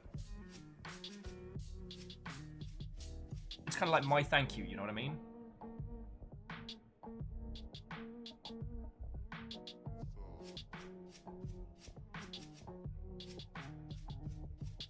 Alright. Okay, so this is the maneuver we're pulling here. This little like head armor. So hang on, let me move it back a little bit so it's not... This camera does not want to play ball. Jake. So we've got this little bit we've done. This is what we're putting together now. I don't understand what happens. I guess all of this comes together. Then we add that on the top, I think.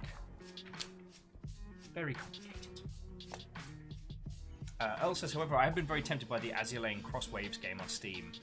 I've seen it, and it's interesting because it doesn't feel like it does any of the things that the Mobley game does well, which I find kind of curious. Oh, and friends, I've made... We're good. It landed on my thigh. I'm still playing Azulane. It's the best little brain dead game I got. That should be fine. Okay, so which way round does this go? These bits up, right. And yeah, Shackle, Gunpla is kind of like tiny IKEA building.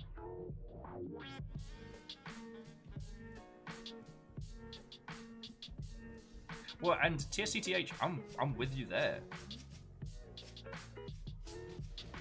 Oh, so yeah, so one Gemini, River. No garbage. Hello, hello, big girl. You gonna come say hi? You gonna come say hi? Let me make you some space. Or are you just gonna lie here? Yeah. You okay lying down here? Because otherwise I have to move a whole bunch of stuff. Yes, big girl. You're the bestest. Big girl in the whole world, huh? Huh? Sorry, deck break. Deck break!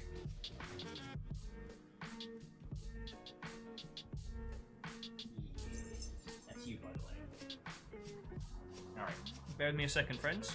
I'm not going anywhere, I just need to make room for some space on the bed. Okay.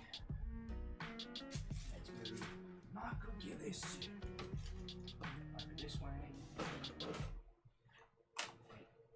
Gundam kit and my pens. I'll put these on my chair. So, friends, if you want to go grab yourself a drink or a snack or, you know, the undying souls of your foes, now's the time to do it. Alright, there we go, big girl. See? There we go. Come on. Up, up. Up, up. Yes, good, big girl. Who's my favorite? It's you. That's your rebel. Then, put this back here. I need more space on the desk. That was the other thing I was going to do today, friends, was get this area slightly more organised. I, however, did not.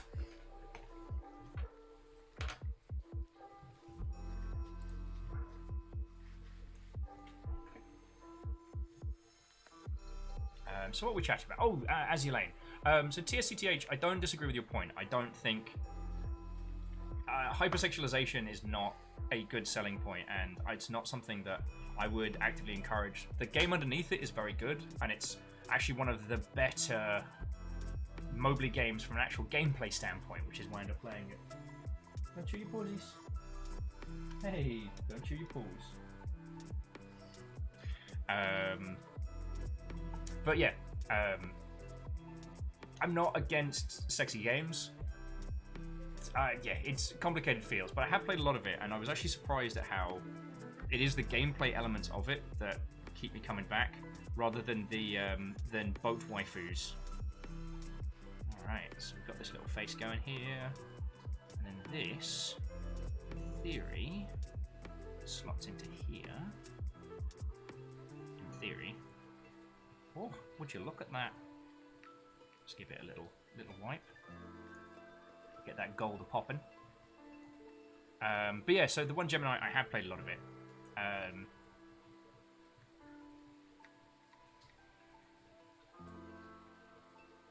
Oh, that's way cool.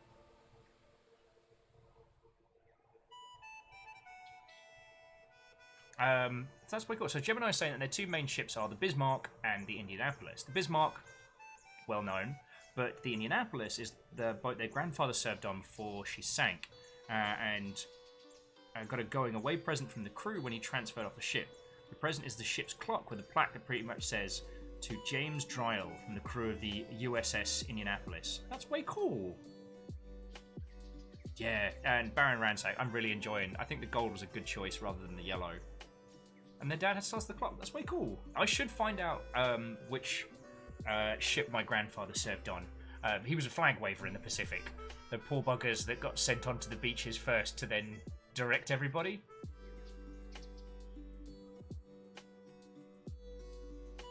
Okay. I have no idea what this mix is, but it's nice. We're just going to go with it. It's got Samurai Champloo in the background. Jobs are good. Now, we attach both these.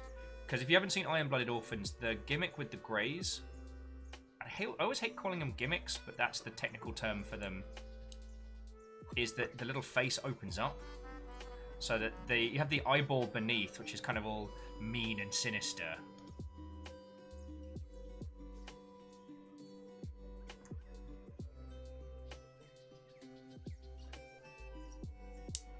Which they only tend to flash when things are going wrong. So look, it's got that smooth, like straight to camera gold. But then when shit goes down, it opens up and it's like.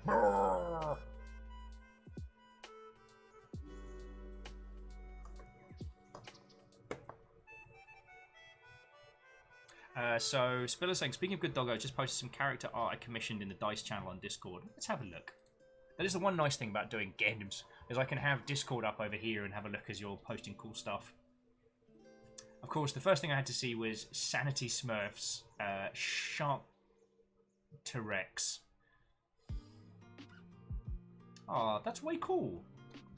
Spiller, tell us about the character, yo. If you want to, I mean.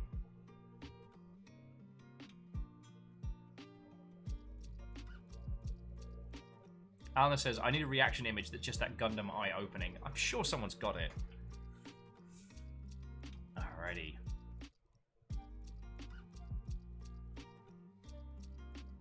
Okay, so I need A1 and D1. Get some of this armor on there.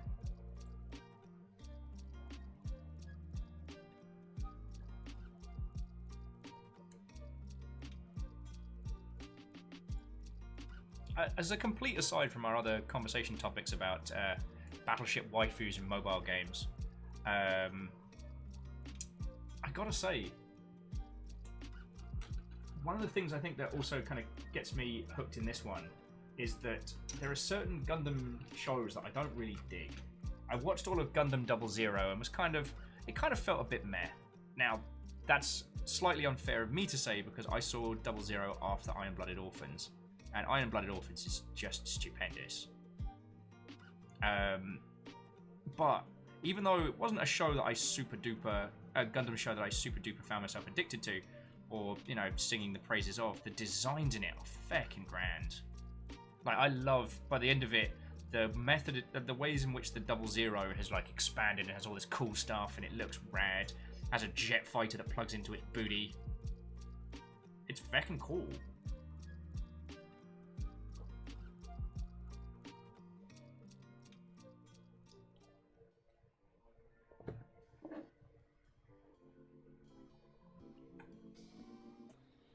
Once again, glue, hiding a multitude of sins. So this is, we're onto elbow armor here.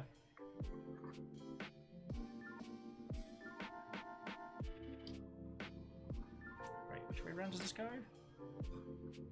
It's this way. There we go. It's kind of cool. Jumping back in, TSCTH, as a young man, I tried to play a lot of adult games, and they were all shite. Turns out your main selling point is adult entertainment. The actual gameplay is thrown out. God, yeah. I mean, it's something that I think about a lot.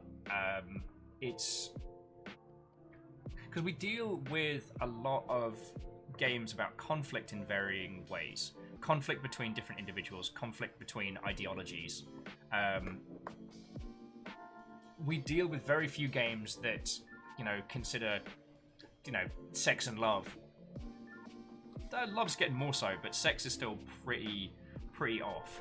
Like, one of the things that I've often praised Heaven Will Be Mine for is that Heaven Will Be Mine says it's a giant robot game visual novel, but it's actually about sex. The metaphors that they use throughout it are very, very, very descriptive. And despite not having any, like, graphic nudity or otherwise, like, friends, that was a game I had to take a cold feckin' shower after, if you know what I'm saying. I would love to see sex as a topic looked at more in video games, and I'd love it if, you know, good sexy games with good representation existed, there were more of them, you know? Because it's kind of like, what do you recommend to someone if they're like, I want a game, I want a sexy game? It's like, well, Lady Killer in a Bind, and Max Gentleman, and... You know what I mean?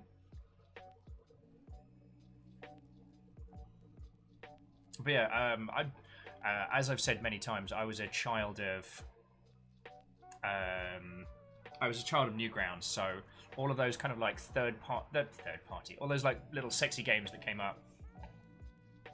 Oh, sorry. So Spiller's got the character info, and Lexi, I'm guessing you have a recommendation.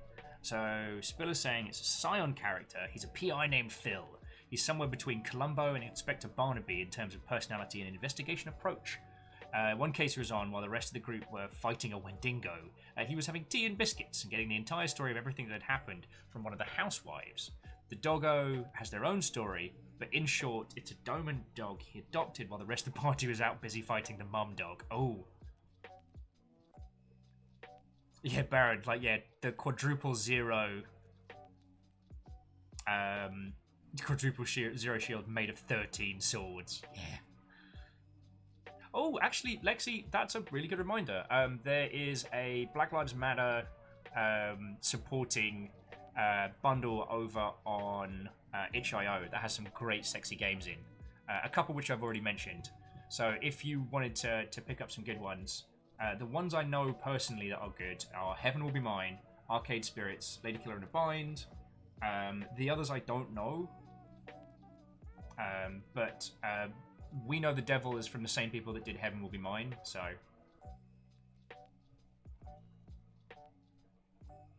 I mean, I know we've all probably still got a crap load of games from the last super duper bundle, but why not add sexy games? But why not sexy games? Okay, once again, friends, I must go hunting for the D. I need D1 13.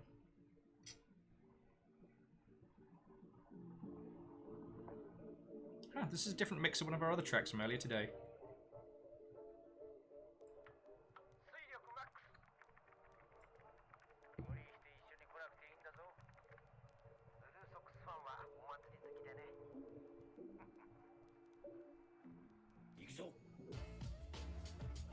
And TSCTH says, I gotta admit, as an adult, I played one adult game that was good because it had a great story and uses text to convey adult business. But it's still very adult. Which title was that, if you don't mind my asking? Because I will be honest, friends, I spend more time having to discuss games that do the representation part terribly, but do the gameplay well. Like the Sengen Kagura series, which is just about sexy schoolgirl ninjas. Its representation is a hot trash fire garbage. However, it's one of the few games that's been pushing the boundaries on the old Dynasty Warriors format. And I know we've kind of come full circle to what we're just discussing, what we were discussing with Ems earlier on today.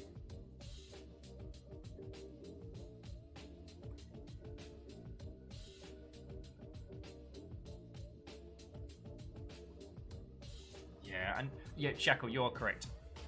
Oh, Spiller, I missed also a couple of sentences.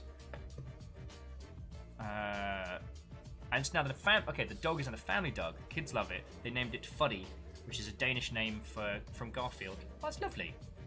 Sorry, I missed that one. And Lexi, thank you again for recommending that one, because I've seen that bundle a bunch of times and I should have been plugging it more.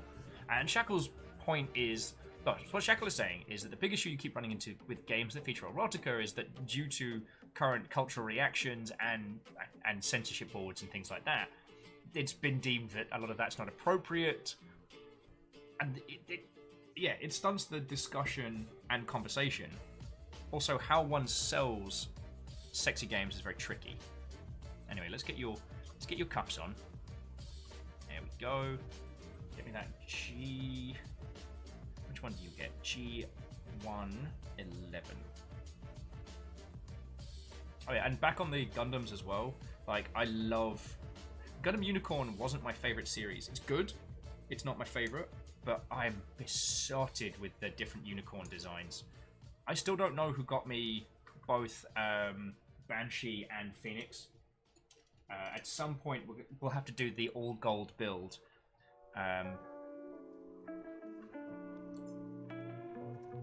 Some classic gems here.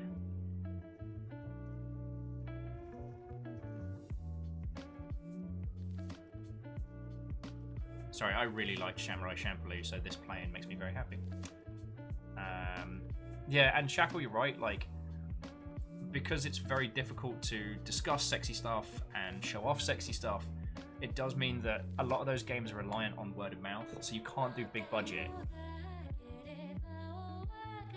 And having two character models interact is really difficult in video games. Like, any time where, like, two characters need to shake hands, go ask Dan Floyd about, like, matched anims and stuff like that. He'll be able to tell you way better than I can. But it's a good old fresh little nightmare. Oh, I need G13 as well.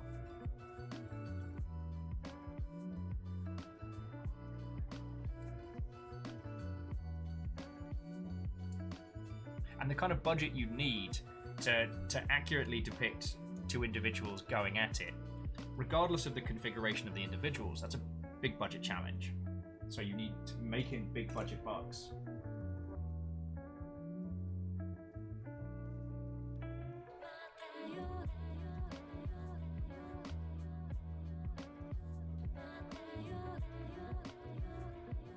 Oh, and Oh, so TSCTH was saying the game they were referencing earlier was Trials in Tainted Space. Heh. Team.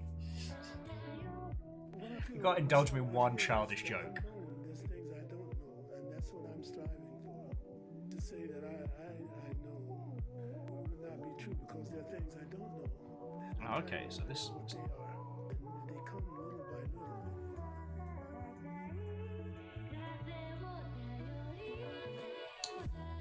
Oh, you're not. Vandal. There we go. Clip that arm in. Who likes your instructions with fold-out pieces? Check this out. Hang on, come over here. So I've got the instructions, and now it's like, whoa! Doing like Graze. So Night Valen, this is a Smooth Jams remix of the ending track from Samurai Champloo, because that usually has more of a beat. All right. Where's the D? I need the D. D1. Wait, no. Oh, D112, not D11. Yeah, Alnis showing the centerfold off during the sexy talk.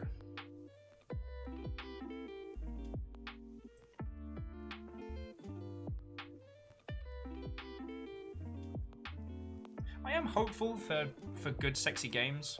The one thing that games like, you know, Max Gentleman and things like that are showing is that there is a real good market for it. And as they continue to make cash, you know, larger companies will start taking notice.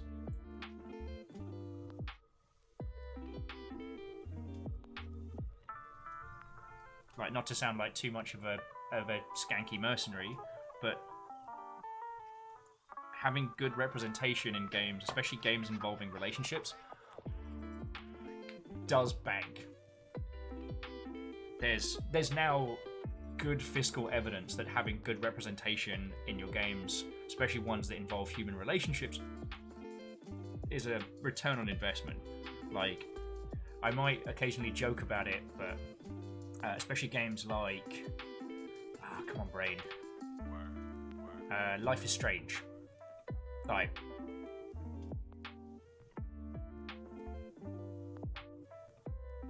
where's the hand armor go? Okay, it goes up that way. Cool. This guy T-posing to assert his authority. McGillis's. Wait, no. There we go. What's the other way around?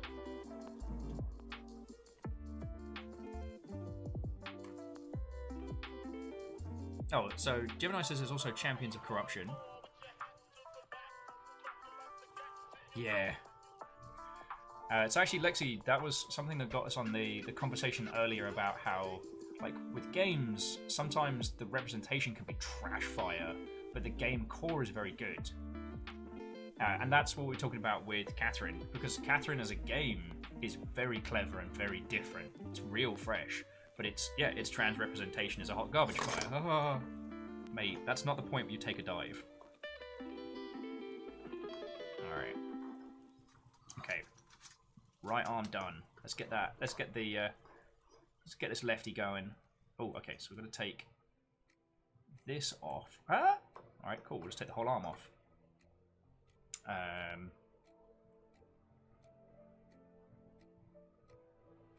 Yeah, Earl, I'm with you there. I'm also sad Supreme Courtship didn't make it. Crowdfunding video games right now is real hard.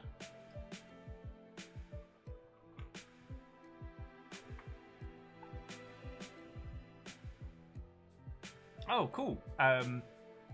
So both Lexi and TSCTH are recommending Trials in Tainted Space. Really cool. Alright, I'm just going to clip this. I'm just going to clip the back of hand off now, because while it's here. And same people who made Champions of Corruption. Well, I will have to give those a go off stream and have an icy cold shower waiting.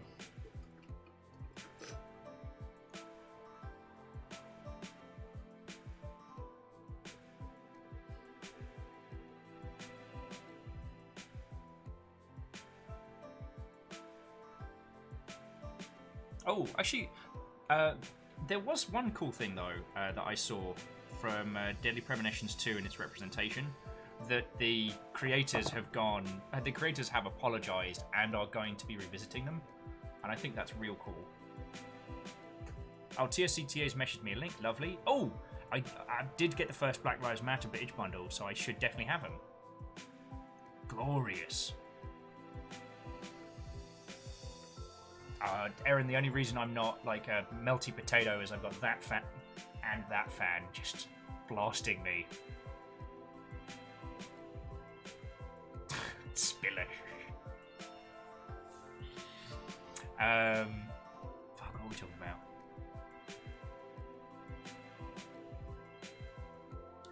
Sexy games, yes.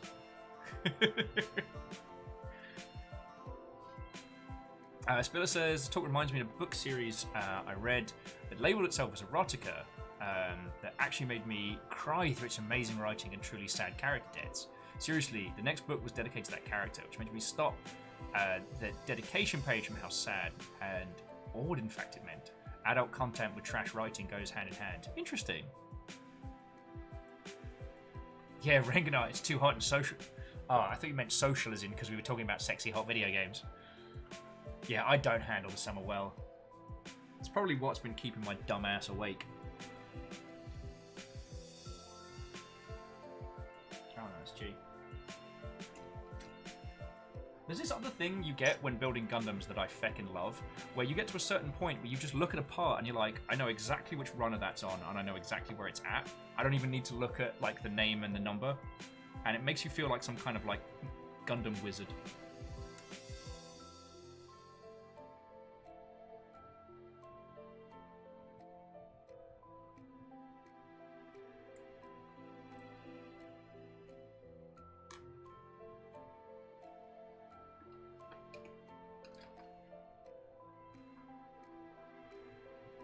I don't know if there's been a wizard Gundam.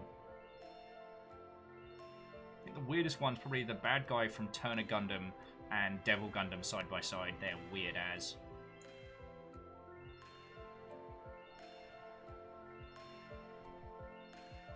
TSCTH, yeah, wholeheartedly convinced that humans aren't designed for heat. And Renganar, you're in Southern California. Ooh. That's got to be melty potatoes down there. I was actually born in Monterey. Fun fact. Haven't been back there since aforementioned birth. Probably should. I feel like it's one of those things that one's meant to do. Alright, you are elbow food. Hoppa-cha. Wait. Yeah, that's the joint. There we go. Get the old D2. No, that's not the right one. Haha. Wait.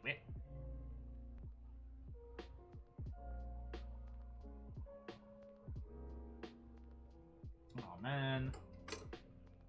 Grab the wrong D. I had to go through 3 Ds to get to the right place. Yeah, Gundam Wizard casts magic and also regular missile. I cast magic missile and also regular missile. Sorry, what?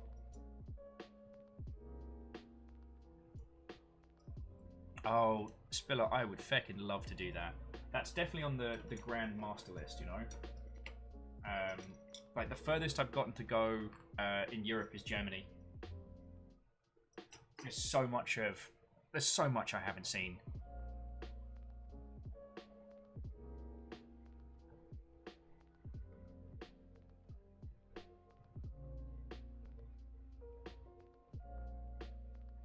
Like, it's definitely a grand one day. I would love to get very drunk with all of you lovely Mother Hubbards. I almost got to do Eve Fan Fest for work one year, but unfortunately that didn't materialize. Spurs, I come to Denmark, we'll rent an actual longship and go drinking Scandinavian stuff. That sounds glorious. TSCCH, they probably arranged a museum about you since you were born. God. Do you ever have that fear sometimes? That you've accidentally become like, what's-his-face from Firefly? That you might go back to a region you once visited and they've built some kind of feckin' mini statue to your own personal nonsense.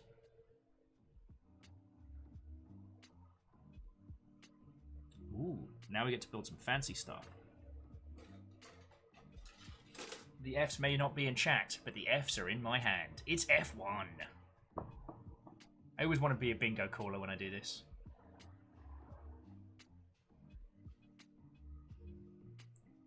Ooh. Butcher! This is his other little gimmick, is like a little grappling hook thingy.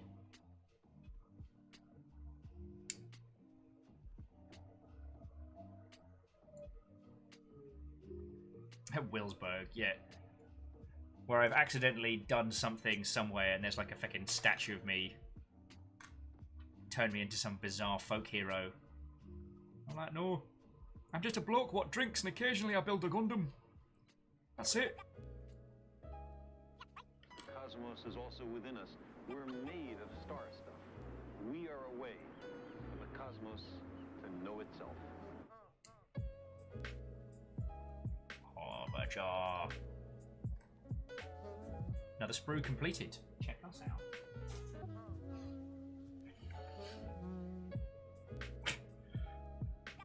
Maybe we should do digital bingo at some point. I was actually thinking, because we were chatting about this the other day when we mentioned like competitive rock paper scissors, that we could do the rock paper scissors competitive version. The way that works is that how does this go together? So it goes like that. These go here. Cool. That instead of having instead of picking at random, you have 3 cards, 1 for each. So it adds this kind of like competitive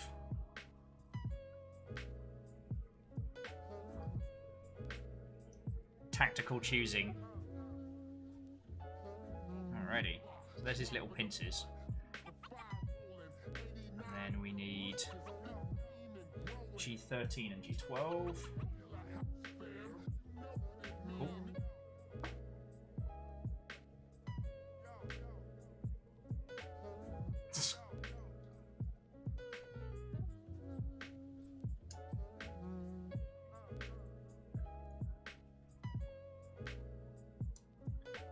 Friends, we might get this done tonight. I should probably remember to eat at some point. I have eaten most heartily. I was too hungover to eat for most of the day and then made up for eating far too much. You know, standard stuff. Standard stuff on a hangover day. Alright, so that's the wrist mounty thingy. Oh, and I also need G2.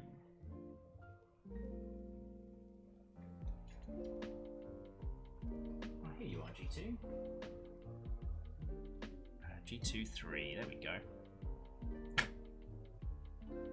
Eating is cheating, Spiller. Don't subscribe to that philosophy. That is how you get royally hungover. I mean, as a student technique, it's effective. But I did not eat enough yesterday, which is why mead, aquavit, and beer combining in one stomach was possibly a foolhardy idea. Alright, so you two come together. You two come together like that. Cool. I realize now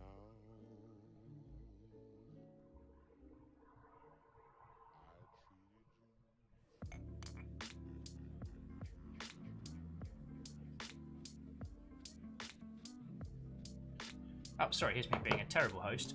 Baron says, Will Bard an Artificer Supreme, and the statue is you, with a drinking horn in one hand, a Gundam in the other, and a nugget on your head, and a river by side. I mean, it certainly does paint a very visually dramatic picture, that's for certain.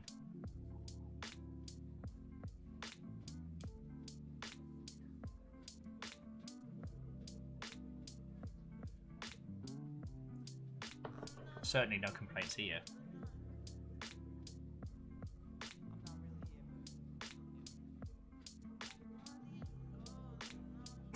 Alna says, I mean, if your goal is to chunder, well, it was well.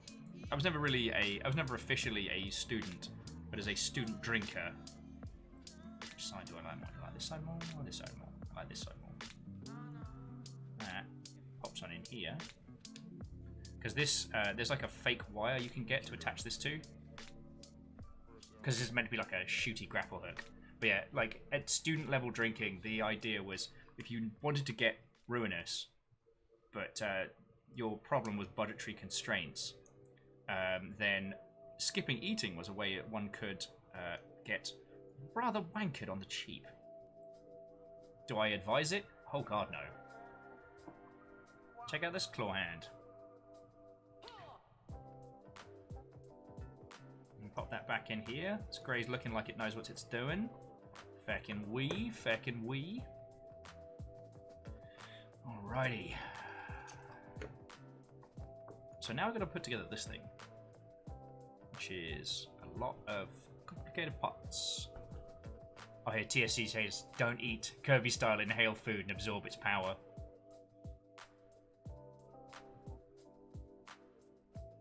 Oh, I didn't do the ink on this one. Oh, no, it's because I tried doing the ink on the other one and it was an unmitigated disaster. I think it was this one that I faked up on. Was it this one?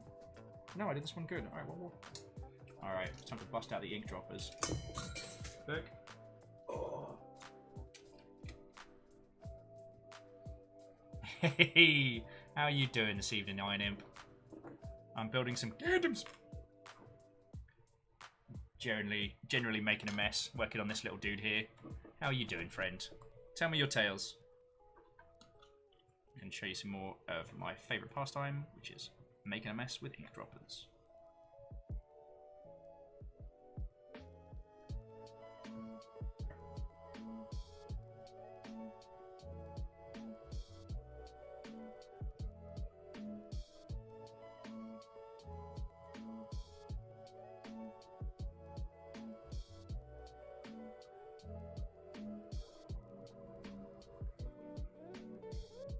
This shit's difficult at the best of times. How about I do on the other one? And I know I'm gonna have to go back and like clean up a bunch of this armor, which is why I'm being very, very, very blasé with my ink usage.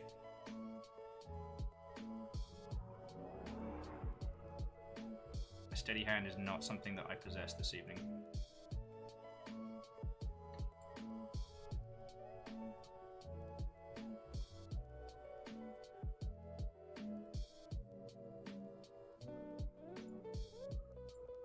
Some little run along the side here that I'm going to work on. I am saying it's interesting to see plastic sprue kits when I see 4K ones. Yeah, these ones are real cool. There's a great documentary,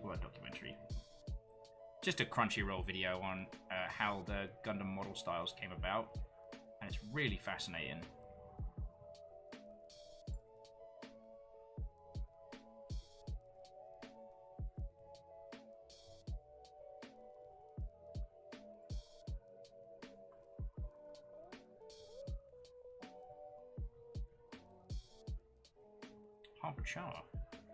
Harper Char, friends.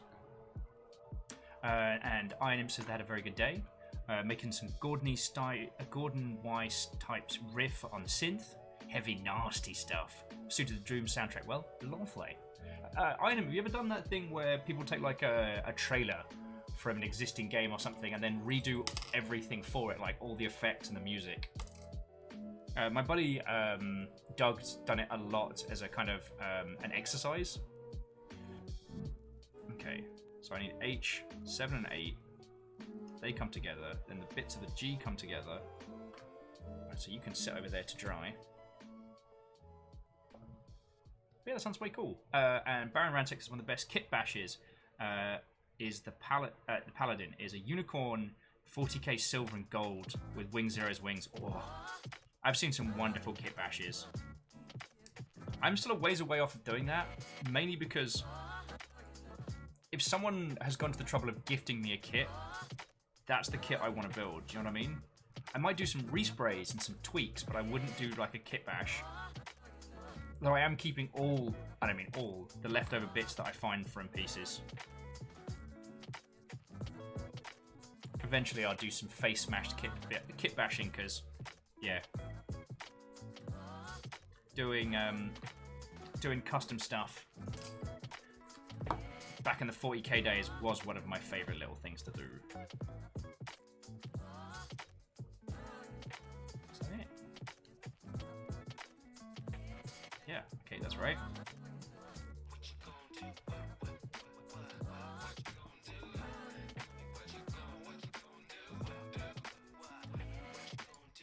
So, INM says, not yet, sounds like fun. I need some video editing software to get going. I mean, you just need it for the render.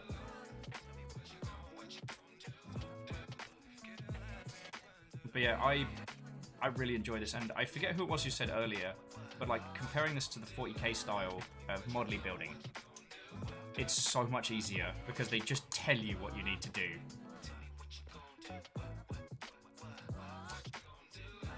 The instructions are nice and clear. But yeah, Baron, I'm really looking forward to doing the Banshee and the Phoenix, because I love the unicorn design. They've announced a Gundam that's going to be coming out, I want to say next year or later this year, which is OG Unicorn Gundam, 100 scale, but it has color changing LEDs in it, so you can build it and then swap the colors between. Oh, Ems, sleep well, friend. And I was actually going to say thank you for the same thing, like, you added some sparkling conversation, dear friend. And that was exactly what I was in need of this evening. So thank you kindly.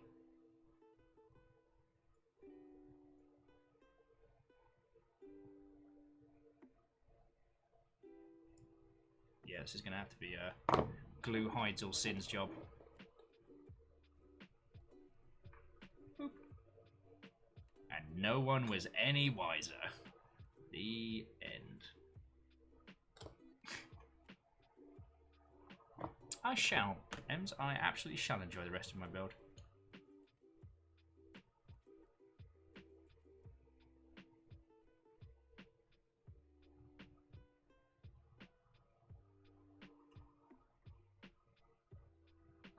Glue hides many sins.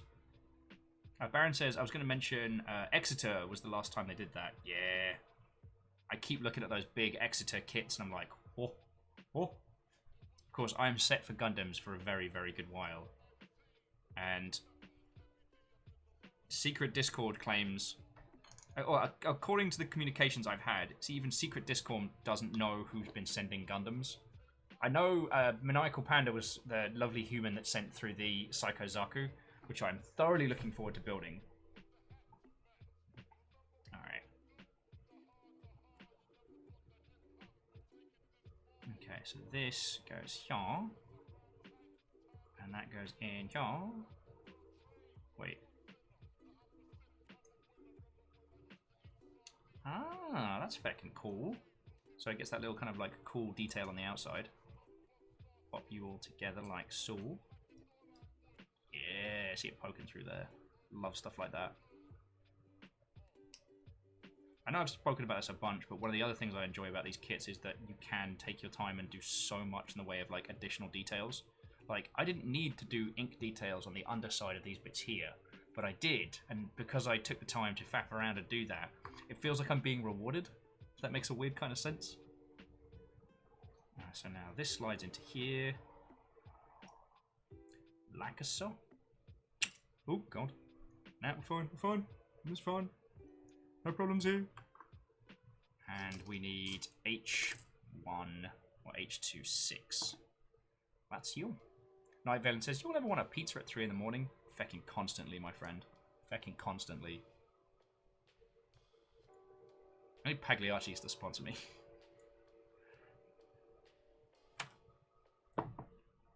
One pizza a week. That's my sponsorship fee.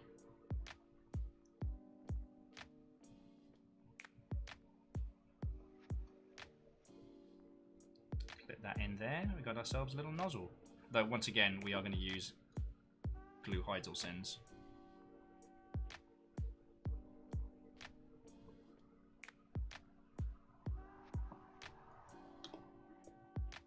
And yes, Glue Hides or Sins may be the title of my first book.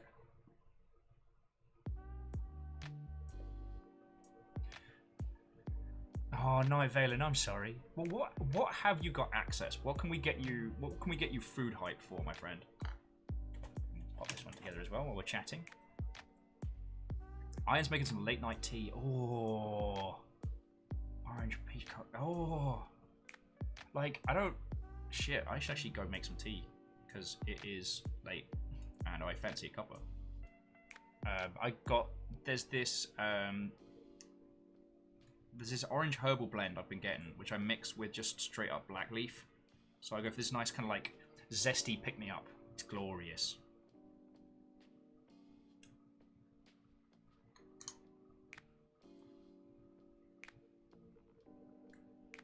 I know, I'm such an exciting Mother Hubbard. It's one of the strange things is, because you can, in the state of Seattle, you can safely hang out with about, up to 5 friends.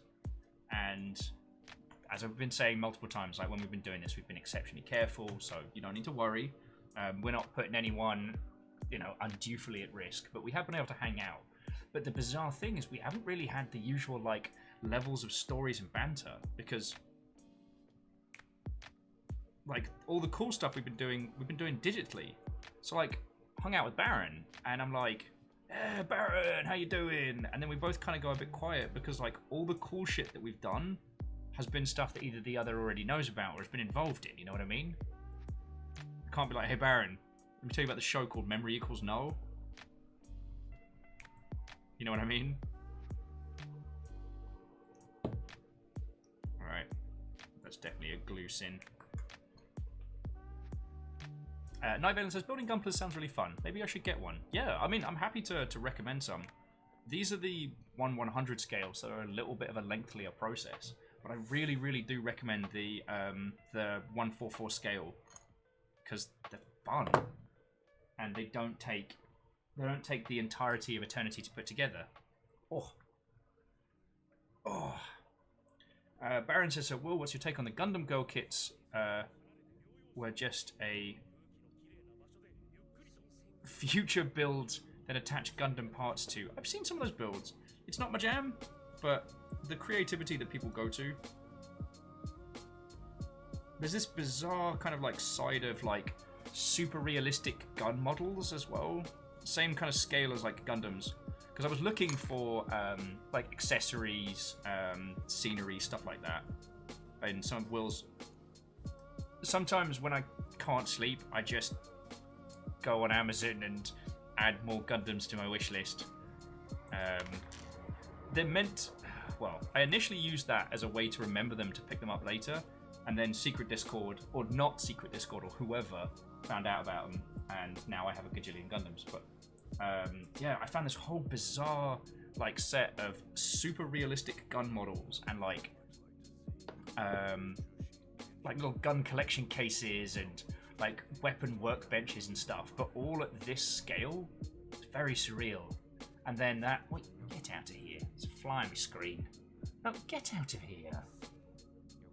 I'll feel guilty if I crush it. And that's how I found out about like the whole Gundam Girls scene. It's very odd. Do you have any thoughts or feels on it? Yeah, TCH, there is no such Discord and there's no war in Ba Sing Se. We're dealing with you lot.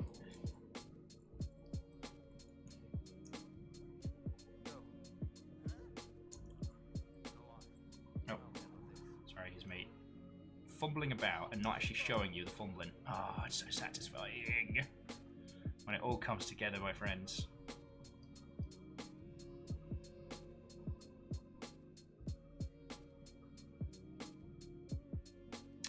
Baron Mantic says the camper has an amazing gun case add-on.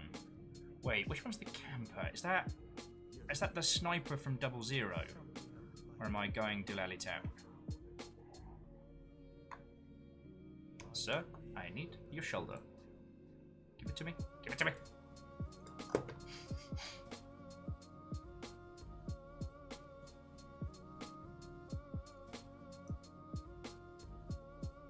Oh, but yeah. Give me none of those H nozzles, or as I call them, nozzles. shock nozzles. Hey, Katros. Good morning. How you doing, friend? I would usually, like, yell you a good what ho, but I don't want to wake up the household. How are you doing, friend? I was so hungover I missed today's show, so I feel very guilty with that. But I wanted to build some Gundams, and I missed everybody, so that's what I'm doing. I'm here, I'm having a good time, having a lovely little evening. It's only just gone midnight over here. I slept a lot of the day away. And I'm just basically preemptively doing battle with sleep deprivation. Alright. Ink dropper! Making my life so much easier.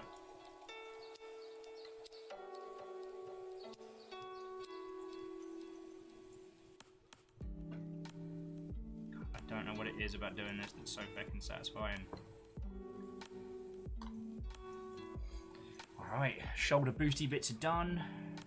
Friends, we're on to like leg armor, butt boosters, gun and axe. We're doing well. Sketcher says desktop PC is now alive and well, thanks to me dad. But well, the graphics card burnt up. Oh, I'm so sorry. Oh yeah, with lo-fi beats, that does increase this into an. What is this?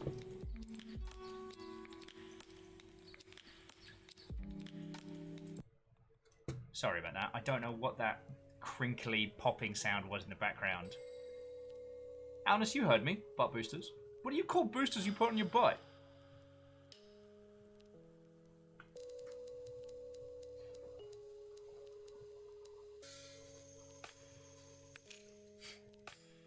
Well, oh, butt thrusters. Sorry, Earl, you are correct. And Baron Ransack, I will accept ass jets, but only for a reduced 5 points rather than the full 10.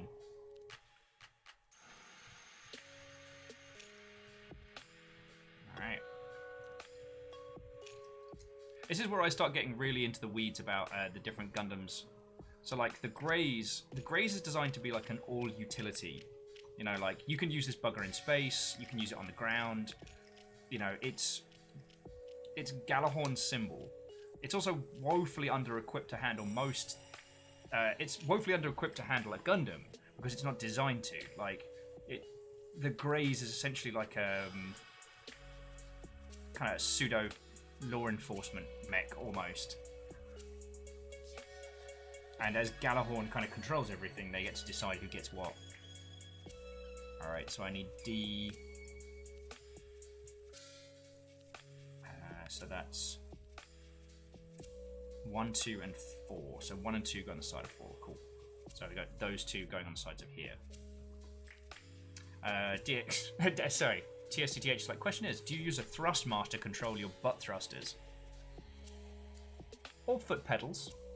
Well, I'll certainly be gripping my Thrustmaster.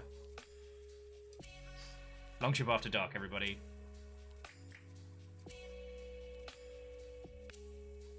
The joke is, Dick.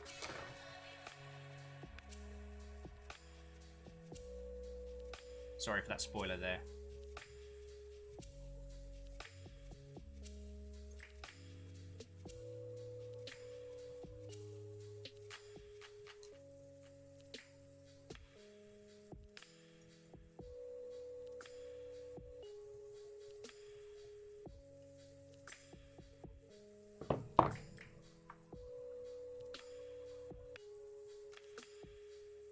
Oh, wait, cool. Sorry, Earl was adding that, speaking of, they have actual Thrustmaster pedals, rudder pedals showing up. Wait, cool. Is that for Elite Dangerous?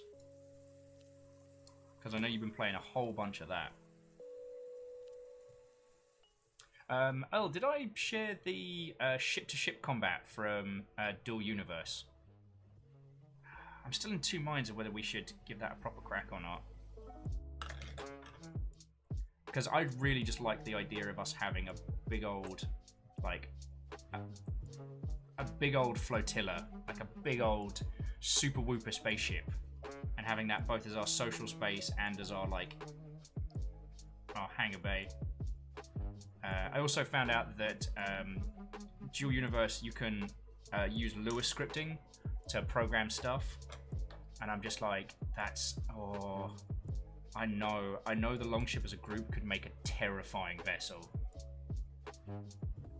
Bunch of little snub fighters. Ah, oh, be glorious.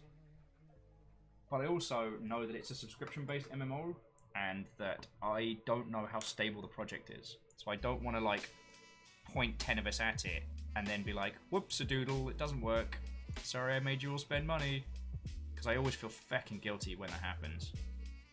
Like when I get people excited for a project and it turns out to be terrible. Because, as I've said many, many times, friends, I take your time and your money very seriously. And these are placing down.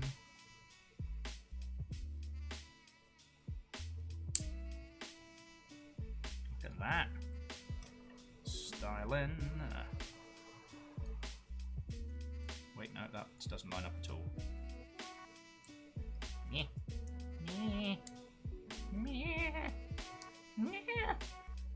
This is, you know what?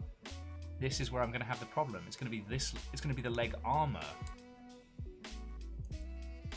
Well, Earl, if you have a look at the ship combat video they released recently, oh, I am going to fight you, you piece of hot shite garbage. You do not snap into those slots, so you can help me. I'm going to find you and end you.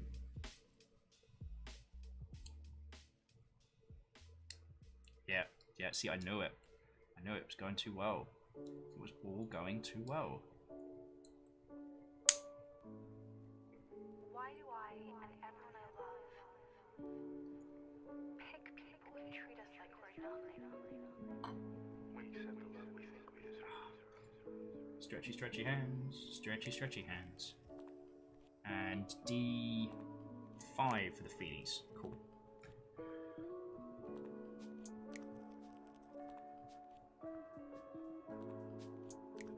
Baron Ransack, I like to think of it that we're grown-ups.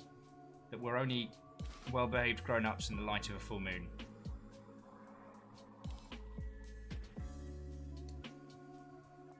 I'll be friends, if I haven't already talked to your ear off about it, Dual Universe is like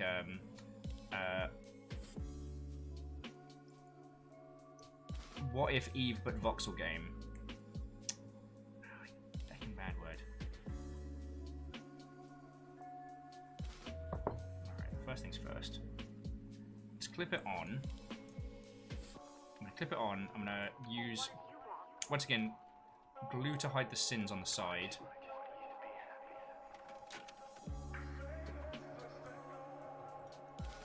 Just a little smidgen right on the sin marks.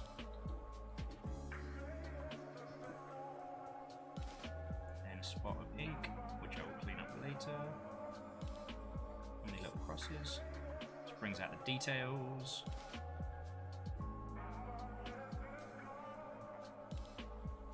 Shiza. You can see how shaky my hands are. Go well. Okay. And then this should clip on. Yep.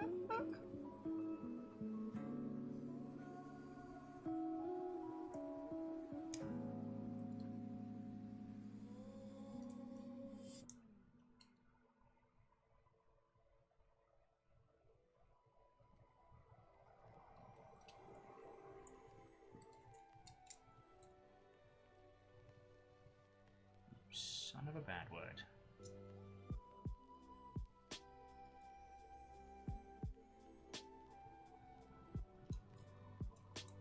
Wait, no, hang on.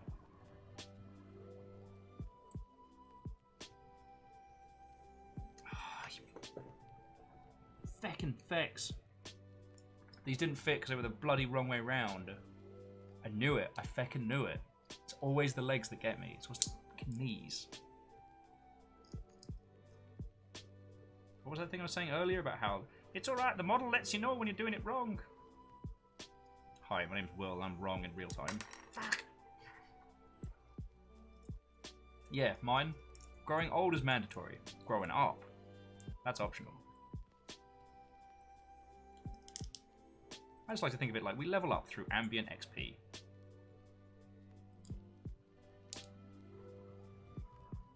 Dear this Gundam's legs, I reserve the right to kick your ass later.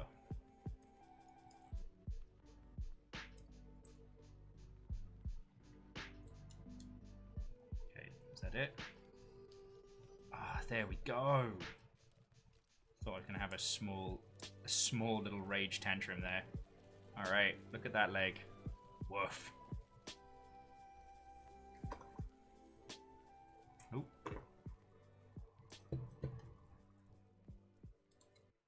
Wow, we've gone through a lot of jams tonight.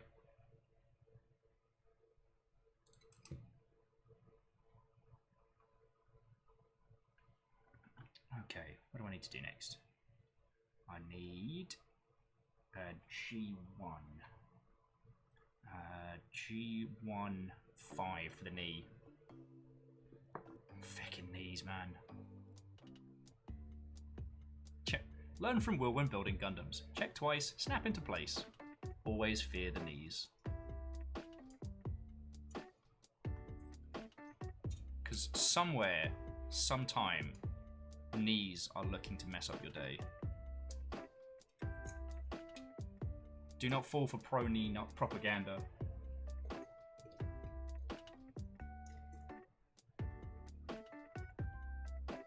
Oh, there's just some nice clean quartz.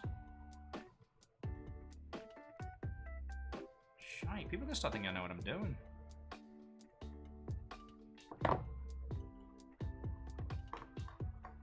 Okay. Fuck you. Fuck you. Fuck you very much. Keska, fuck you. Alright.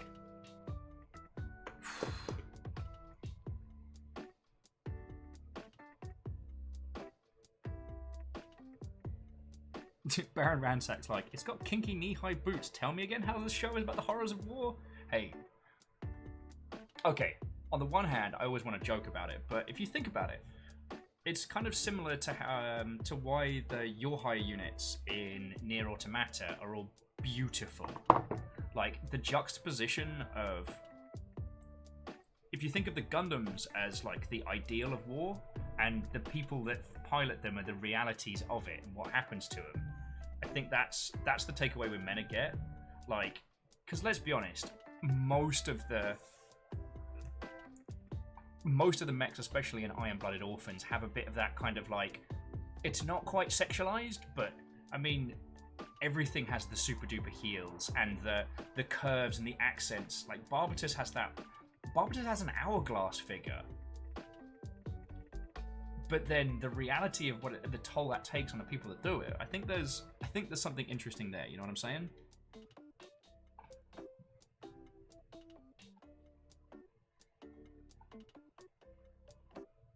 Earl saying, found it funny that the hodgepodge of ship designs lifted from other franchises are given the old Lego treatment. Yeah. Rengar. And then there's the knights who say knee. Bastards are traitors, and we know it. Alright. This is an interesting one. So, G9 and 10, they come together.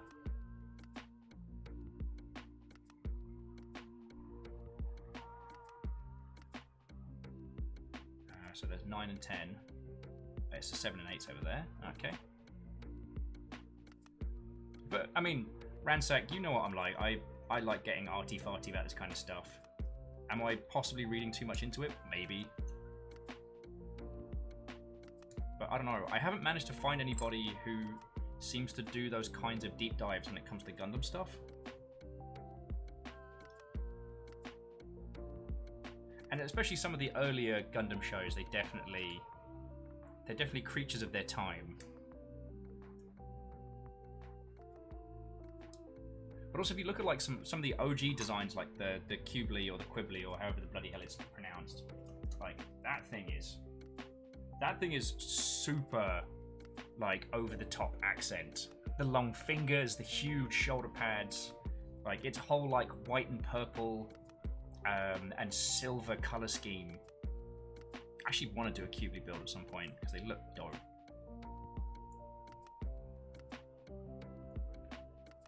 I think that's why I probably loved Thunderbolt so much, is that one is another one that definitely deals with like the cost of doing this. I don't know.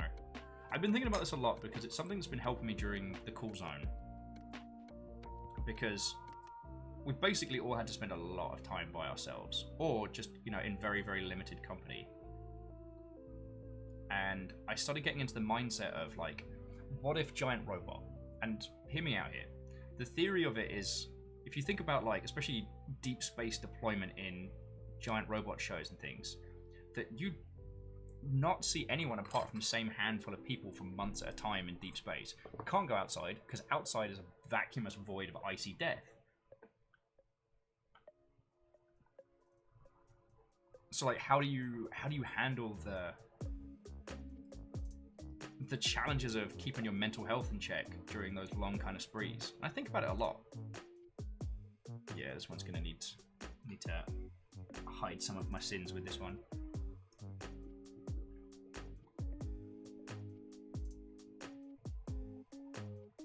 And I don't mean to say it as arrogant as I see myself as a giant robot pilot, but it's more just that thinking of, if you start thinking of it in that manner, I don't know, you're thinking of your own well-being in that way. I guess it's just one of those things that's helped me process, you know?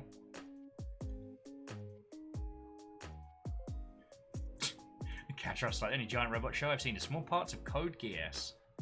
Well, if you want recommendations, I got you. H13, you're here. H13, come on down.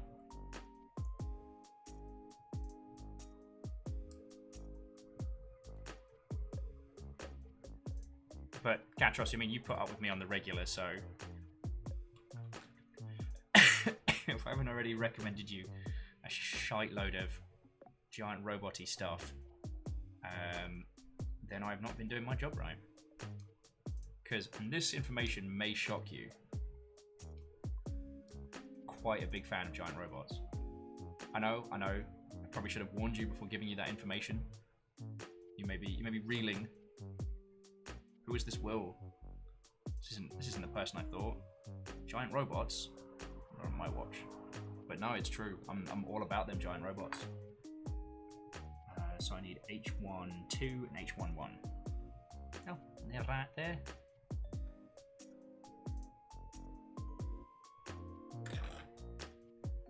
Okay. So one goes on the inside, two goes on the outside. Cool. Okay, out for the deluge. Go get some sleep, friend. I'm glad I got to provide some relaxing conversation. And I'm glad I got to hang out with you all, because I would have been even more of a sad potato if I hadn't had the chance to spend time with you all today, you know?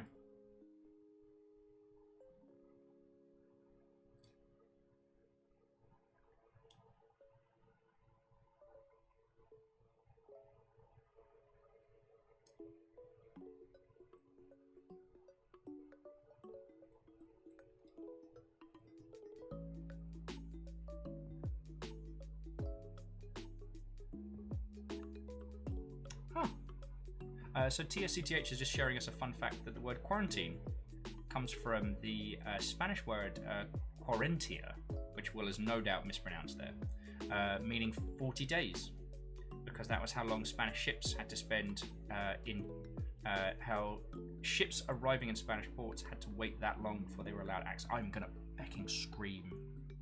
Okay, line this little mother up. There we go. Well, that is a curious one. I did not know that fact, so thank you for sharing.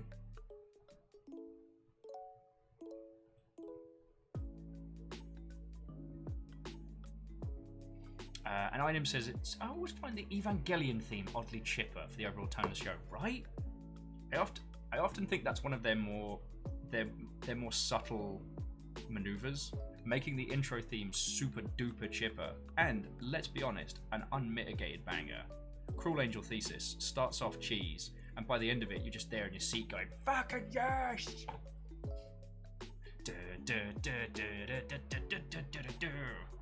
It's catchy. It's good. Sorry, hiding more sins. Oh, I need D13. Alright, where's the D? I'm gonna make sure I'm grabbing the correct D this time. That's D3. And you are G. Where's the D? Excuse me, has anyone seen the D? There's the H. There's F. Oh, D1 was here. It's right in bloody front of me. Good work, Will.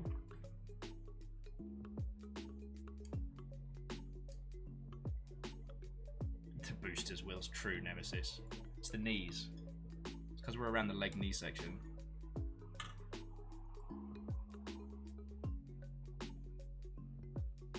Half a charm. Oh, that was an ugly cut, Will. What were you doing? Yeah, that's gonna be one for the glue sins to hide. TSCTH says, calm down, Will, there's plenty of D in the world. Well, as my femme friends on Twitter will show me frequently.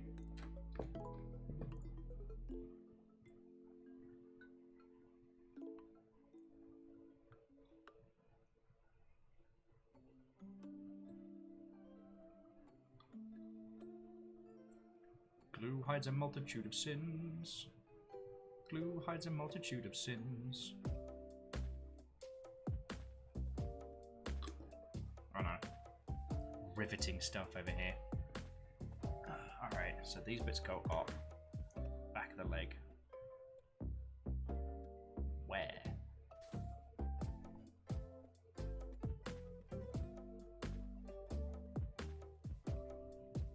Okay, but where though? So this thing goes. So this thing goes on the upper thigh.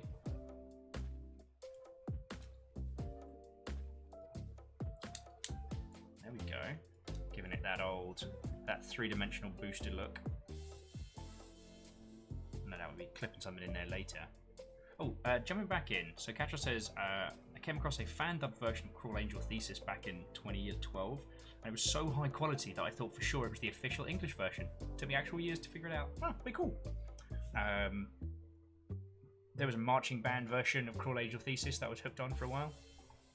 Earl was saying, I've only watched a handful of mecha anime, things like Macross, Eva, Full Metal Panic, I can never pronounce this one, but it's a good one, Garaz, Gasaraki?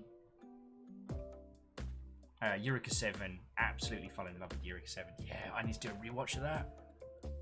I mean, I'm currently rewatching. Oh, I'm so sorry. I should really cover the Gundam Booty.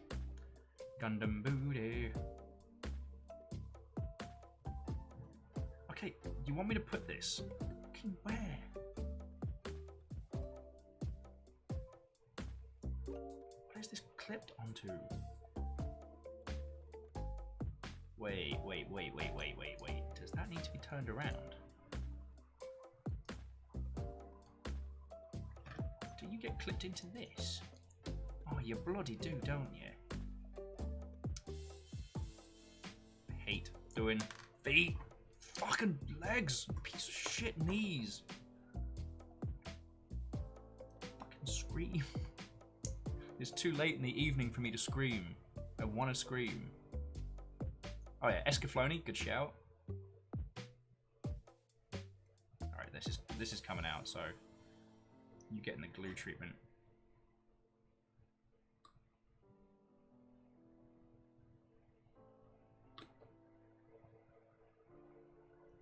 Yeah.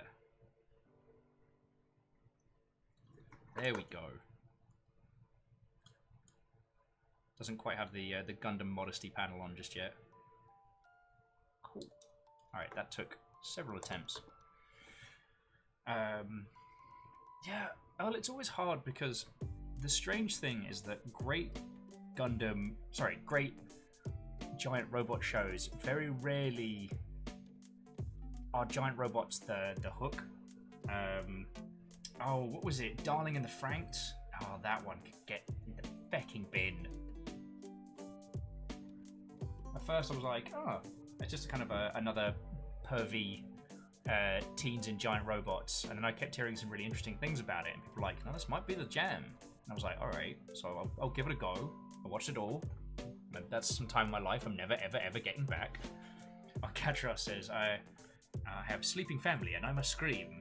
Is a weird sequel, to be fair. To be fair!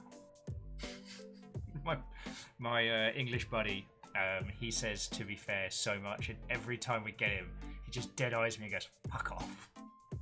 That will continue to be one of my favourite things. Darling in the Franks. Subtext is for cowards. I've known writers that use subtext, and they're all cowards. Oh. Cool, so we just do that again.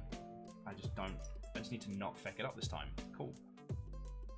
Kind of know what I'm doing, ish. Go over there. You I will have need of in a second. Alright, let's flip you over on your belly. Don't even have a crotch region on yet.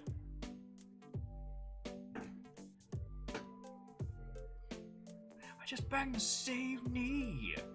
Oh, sorry, Earl was saying that makes me think of the time of Battlefield 5 when I introduced the Outpost game mode. One of the maps, the D flag was key to winning, so I'd spam my team, get the D, win the video game. You could confuse them half the time.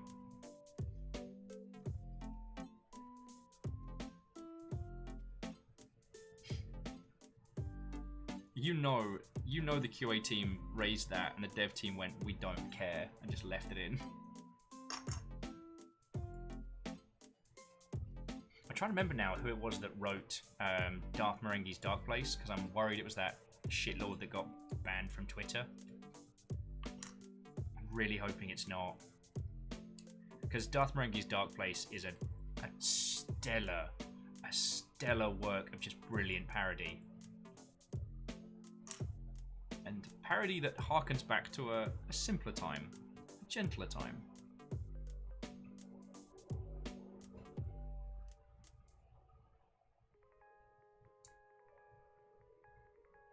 Hey, old chop.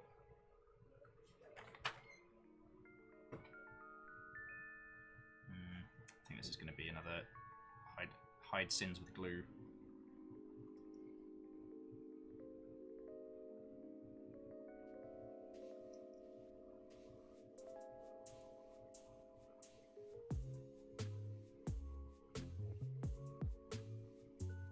Ah, actually, TSCTH. That is one that I'm saving for me and Fiona. At some point, Fiona and I are going to do TikTok Tale for 2 together. Haven't decided when.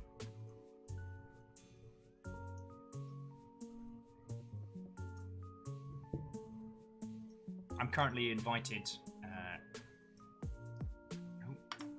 Nearly missed some ugly marks there.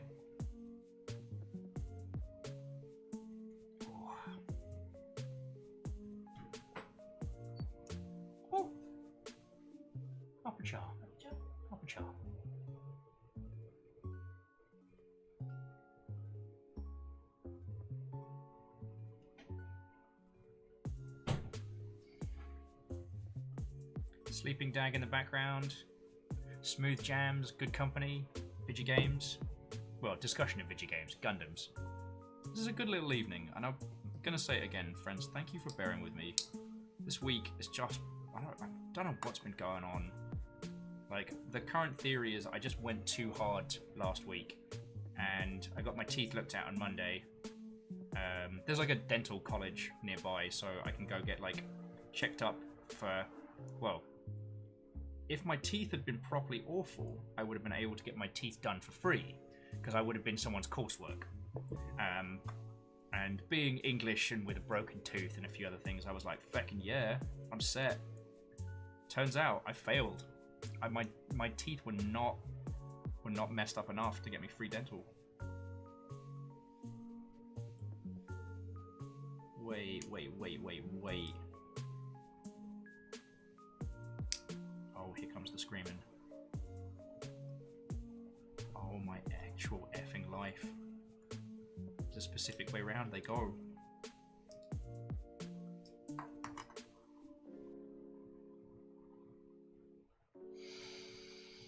I've done them wrong. Fucking knees! Fucking knees!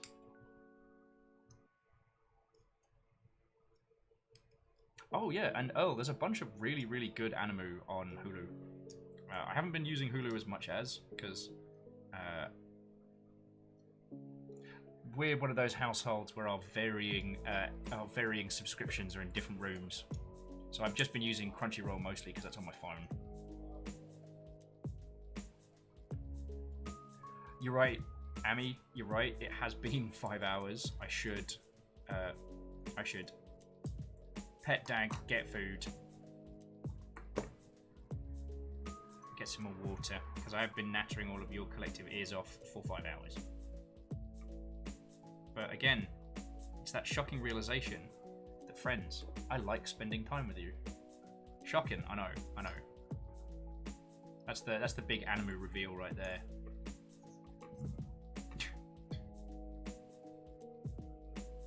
Yeah, Earl, I think that's what I might do. Every Gundam is now gun tank. They can have legs again when they learn how to not be an ass.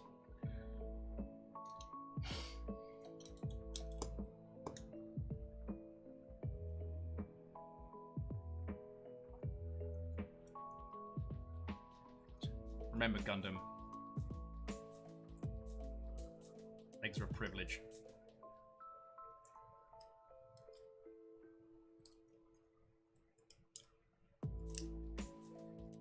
There we go. It's time to look like I know what I'm doing.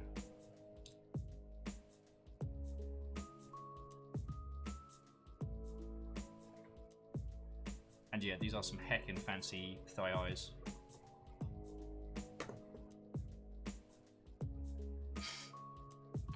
I know you were meaning that like a threat, Alnus, but the only thing you're doing there is making me smile, so in your face.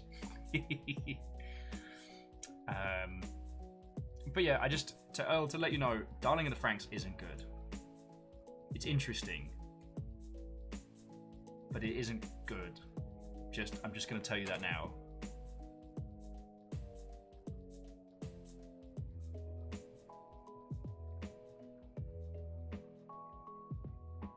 There was one really good giant robot show, and I hate that I've forgotten the name of it already.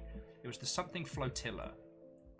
Giant robot pilot gets thrown back in time to a time when Earth was almost primarily water, and he ends up falling in line with a flotilla, like a little floating nation, and it's fascinating. Mostly because this guy's like a trained giant robot pilot badass. Like, that's what he was born and bred to be.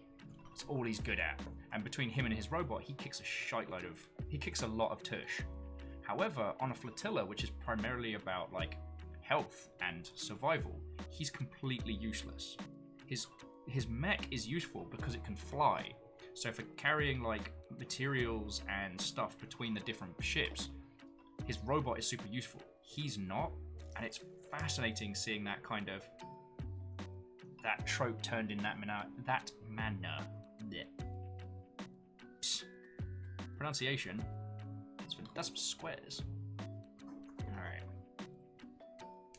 Back of leg. You're just gonna have to look at Gundam booty. Hey, good morning, Tenari. How are you doing? I was very hungover today, so I missed the show. So we've been up building some Gundams. And despite my instructions, some people have been very, very generous, as you can see by Maniacal Panda, who dropped a feckin' blue bit on me. And by the way, that's the same panda that gifted me the feckin' Psycho Zaku Verkai over there, which is long Gundam speak for big model, very good. So jumping back in, Katros is saying they played a whole bunch of Dragon Ball Xenoverse 2 the past 7 days. And while the presentation is amazing, like, I have no nostalgia for Dragon Ball whatsoever, and I still love just making new characters, setting up the skills. But the combat is actual literal dog feces. I mean, when one element of a game is strong enough. Yeah, so Tenari, we're building this one. The McGillis. With little shiny gold bits. I didn't like the yellow, so I changed it to shiny gold. We're currently working on this, its aforementioned thigh-high boots. The swearing has been...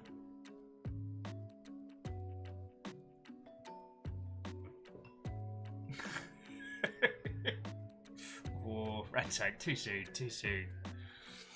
Yeah, it has super thigh-highs. It does need glitter. But I just wanted to put this one together because this is a prime candidate for potentially doing some spray paint stuff in the future because the armor's real easy. So I could give it some like sparkly glitter boots or something. I don't know. So Baron Ransack was saying, we'll be even with you if you get cancelled for saying Xeon did nothing wrong. Dropped a colony. Oh, yeah, the bit in Origins where they show the colony fall from the colonist's perspective, I'm just like, cool, so I'm not sleeping tonight. And yes, this is the show I've been recommending you several times today. Alright, so this is the one we need next. So Tenari, how are you doing?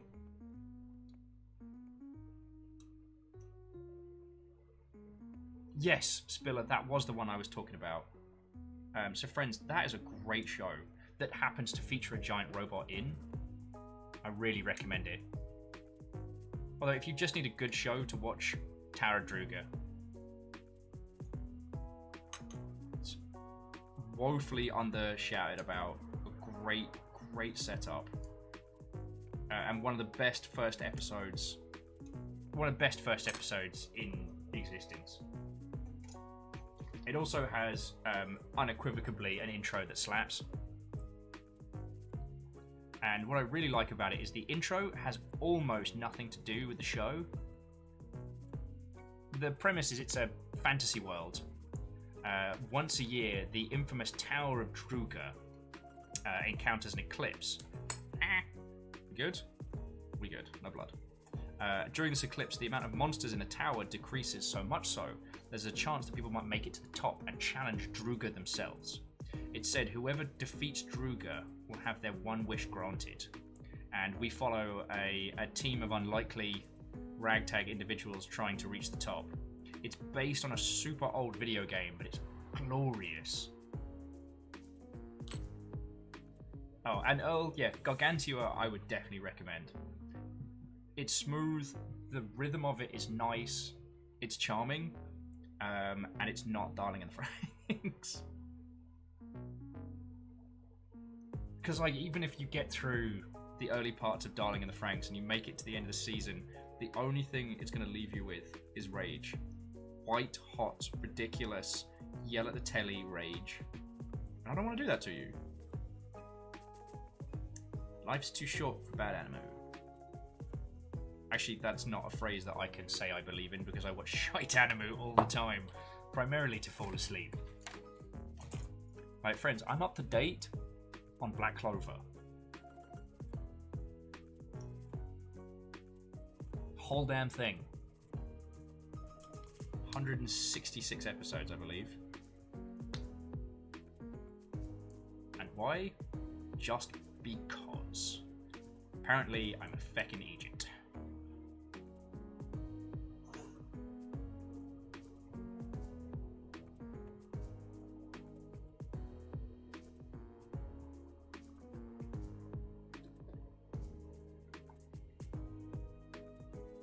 Oh yeah, Baron Ransack, yeah, the gas attack, people start melting. It's Gundam Zeta, isn't it? Oh. But that was always what was so impressive about Gundam.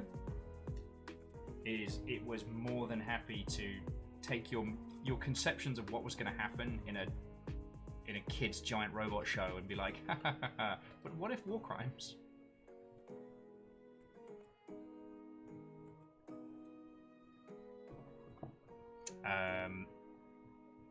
TSH says, Danny watched Gren Lagann, made the mistake of watching it as an adult because it had mechs in, and boy is it problematic. It is.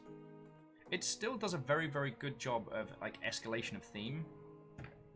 And everything post time skip is very, very odd. I don't regret watching watching it back in the day.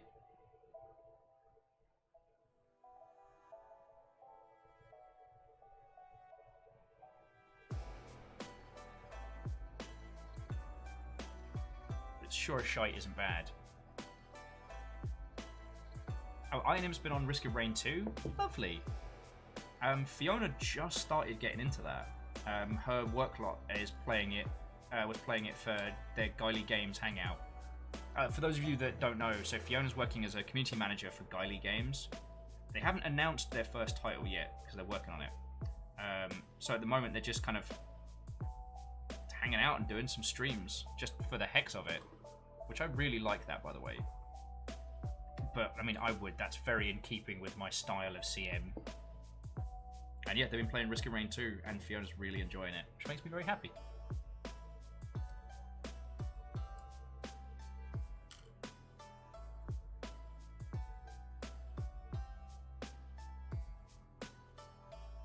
Alright, here we go. It's time for more swearing at knees.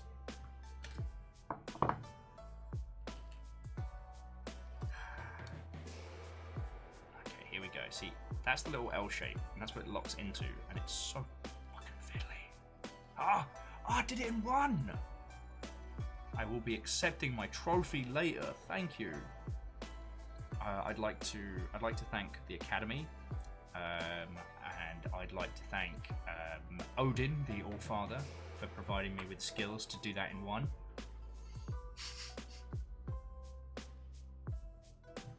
Alrighty. Rotatey potatey, the leggies are done.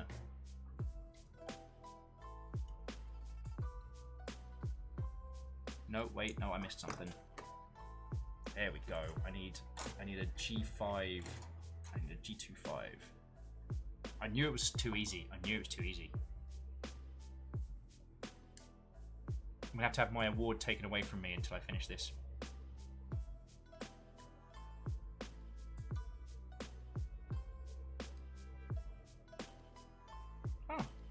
I ended up saying that for Risk of Rain 2, when the characters you unlock is a half plant, half robot.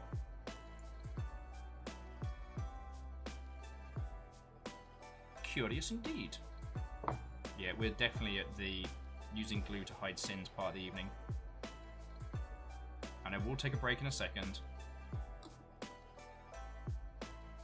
Though I will say I'm always worried that everyone's gonna leave when I go and take a break. Like, no, because I want to hang out with everybody.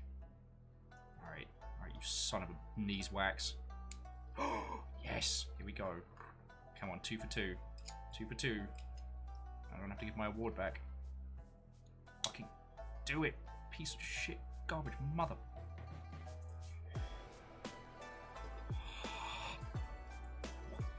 Fucking end you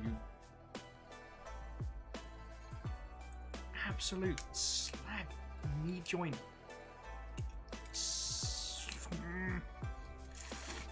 Fucking come on. Ah, fuck. Alright. Okay.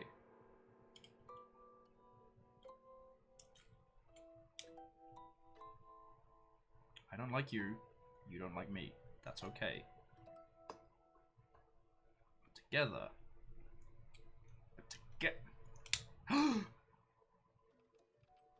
Good? I think we're good.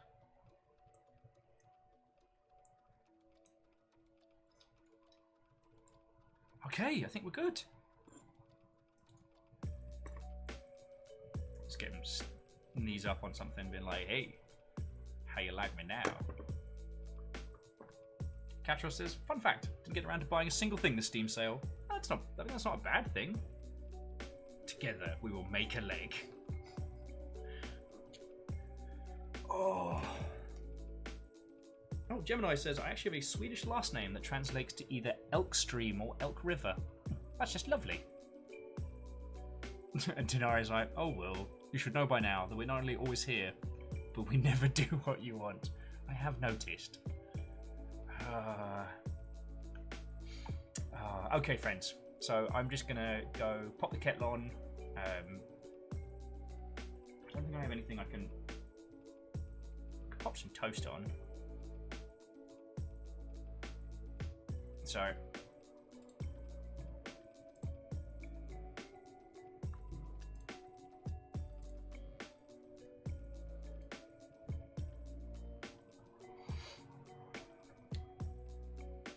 wow, I just went right into outer space there. I don't know if you saw my eyes unfocus and me just whoop, off into space. So I'm just going to take a cheeky break. However, as much as Gundam's good, Dags are better. So where's my BRB banner? My BRB banner.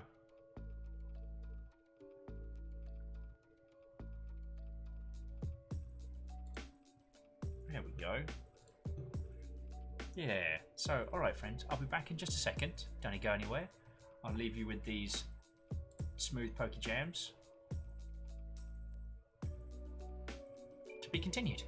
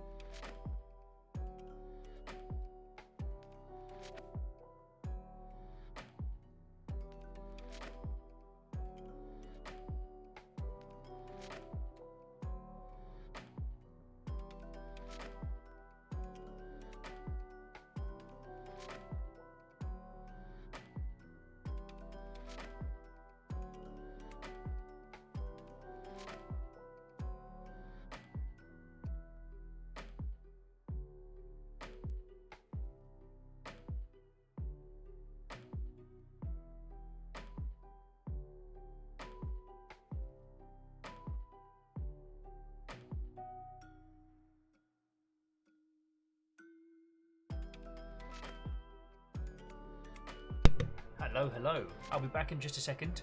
I've got leftovers and a big ass cup of tea, like monster-sized cuppa on the way. These are glorious times. Now back to your regularly scheduled river. Yes, the real star of the show, Peter.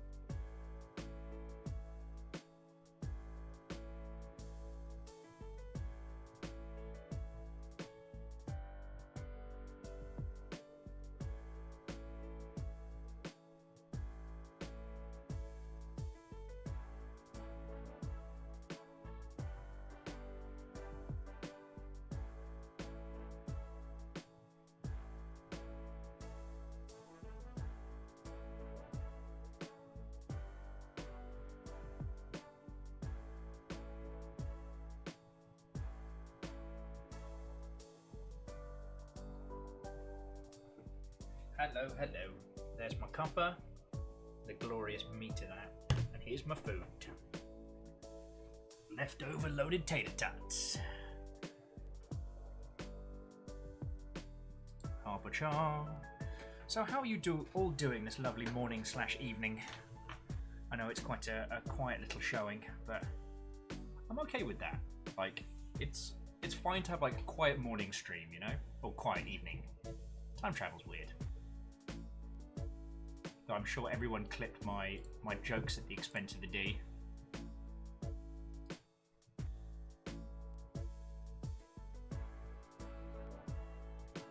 Yeah, man, treat yourself. Get some good breakfast.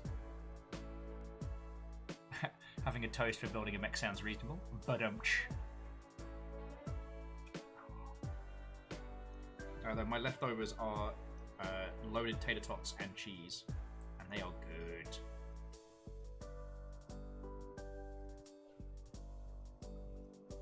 Okay, there's no elegant way to eat this. Let's turn a little bit of that off. Oh, cool. My hair's decided to do that thing where it just pops a speed fin in case I need to go around corners quickly, I assume.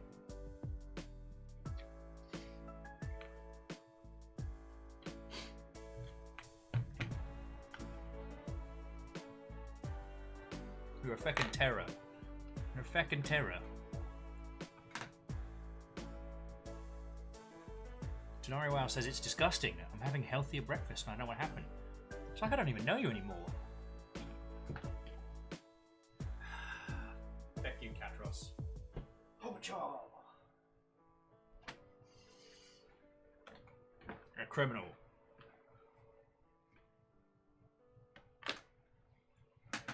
The Gemini says I have been satisfied with only one deep dish and a 2-litre Mountain Dew from Little Caesars. Ooh. I've been doing a lot of... I suppose, honestly, I kind of prefer these quiet streams. Make the conversation easier without being drowned out. And that's cool. I mean, I've been wanting to do more, like, long ship after dark stuff.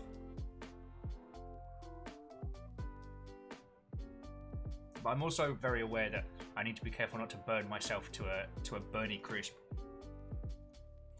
Katros, just using the tools I've been provided. I need to find more ways to remove mead points from the system.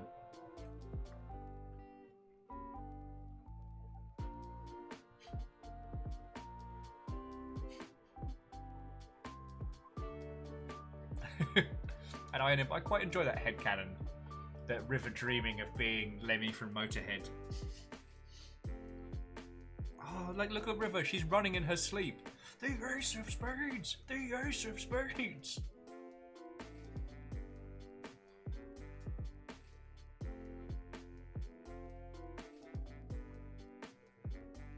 Oh yeah. Denari, I'm pretty good at not working myself too hard. Okay, that's a lie, but I'm better. But yeah, it's that last elusive little creature My body seems to love the idea of going to bed at 5 in the morning, even when I am craving sleep like no other. Oh, this is so good. This is so good.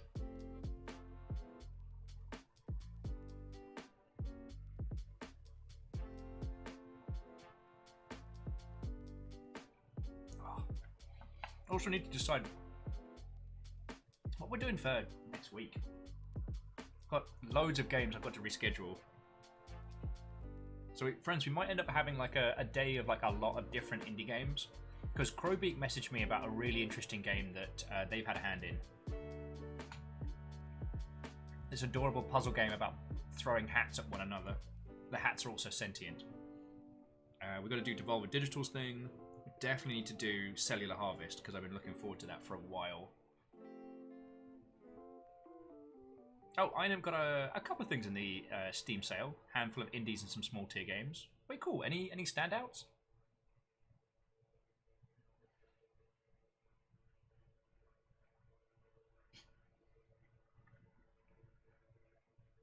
Yeah, I'm sorry, Katros. I'm a bad influence. Katros saying the only time that they stay up late these days is when we play Sniper Elite 3, and they're like, oh, I'm responsible for that, aren't I? Something Tangle Tower, yeah.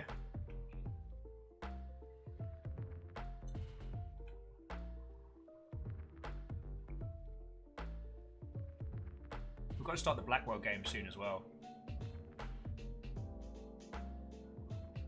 So, Iron's saying they got No Escape, 4 Days to Die, pixel post-apocalyptic thing, Receiver 2, Cultist Simulator, Garage Bad Trip, Project Warlock, that's it. Project Warlock, that's the programming wizard game, right? Or am I going completely dilally-tap?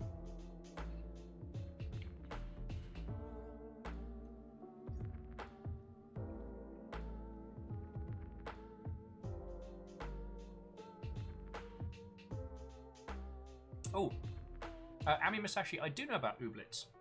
I didn't realize it was dropping in early access. I'm kind of... Ooblets had a few troubled moments. But essentially, friends, Ooblets is a Pokemon-style game where you grow little Ooblets. And then instead of them fighting to the death, like Pocket Monsters, they have little dance-off to decide who wins.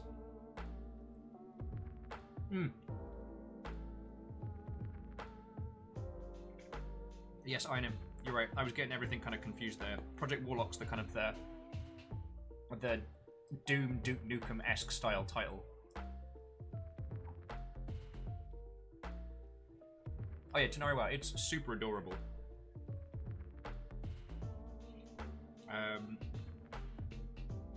It's super adorable. It's super indie. It's been a real winner at a lot of like past E3s and stuff. So I do recommend giving it a look.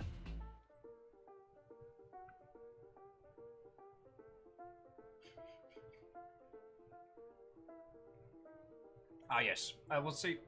What happened is Ooblets got a lot of hate for announcing that they were going to be a timed exclusive on the Epic Store. Basically, Epic pumped a ton of cash into that game, which not a bad thing on its own. However, they got a lot of hate because of that, and then reacted really badly to it, and it got weird.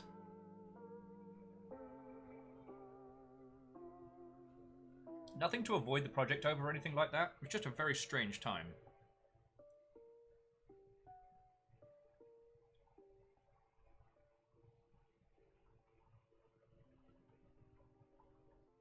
It was a very good example of badly reacting to things.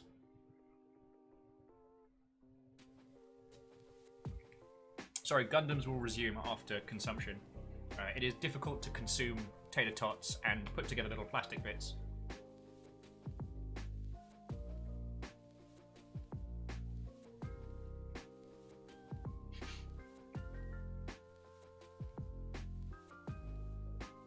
And Katros, that is a good point. I do often think about how the villains in Pokemon games have drastically changed. I didn't get far enough in Sword and Shield to kind of see if the team, if the fans, the hooligans evolved more into obsessed fans rather than just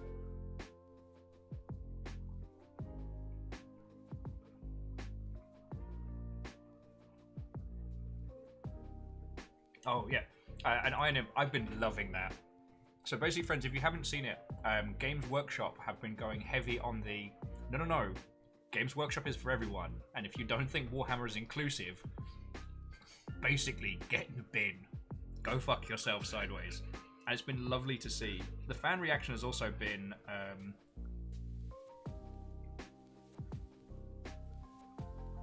it's been more positive than negative, at least from what I've seen, which is great.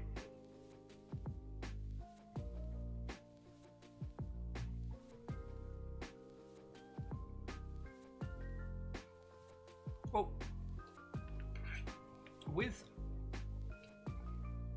because especially Warhammer 40k has a lot of space baddies, like the Space Marines, the most popular of all of 40k's factions, they're not the goodies. Like, everybody in 40k apart from the Tau are the baddies. And there's often been a worry of there being kind of like some underlying, you know, racism and prejudice that comes from having your most popular faction be like super duper bad, like murder fascists. And it's also one of the reasons why there's so much funny nonsense around 40k is because it's so po-faced, and the main faction is absolutely one of the worst, that it just makes ripe for good memery. So there's always been this worry of this being this kind of like underlining, we'll call it uninclusivity, and especially the whole why can't girls be Space Marines conversation. There was a lot of people in the 40k fandom that came out with some really, really bad takes on that one. That's a whole other story. So I love that that Games Workshop are just being like combatively inclusive, and it's like, yeah, everyone's welcome here. Do you want to fight about it? Fuck, cool. This is basically 40k and Ben and Jerry's out there fighting the good fight. Well, basically, Mal, Ami Musashi bullied me into getting food and water, so I've got a cuppa. I'm just having the last of some super loaded tater tots before we get back to the Gandams. Aggressive inclusiveness. Yeah. Sorry, Catshop's with, are we the bad? Yes, Harold, we are the fucking baddies.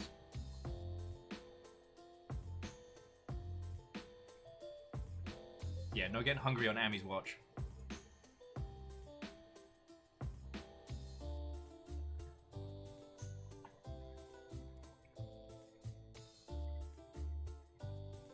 Oh. But yeah, like 40k, especially a lot of the Emperor with the text-to-speech device highlights just how awful the Imperium are in the funniest ways.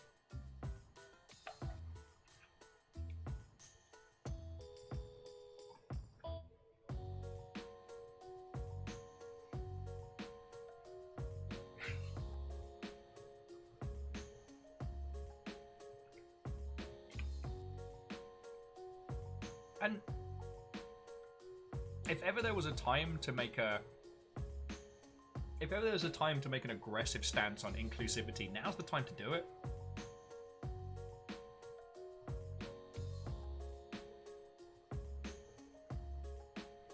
Gemini's like, have you ever seen the AMV for the Imperial Guardsmen and the Space Marines?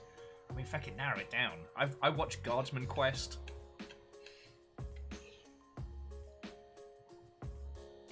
The You Heretic skit is possibly the greatest example of 40k. You know, they're all just running around killing each other down there. Better lay an exterminatus on them. Hey Navalis, good morning, friend. How are you doing? I've just been having a late night Gundam building, like, chats and conversation. Ami made sure that I went and got some food, so I'm just having a little snack. And then getting back to it, we're actually real close. Like, friends, I think we'll finish this tonight. Yeah, Baron Ransack, like, 40k is the Starship Troopers of tabletop stuff, and then more so. That whole thing where people don't realise that Starship Troopers is an incredibly political movie. I'll never get tired of that.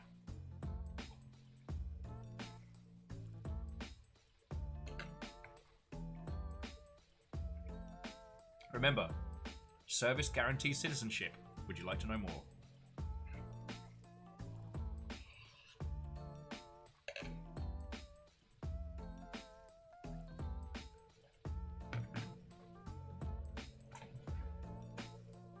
One whole food eaten.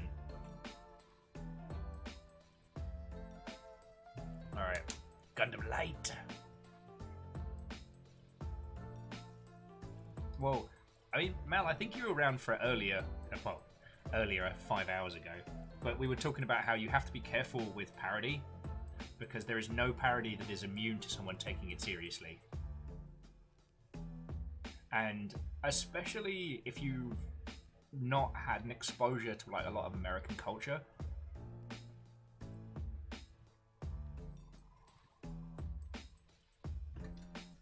Oh, so Navalis, they're not necessarily new badges.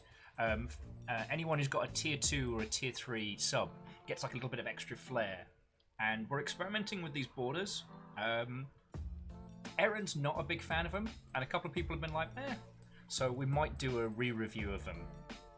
But at the moment, yeah, you get like a silver or gold border around. Just a little like thank you, you know?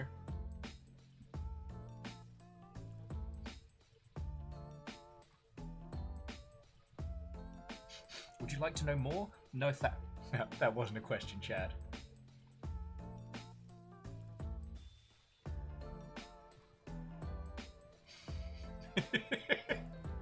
Mal, you know what? That is a glorious quote, and I hope I remember it in the morning. Mal saying, one of their favourite quotes, a common mistake that people make when trying to design something completely foolproof is to underestimate the ingenuity of complete fools. That feels very Hitchhiker's Guide, you know? Alright. Would you like to build a Gundam? I'd rather like to build a Gundam.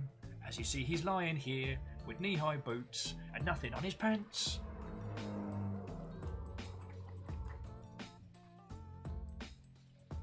Okay. So we just finished up doing the feedies. So I'm gonna do. So we're gonna do the waist next. Oh, these things go on the hips. Cool. Might as well clip these off now. Flare? Nah, don't like it, but I can hide it. Oh, can you turn it off? Okay. Well, like I said, it was a speedy request I made of Banner, and that was what she sent across. And I haven't had a chance to test it since it went live. So we'll try a few things, you know. It's definitely on the... we're in no rush to get that one done and dusted, you know?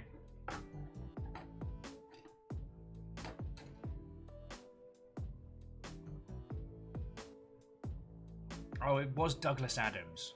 Should have fucking known.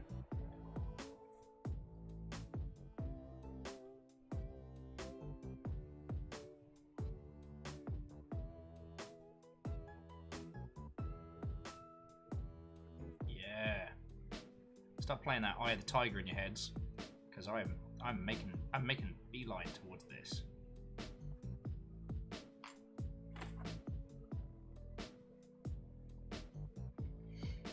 Anyway, so where were we? What were we chatting about before? Or, if I've completely forgotten what we were chatting about, what would you like to chat about? That's right. Late Night Will. Late Night Will means more choice.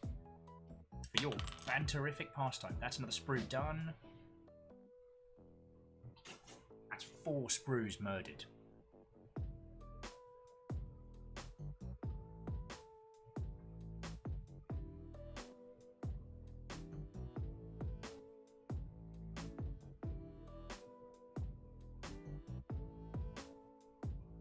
Hop chop.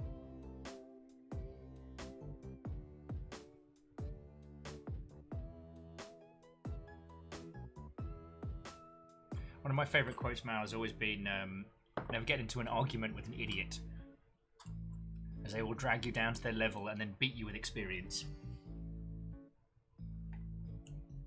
Alright, let's get some crotch on this. Okay, so 14 at the front and 15 on the booty.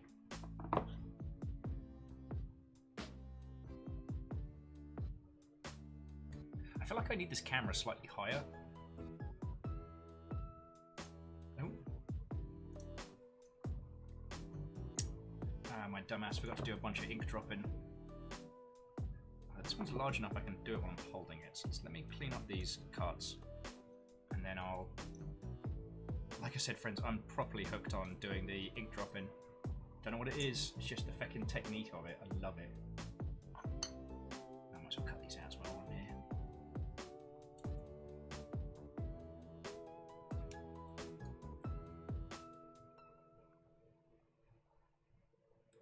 And again, I'm absolutely cutting these wrong. If you've just joined us, what you're meant to do is you're meant to take off the chunk with the sprue here and then clean up the cut so you get less of those little like white nodules you can spot. But I'm doing it wrong because that's just who I am tonight. It means there's more cleanup, but I'm just kind of shaving the bits off there to clean the cuts, then using glue to hide the blemishes. Glue hides many sins, my friends, many sins. Mal says, I think a lot of mini creator types have one super with a monster lens on it. Oh yes, some super high up with a monster lens, yeah. I know Stooge is planning on doing something like that with his setup. Because he does crafting streams, like proper good ones. He also wants to do like tabletop stuff in the future. So he wants to be able to have it so there's like an above view for the board and things like that.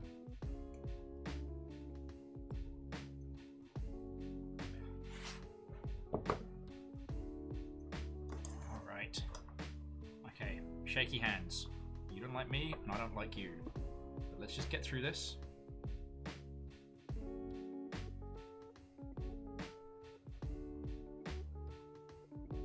Let's just get through this.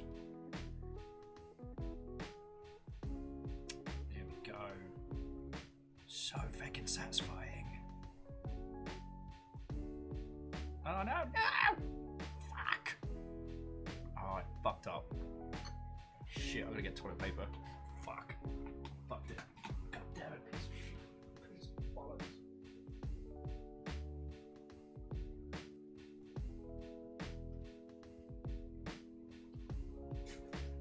Fuck a diddlian.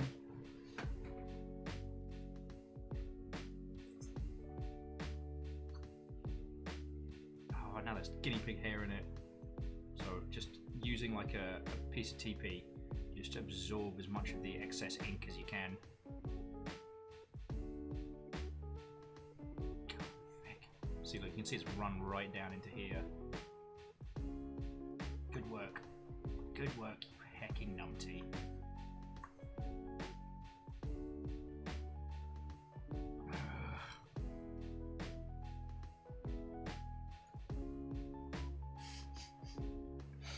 Betrayal. This is so satisfying. Fex up. Crystick says, what do you call a well-aged fan of these things? Gandam the Grey. Boop. Yeah, see, when it works like that, you feel like the coolest dude alive.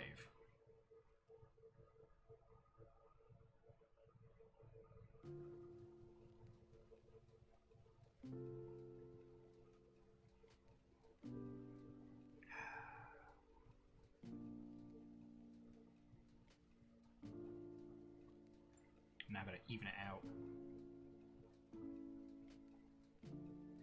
Do these little details down here as well. Why not?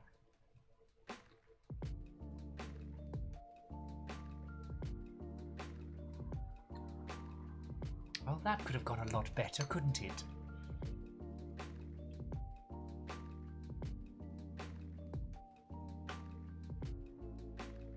Actually, I've not read Vert. I hadn't heard of that one. Hang on, let me just screw the cap on before I flash it so I don't end up pouring it all over my Gundam. No, it's his panel accent liner. And it's very good. It's very good.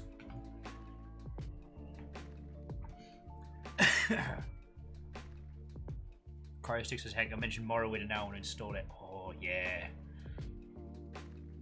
Just... Oh. Cryostix, I missed that earlier comment, so it turns out that, yeah, adding guinea pig hair to your life does add resist to potions.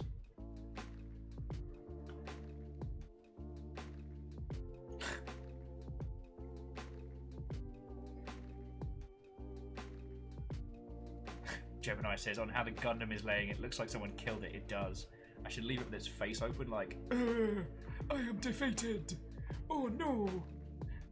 How could I, Gundam Jeff, have been defeated so badly? To Linwoo.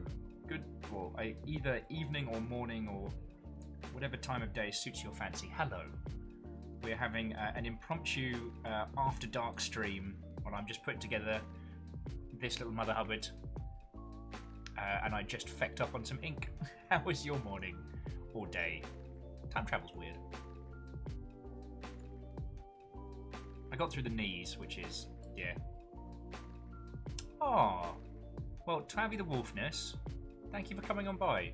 Mr. Squarepeg is a lovely regular here and a wonderful person, so I will have to thank him again. And there they are.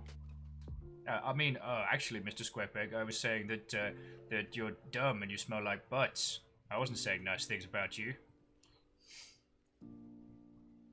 How are you doing, friend? Thank you for bringing people over. So I guess to Tavi and Lynn, let me introduce myself proper, so I'm not a complete trash lord of a host. My name's Will. It's lovely to make your acquaintance. I was in the games industry for a very long time, and these days I do this, not the Gundam building. This is usually more of an off-hours thing, but I stream 5 days a week, and I like talking about how video games are made, I like talking about the business of them, all that good stuff. But today I was royally hungover, so I hid, recovered from that hangover, and I missed everybody, so we're doing a little Gundam stream. Oh, and I need H10 for the butt booster. There, look at this. Look at that bad boy booster there. That's going right on his booty. Oh, Christix, I know. Like, there's so much about Morrowind I'd love to update and change, but just actually having to orienteer your way around with a physical map was so good. Like, was it intuitive? No. Did it make anything easier? God, no. Was it fun? Heck yes.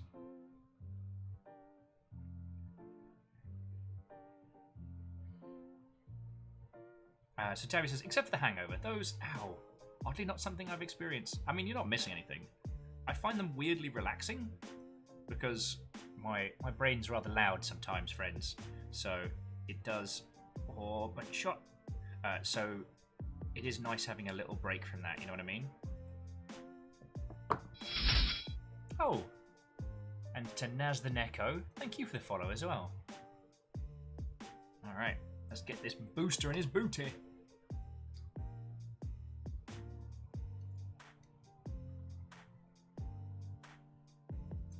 There we go. That's a proper tush booster, that is.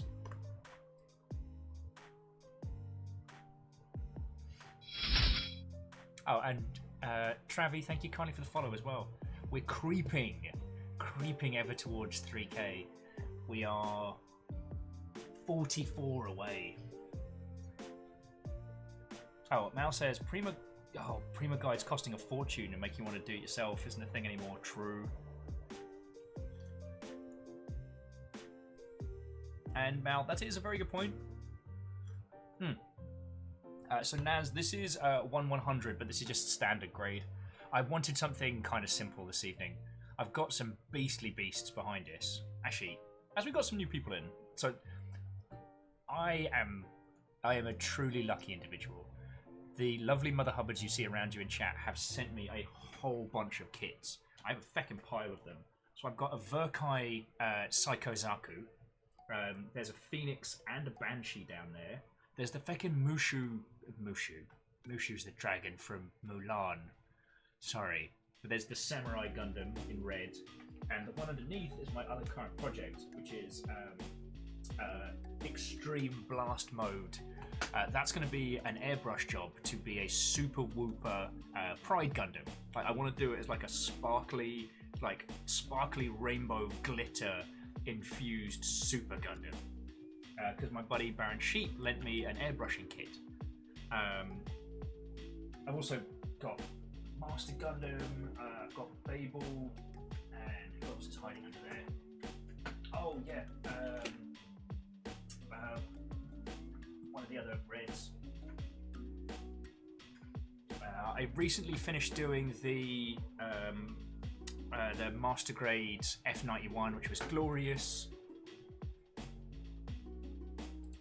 So yeah, this has been something that's been really helping me during lockdown, and I guess I wanted to acknowledge, I don't know who bought most of those for myself. Like, I've used my Amazon wishlist as a things to get. That's its exact point. As a reminder of what Gundams I want to get in the future, and these lovely Mother Hubbards sent some lovely things.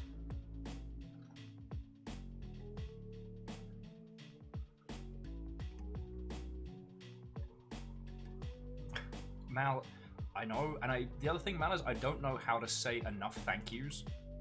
Like, how do I thank someone for sending me a feckin', yeah.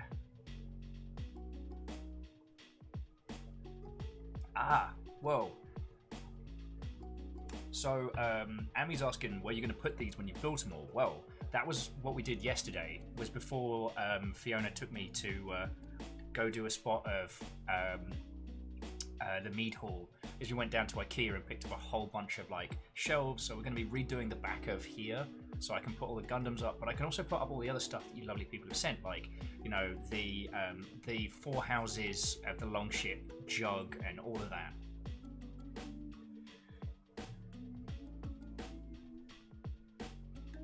So to Lin Wu and to Baron Ransack, I have to put my hand up and say I've never seen F91 Gundam. I played the SNES game to death, like untranslated. I worked out how to play that feckin' game, and it was great. But I've never played the OG. Oh, we're back on the G's now. So I've never seen F91 Gundam.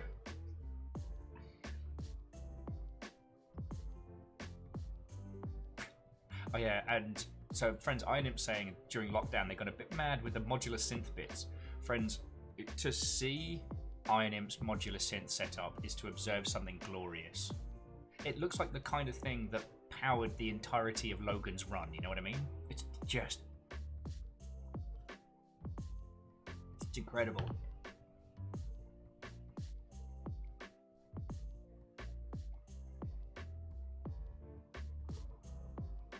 Yeah, and Iron Imp, like, it's also your profession, so it's not like it's going out. So yeah, so Mr. Squarepeg, what prompted you to bring all these lovely Mother Hubbards over? Oh, gee, I'm gonna need the H's first. So, so these are like little variable boosters that will go inside the booty pieces. So, needed a place to chill and the Longship came to mind? Well, thank you.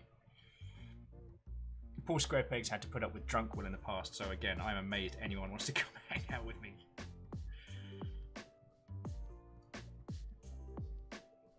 And that's another sprue done, my friends. That's another sprue done.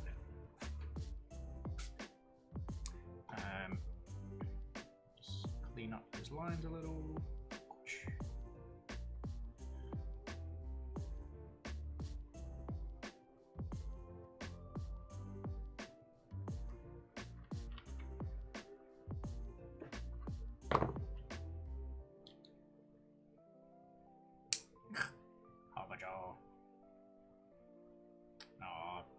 CSCTH, you are too kind. The truth of the matter is, of course, I'm a monstrous dork. A fact that has been well documented. Had a little panic moment there. I thought we'd lost a bit. We had not. The bit was alongside us all along.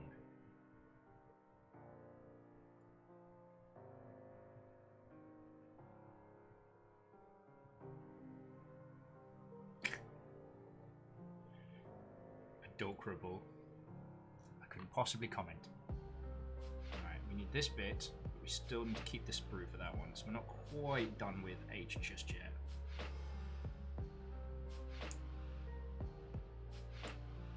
But yeah, so we've been working on this evening and it's been lovely. I am not doing everything as correctly as I should be for this. I'm being very, very blasé. Like, there's a bunch of like ink spillage and stuff I still haven't cleaned. I will do eventually. Oh, alright, so we've got to get these. So 19.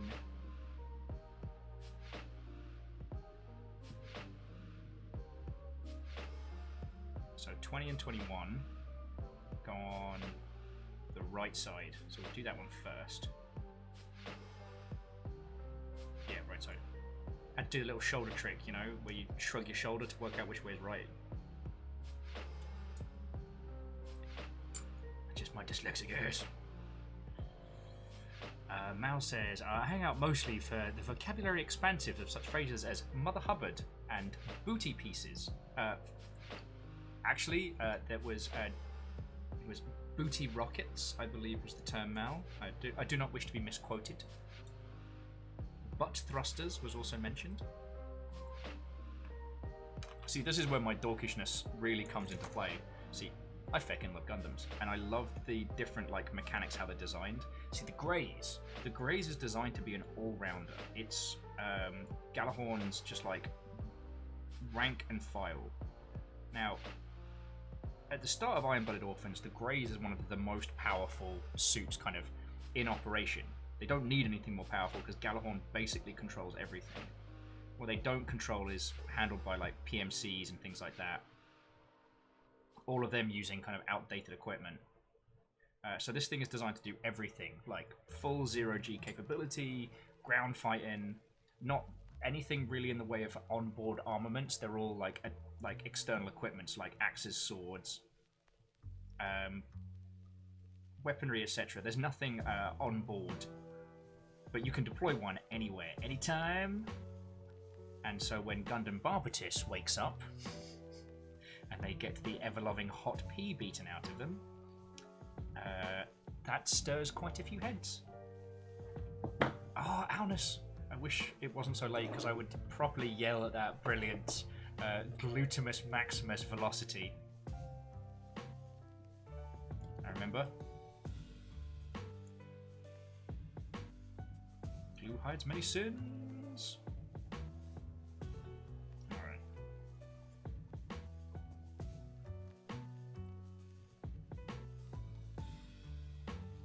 So now it comes together like thus.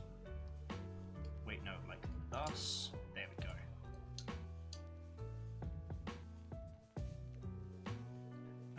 Oh, Mal says, my wife has left-right issues. She sticks her thumb out and looks at the back of hands. Yeah, that's how you do it. Says no L. That one's the L.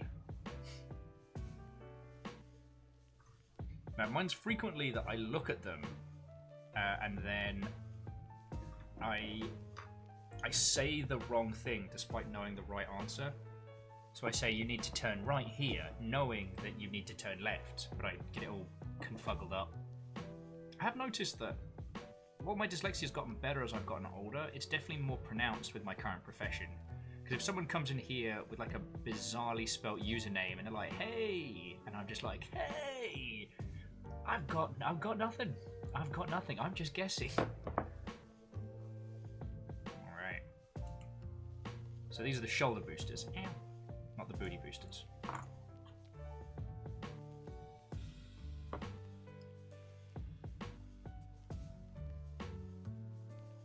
Seriously though, Glutamus Maximus velocity, that's glorious.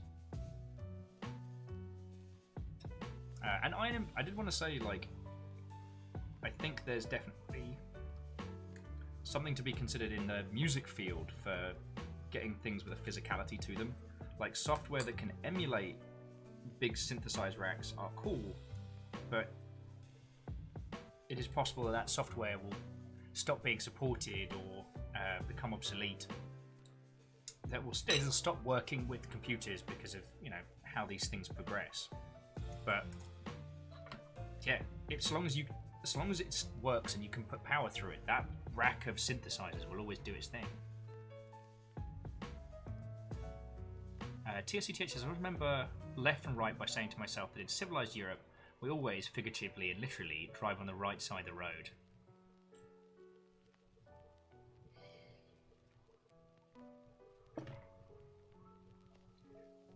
I always like to think that the Brits driving on the left is just a testament to our stubbornness.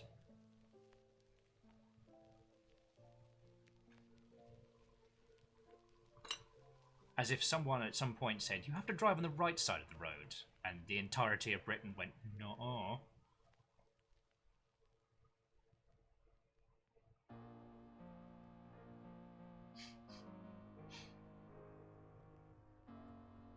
Alrighty. Sorry, I'm doing that thing again where I'm trying to keep my hand steady by bringing it in close to my body, realising you can't see a diddly thing going on.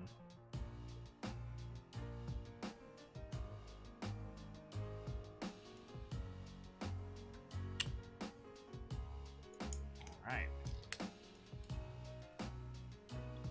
Any sins to hide?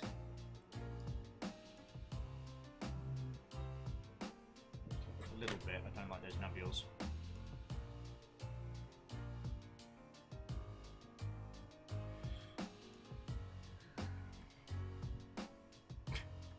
Well, I mean, Greenwich is the centre of the universe, INM, so we've got that going for us.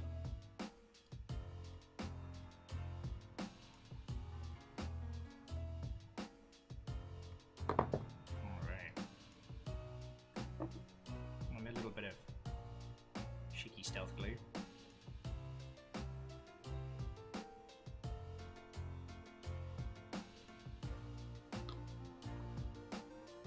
Aha! Alright.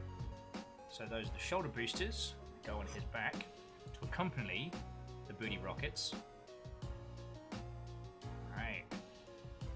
God, yeah, changing out the yellow for gold was a great idea. Good work past me. CET is the gentleman's time zone of choice. It's the discerning choice. Oh, we are very, very close to... We are very nearly done on this one. I'm going to do 2 of these little shields. They go on the hip, and then they go on the legs. Bloody hell. Is it big for the legs?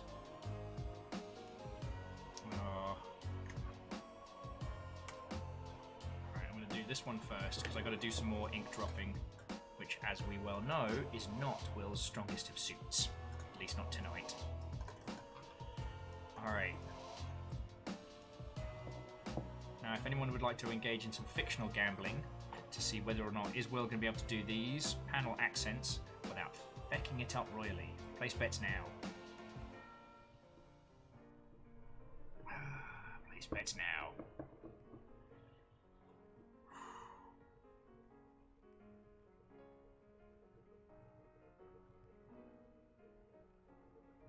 Okay, so far so good.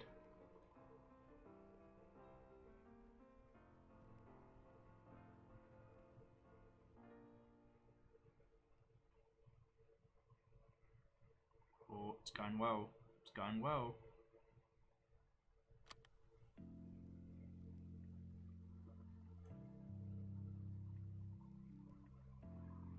There's a little much there. Not tonight, probably not even for a good while, but later on I will work on cleaning these out.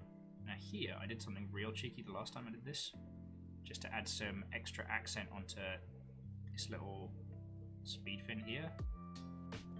I really like the look of it, so I'm doing it again, because I'm allowed to.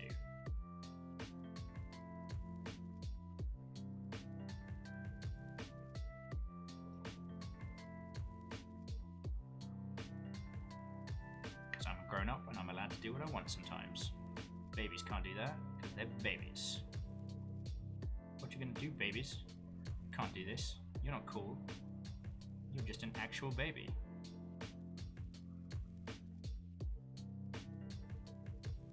So, this will be a fair amount for me to clean up later, but... Ooh, no, that was almost a disaster there.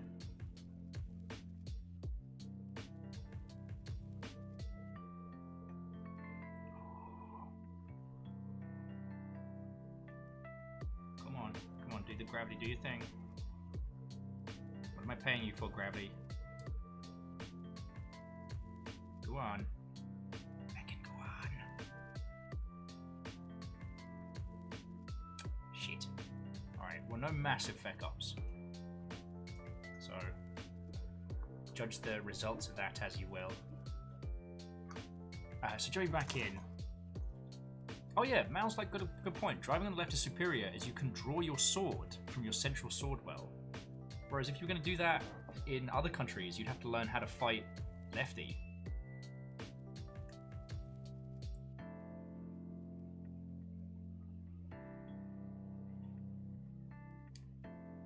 Oh yeah, it's the fake shadow effect for ridges, etc. Yeah. The ink's kind of, I think it's like an enamel based. And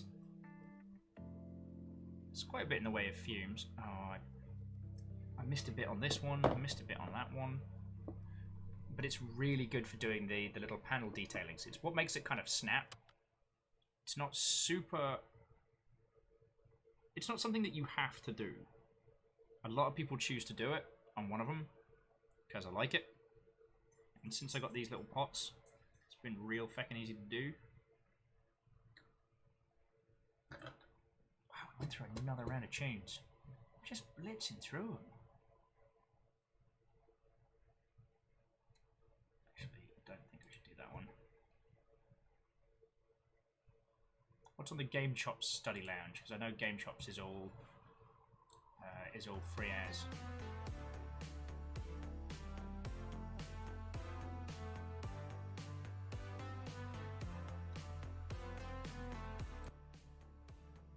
Ooh. No. Trying to get the sound not quite so loud. There we go. Sorry, where were we? Oh yes, finishing this fucking Gundam. Marvelous, marvelous. So these go onto here. They go onto the legs apparently, because those thigh highs have to be protected. I don't know if Tanari Wow is still chilling and illing here, but this is definitely feeling like the Kinky Boots build, if you know what I'm saying. Which is, yes, in reference to the film Kinky Boots.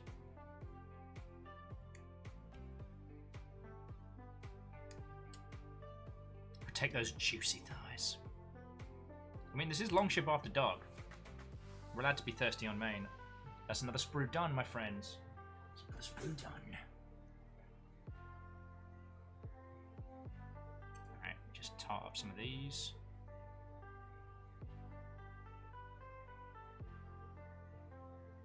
Because Galahorn never skips leg day.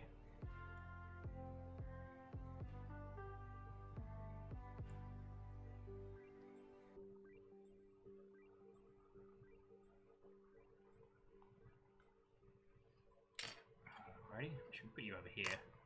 Sprue's taking up all the ruddy space. Mal says, it's always before the watershed somewhere on the internet. That's a good point. It's like the Hellscape version of It's Always 5 PM somewhere.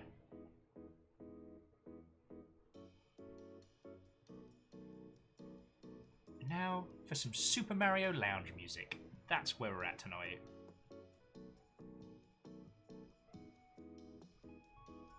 The Longship. It's not always what you expect, but it's never dull here. My friends, we can be... Catcher saying please. Most people are always thirsty on main. Some of us have to have a modicum of mock professionalism. Alright, that's another sprue done. Seriously, it's so fucking satisfying when you clear them. Alright, now I know there are some lines on here that need... There's some, sorry, there's some lines, some cut marks on here that need attention.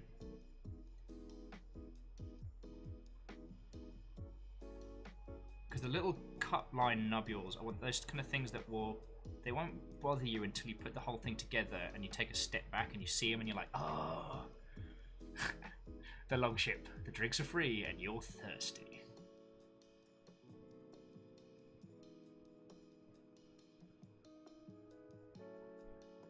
I mean, in fairness, the longship is a very wholesome setup. And I'm real proud of that. Because, like, I can't take any of the credit for how fucking lovely you lot are. I'm just the meaty megaphone of this operation, you know? Look at that. Fancy panels. And your thigh highs need to be that little bit spicier. Thigh armor. Or as I call it, tharma.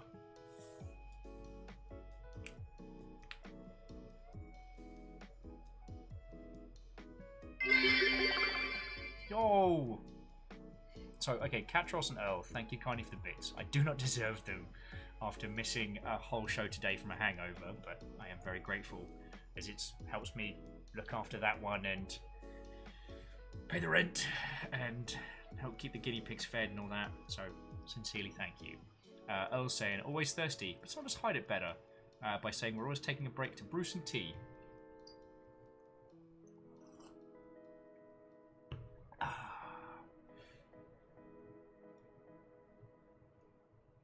I couldn't possibly comment. Alna says meaty megaphone feels like a Junji Ito piece. It's all spirals all the way down. I think the whole cake thing is very Junji Ito.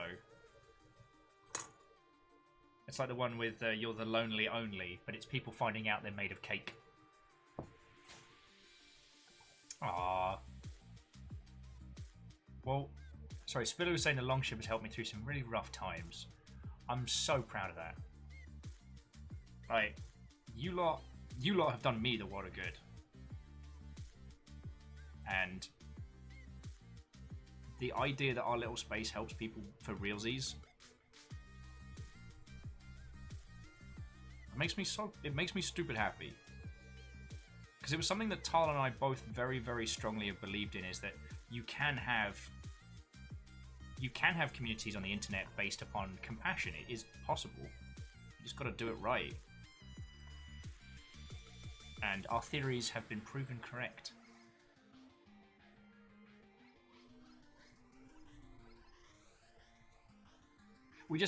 Tal and I, it is possible, dang it. Tal and I have always believed that. Should have known you'd be lurking as soon as I say something nice about you. I was saying that Tal's got a stupid, dumb foot. I'm not on my A game today, Tal. I'm sorry. Can I get a do-over on that faux insult?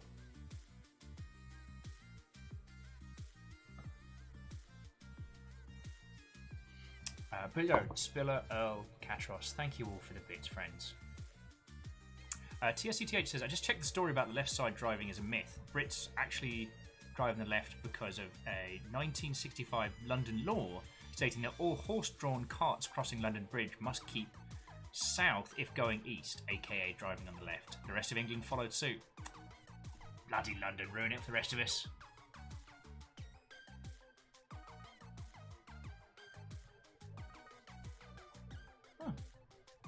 The one Gemini, I did actually know that, but only...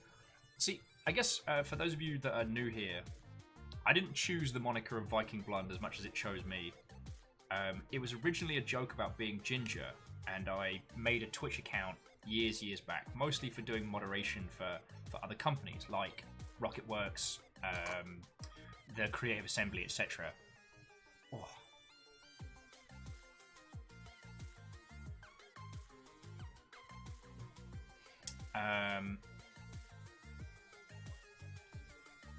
Wait, how do we attach these?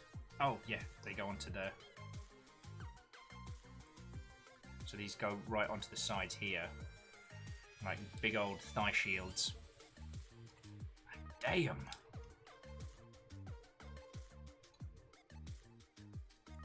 proper thirsty on main legs right here. Whew. I'll probably show you better on the studio cam. Just have a look here. Like, look at those legs. What diggity dang. Sorry, I was half telling a story there. Yeah, the moniker of Viking Blonde is a joke on being ginger. Of like, No, I'm not ginger, right? I'm Viking blonde. and it was very funny for all of about 2 seconds. And then when we started the Longship proper, this was the Twitch account I had, and I used it in a rush, and now I'm here. But what's been really fun is the amount of stuff I've come to learn about Viking history and culture, because people love talking about it, and I love hearing it. It's a fascinating time in history, and it affected so much of Europe, and yet it's so infrequently taught in at least English schools.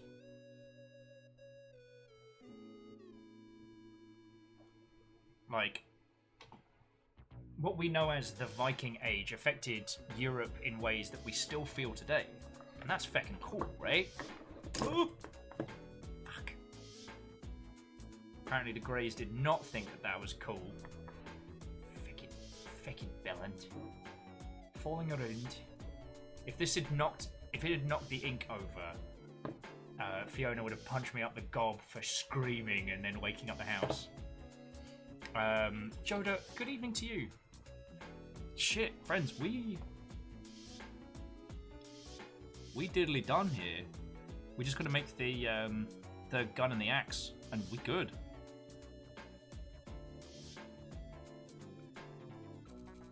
Shit, yeah.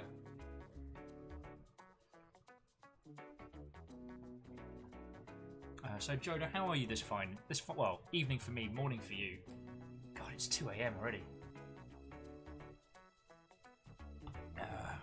Yeah, Alnis, Gundam complete. Compare the tax rebate.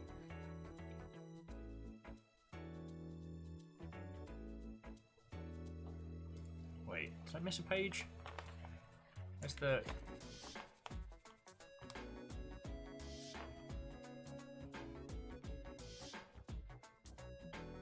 Oh wow, the axes.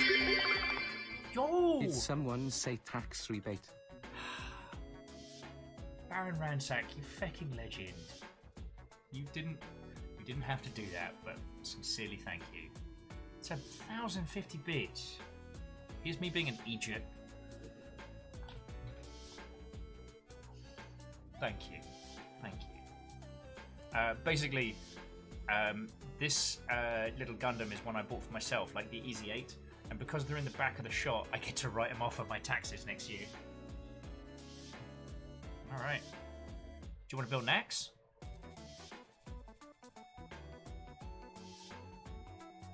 Alright, friends, what do you reckon? We could give this an extra... Okay, question. Should we edge the axe silver or gold? I think that's going to be... Because all we've got left to do, friends, is the machine gun. And then it's fucking done. And I actually started by doing the pieces on the gun before doing the inking on the others. So these ones are good. Doesn't even need to clean. Yeah, I am axing you a question, Alnis.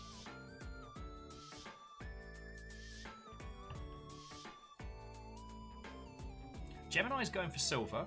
Okay. I think silver... The only reason I was thinking gold is all the other accent colours we've gone for are gold. Like, silver's more in keeping. But we've mixed it up with, instead of giving the greys this, like, hot yellow, we've done the gold undercuts. Rhymes and Moose, do you want to build a great axe? Because it's so much more than just a good axe. Some days, I don't feel like a great axe. I feel like I'm just a good axe. Alright, so you can hang out over there. Divitarius says nothing wrong with silver axe edge. Alright, let's go for silver.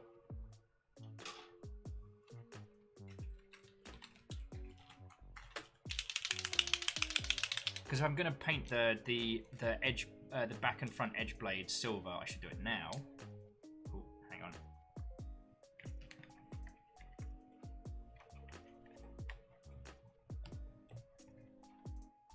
go.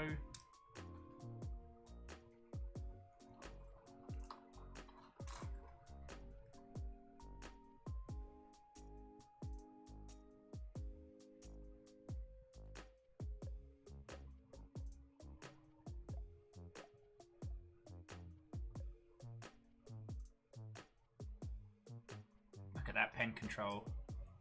It almost makes up for me being a feckless Egypt earlier.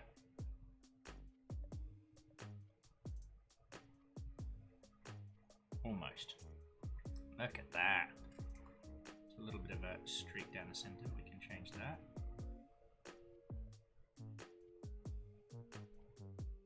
Lovely, lovely. And then over on the backside, again, if any of you are getting some Neil Buchanan flashbacks, our attack was a joy and a treasure. And the talking Julius Caesar skull will haunt my very dreams. Yeah, there's another piece of Junji Ito style nonsense.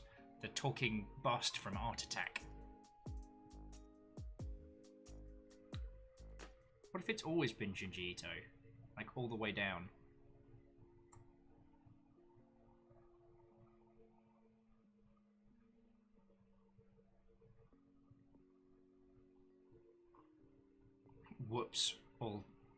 Whoops, all spirals.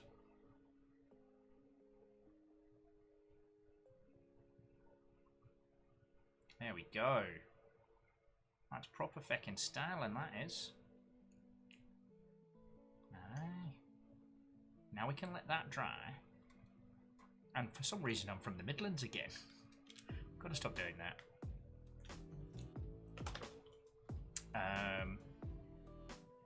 Whoops, all holes are made for me.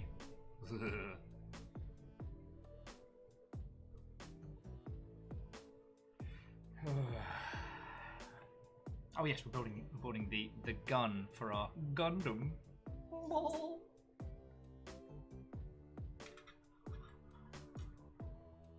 Oh, sorry, jumping back into chat. Western Roman Empire fell in 480. Viking Age started in 763. Well, so TSCTH, historically there is a lot of there's large chunks of Scandinavian culture which are kind of referred to as, like, air quotes, the proto-Vikings.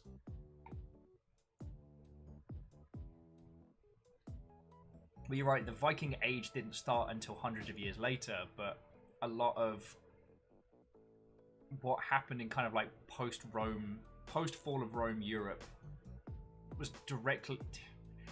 I'm sorry, it's a little late for me for going into the good history stuff. Oh, Joda, good luck. Treadmill well. Get swole. Much like this Graze here, who also never skips leg day. Clean my blades.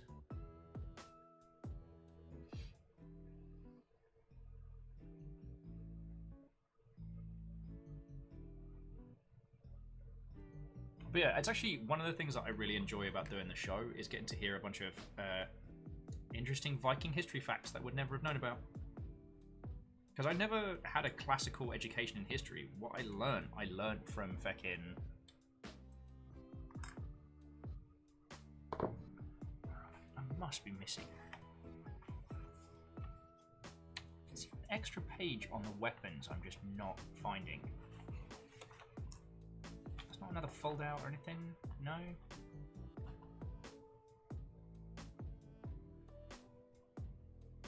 It's just not subtle. Okay.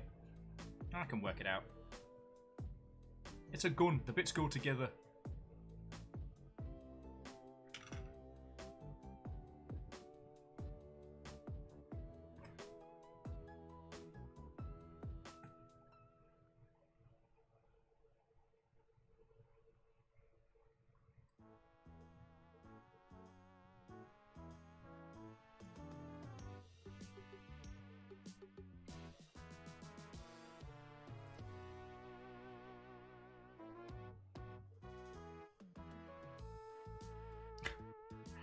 Okay, friends, I've just got this on Game Chops Radio.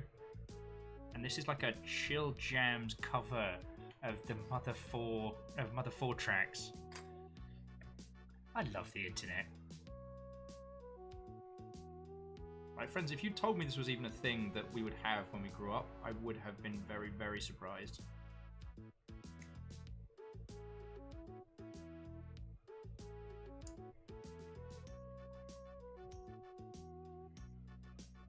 I mean, feck, just the very idea that not only would video games be known, but famous people would play them to get cool.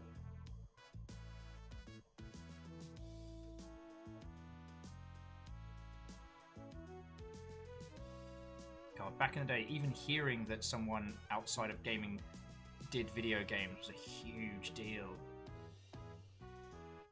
It was a very different time. Alright, so pop this rifle together.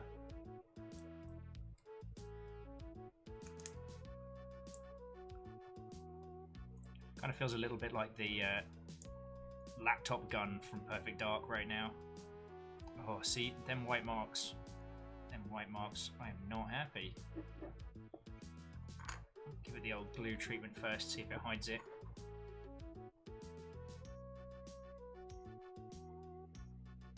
No. Alright. There are other solutions that I can do. Get it? Solutions, because glue's a liquid. Get it? Get it? Got it? Got it? Do you get it? As you'll get exposed to late night onset of madness, Will. Usually reserved for special occasions.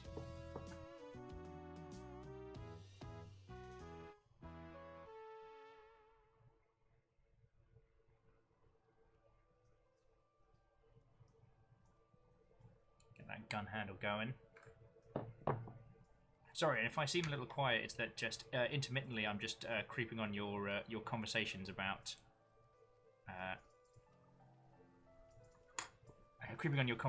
history.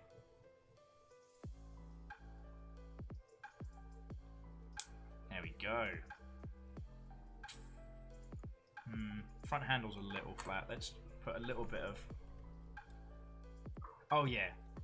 Henry Cavill building a PC is the kind of stuff we need right now, you know? So just a little there. That'll do those lines. Then a little drop there. Yep, that's done both sides. And then boop, boop, boop. See how fucking satisfying it is. Boop, boop, boop, and boop.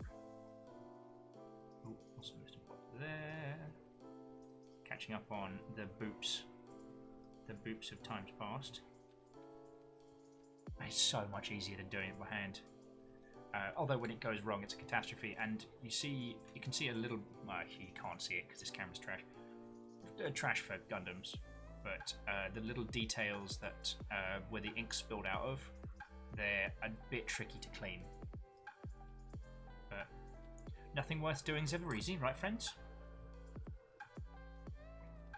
Gemini says, "I'm sorry, but looking at both the axe and the gun, I can still see myself playing around with them like an imaginary story, like a child does with toy soldiers and cars. I mean, what do you think I'm going to do when the stream comes to a close? Fly these Gundams around the flat? Go wake up the guinea pigs. What up, fuckers?"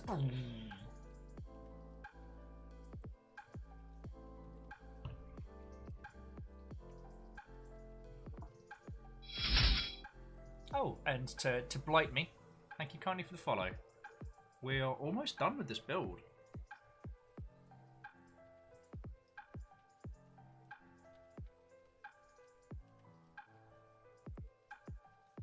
Like, might actually get this done.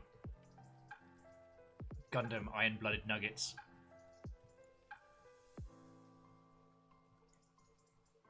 You friends can help me decide in the future which nugget gets which mech.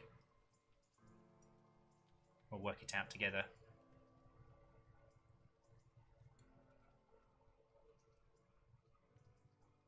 And Spiller, you are correct. Blight Me is an excellent name, though it does make me think immediately of Blight Town. Fucking Blight Town.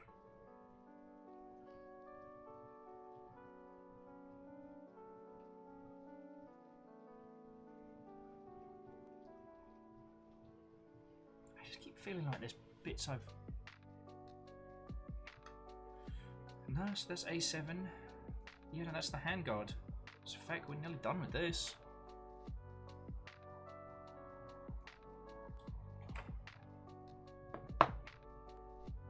But the question is, do we want to put this in... Do we want to put this in his hand? I think I do. I think I do. So I'm just gonna quickly clip out a right hand for this one in a second. Blimey says only if the nugs are made from hashmal. It may be too late in the evening, and that joke or bless you, has gone right over my head, I'm afraid. Yeah, how are you doing this evening? Usually we're very much a video games and arty talking about video games kind of operation around here. But I was so hungover today that I missed doing a proper show, and I missed everybody, so I decided to sit down and put a Gundam together, which is my feckin' favourite.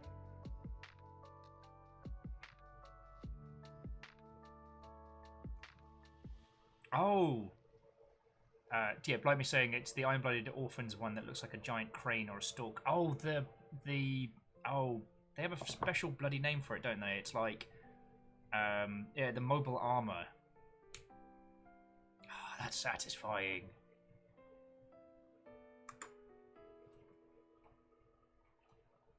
Alright, so we're going to do right fist. Just clip that all together. Who wants to sing? Hey, Wes, you fucking legend. Wes, thank you for throwing us a host. Gundam chicken. Do you know what I really want, Blight Me, is a 1/100 scale of, I always forget its ruddy name, the hot pink artillery Gundam. I will say, Iron-Blooded Orphans, they do have some very ridiculous names for their Gundams, but that's okay. And friends, Wes Wilson, who just threw us a host, is a very, very good friend of mine from back in the day. He's wonderful people, and is unfortunately one of the...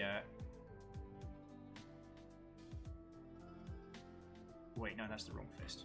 God damn it. He is one of the exiled. He was... a gentleman of Mixer before Microsoft went, we good, and just yoked them all out into space. So, while it may have been an auto host that he just threw us, friends, if you have time to go and throw a follow to Wes Wilson, that'd be lovely. Oh, it's Gundam Flavorous, yes. They do a basic scale one of that, but I really want a proper like master grade of that one, because it's a transforming artillery piece. So cool. Gemini says the first thing that comes to mind is unicorn, and I know that to be wrong. It's definitely not a unicorn, though. As I said, Gundam Unicorn isn't my favourite series, but I just am enamoured with all of the mech designs in it. And when the colour changey Gundam comes out, I will probably be making sad puppy eyes at that one. Bored now! Microsoft concerning Mixer. I don't like it. You said you wanted a streaming service. I don't like it. I want a different one. But we hired people. We paid them lots of money to be here. I know. I don't like it. Oh yeah, Baron Ransack. And it's also the hottest of hot pink.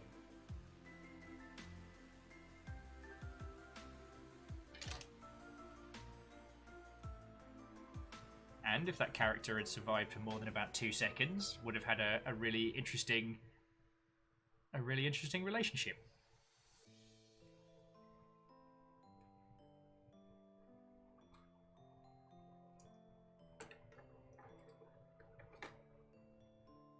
Right.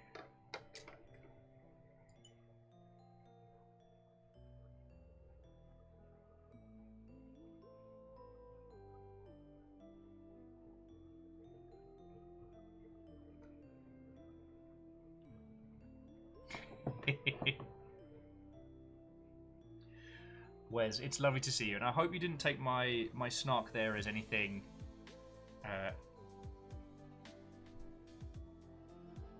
as a reflection on, like, you know, the actual mixer stuff, like, it's just Microsoft Command just yote it into space with no ceremony, having spent an inordinate amount of cash on it.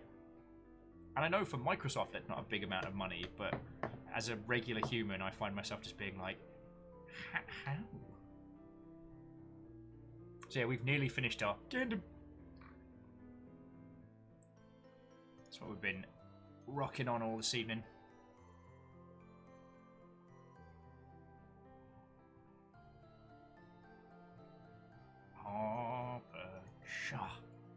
So Wes, how are you doing, friends? I was just telling everybody that they should go and hang out with your lovely self, because it's my show and I'm allowed to say nice things about you if I want. You can't stop me.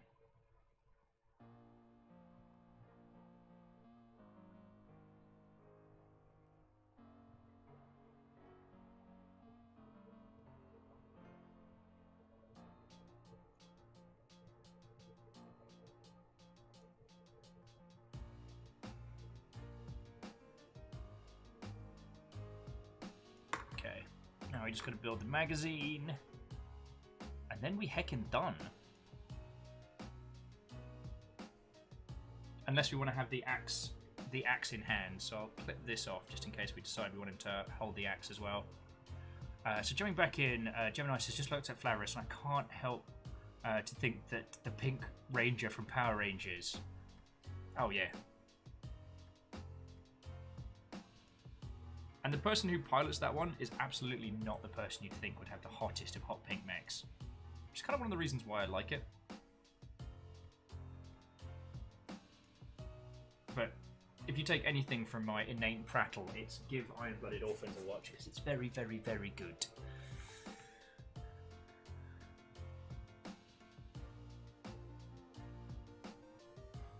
Second pinkest suit. Oh, and Wes, good to hear you got some interviews and stuff going down. Like,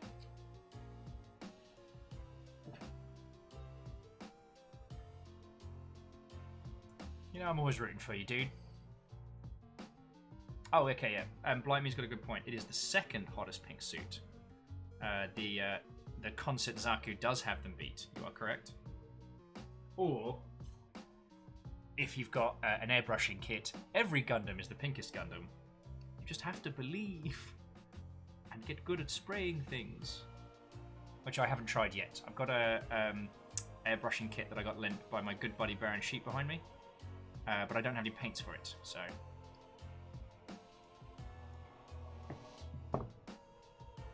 Okay, so what are we doing? Oh, we're just finishing up the magazine, and this thing's done.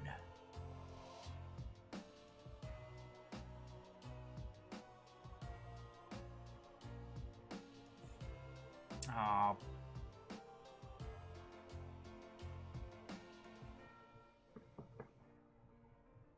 Well, Wes, let me know whose ass I gotta kick.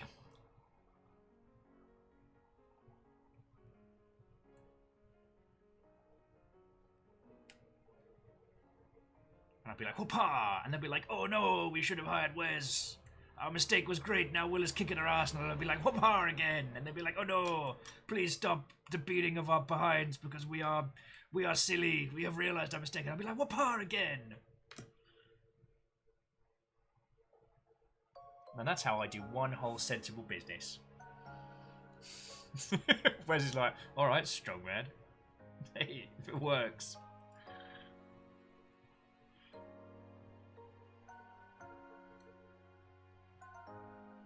Well, Naz the Neko, it was lovely to make your acquaintance.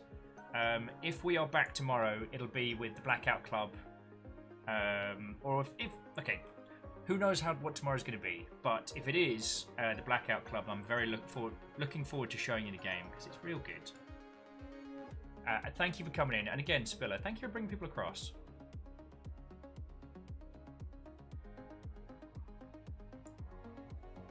God, I should just do ending credits. But yeah. I should also say, friends, so Wes Wilson has been an old friend of mine. We met at the original Minecon, which, the more I think about it, the more that I realise that Minecon was a big turning point for a lot of people. And back then, Wes was working with a team called the Dead Workers Party. Ooh, be good. Be good. I did not just stab myself in the hand. Yeah, that OG Minecon was just... I don't want to say crazy, I need a better word, but it was a whole bunch of something, let me tell you, friends. Oh, sorry, let me just trim these cut marks up. Yeah. Because back then you were... sorry, I didn't mean that how it came out. Wes was in with the cool peoples, because the Dead Workers Party had done a bunch of videos for Minecraft that, you know, that had done like 1 million views and stuff. Back when, you know, YouTube was still a...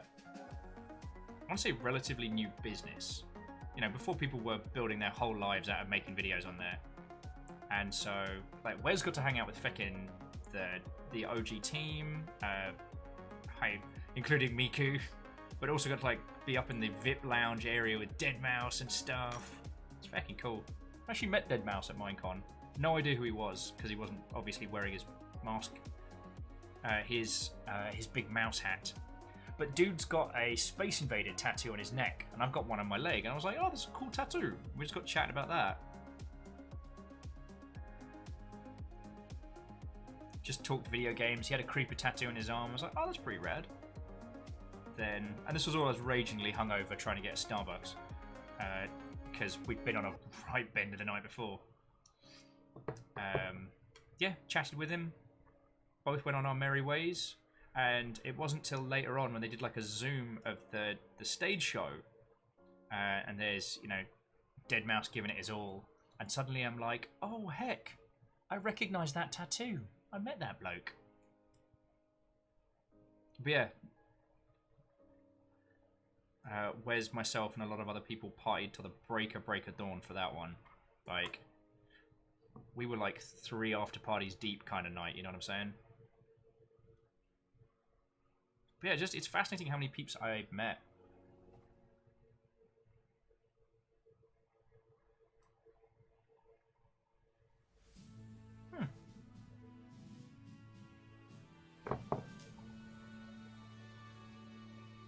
TSCTH says the Yellow Power Ranger was portrayed by a woman when not in a suit, and a man when in a suit.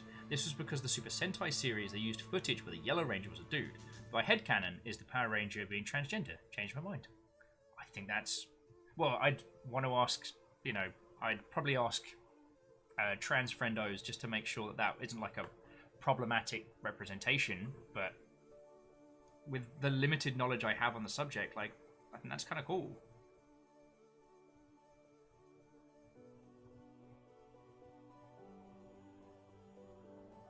That was the one thing that was really bizarre about the Power Rangers film they did recently, was that the characters and how they represented them was way better. Like, the actual human kids were great.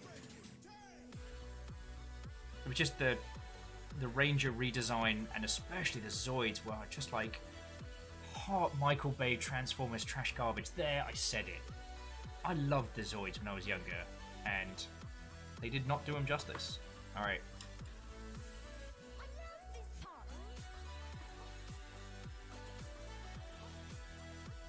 Wait, where do you go?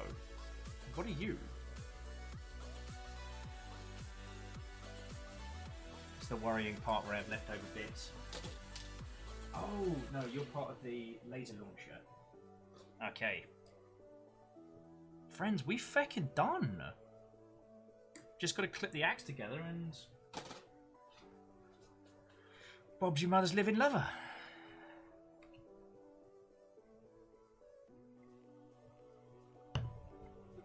Well, Rhymes and Moose, I was trying to get through one show without referencing movies with Mikey, because I feckin' love all the Film Joy stuff. But yeah, the deep dive episode on the Power Rangers film, that's real good. Mechromax says, back from the shooty shoots, how goes the mech department? We're just finishing up. We were just about to ask this big lad to give us a hand. Hey, Saphiro, how are you doing? I am up late. I didn't even realise we'd been hanging out and chatting for 7 hours. But I was a hungover potato today, so I did not do... I didn't do a show earlier. And I wanted to see you all, because here's a shocking fact. I actually like hanging out with you all.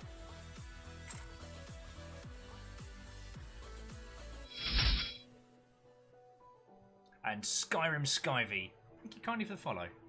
We're creeping, friends, creeping towards 3k. As I've said before, like, it doesn't change anything, but the fact that we might hit that milestone makes me real happy.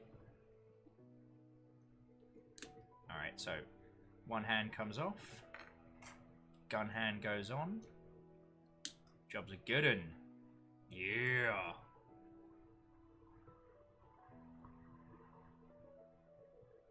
Alright, let's get this axe out of here so he can be exceptionally armed.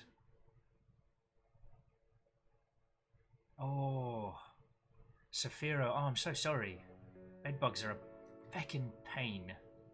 They are gross and a nightmare to get rid of. It's one of the few things that I wouldn't say snobbish about, but like, I'd never do secondhand beds or bedding. I made sure I had enough cash when I moved into the last place to be able to buy a bed on the internet.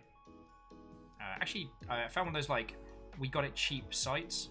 I managed to get a really good deal on a mattress, which I still have. But yeah, the idea of getting one secondhand and running the risk, I was like, no, no, no, no, no, no, no. No, thank you. TSETH was with, I'm going to have to ask you. I'm going to have to ask you to cease and desist with these puns. Considering I nearly fell off that pun.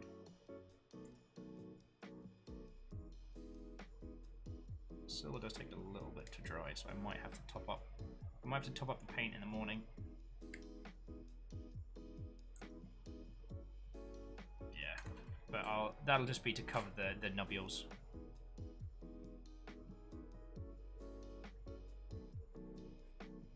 Don't even need to clean that up. Biakuaz. The axe is gonna be going over the hand. Oh, look at that. At least I'm better at axes than I am at bloody feet. Screw you, knees. Screw you.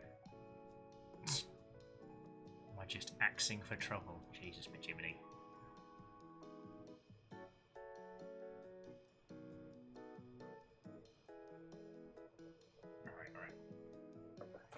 Too soon. I want to put a little bit of detail. It's a nice axe. I want to do it right.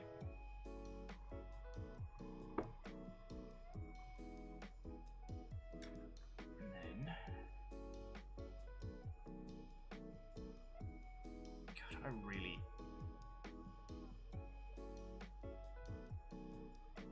weirdly enjoy this design.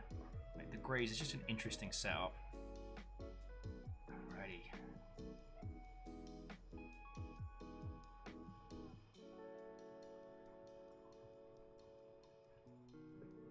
A little bit of detail on it. So yes, Saphiro, I hope you're doing better, friend.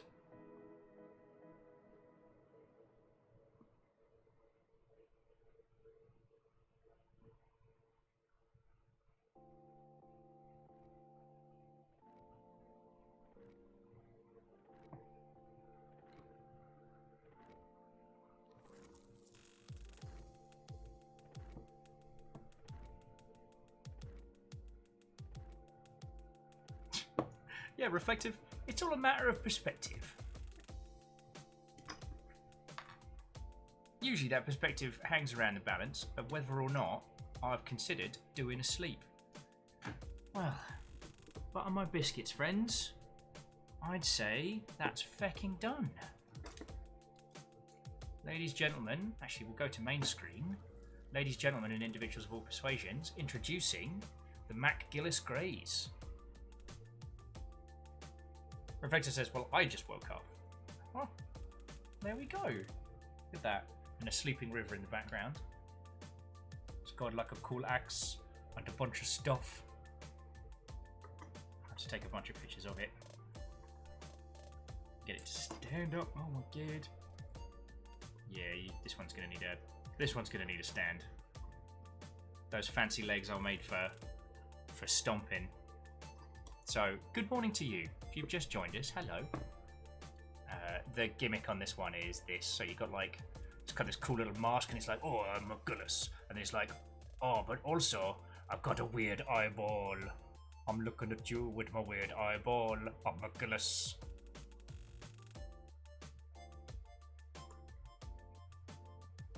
Actually, I know what we can do.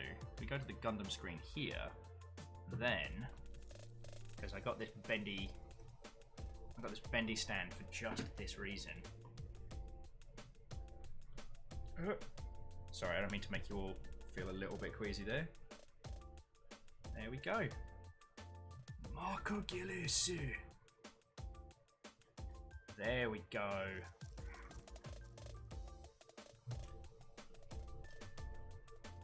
Get that lighting good. Feck, I don't know what I'm doing anymore. Why do you lot put up with me? I don't know. Yeah. The lighting's terrible. You can barely see all the cool little gimmicks, but Zoop. Actually, is it easier for you to see if I turn this off? Oh, it bloody is, isn't it? Alright, well. So it took us 7 hours. But there. Ladies, gentlemen, and individuals of all persuasions, I present to you the Schwabble Gaze. No, it's not pronounced Schwabble. It's my headcanon. Let me have it. Right, start putting my tools away. Saphira says I literally caught you finishing after my sleep ended. Ah, it's all good. Well, I've still got to do credits because, seriously, people have thrown bits which I absolutely do not deserve. And Panda came in and dropped the fucking brew bit on me. Like, Caffeine and Baron Ransack dropped like over 1,000.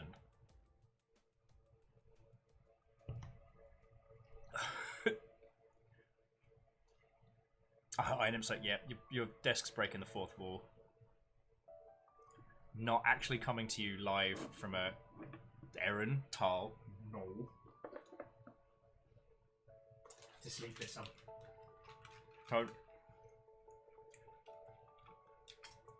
I wisdomizing you? A little bit. So I'm just putting away all my fancy Gundam markers. I got one of these packs, and it's I mostly got it because it had the black panel liner and gold and silver. Sorry, it had gold, red, and black. So it's like, you know, designed for OG Gundam kit.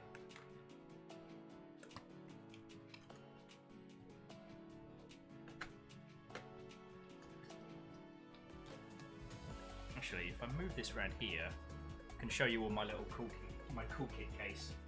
I've got loads of compliments on this, so this is like where I keep all my tools. So, because I don't have a massive amount of space, I just got this little box I can put all my tools in, and then when Gundam time is over, just pack them all away, and we're off again.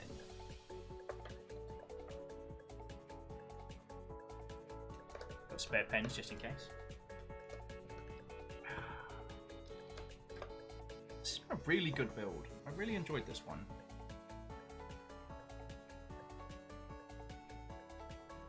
Saphira said, why in the world can you assault by type in Pokemon Go? Because nothing worth doing is ever easy.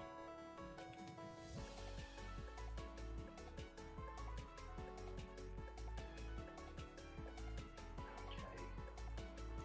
Is there anything else tools-wide that needs to go away? No, I think that's all of it. Try and pop this away now. Not make too much noise. Hey, Tenwin. We were just finishing up building a Gundam. This evening we put together this one, the McGillis Graze. And it was a bloody good little evening. And Saphira got their first smartphone at 38. No, check you out.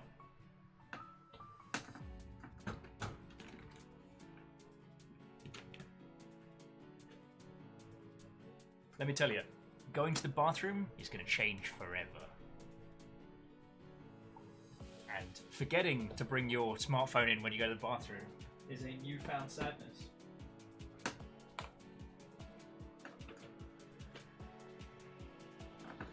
Right.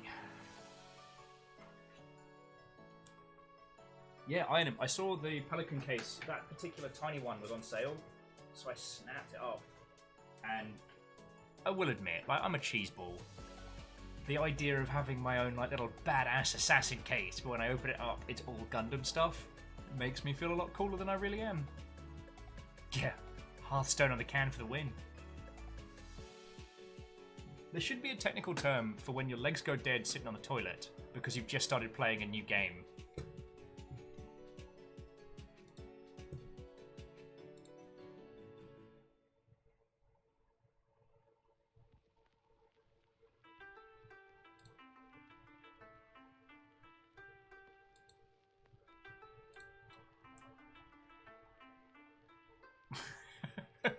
Saphira's like, I dub it the shit and wiggles. Because you have to wiggle your toes. I will appreciate. This term appeases me. Gemini, so will it graze on by? No, it'll actually get its ass kicked severely until McGillis gets a different mech. Because despite being Galahorn's main workhorse, it's not that great against a badass Gundam that kicks ass. Oh. Yeah. So I got one more to add to my pile of manuals. What's the date? It is the 17th today, isn't it?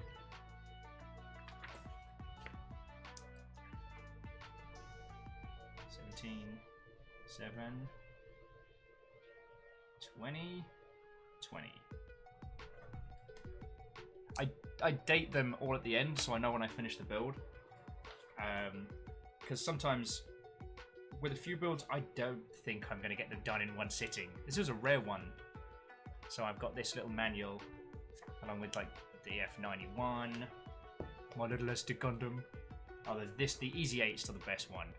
It's got like technical breakdowns and details and stuff. It's fucking cool.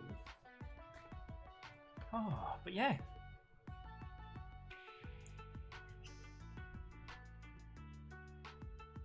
Friends, this has been feckin' lovely. I'm gonna roll some credits and thanks some people in a second, but yeah. I didn't want to go without hanging out with you lot. I am genuinely sorry that we didn't do a show today, and that's on me. And I have not been handling this week very well. I'm trying to be better. And I guess staying up till 3 in the morning building a Gundam doesn't quite go into that one. Oh, TSCTH says, what about Player's Dead Leg? Why doesn't English have compound words like Danish and German? That would be much easier.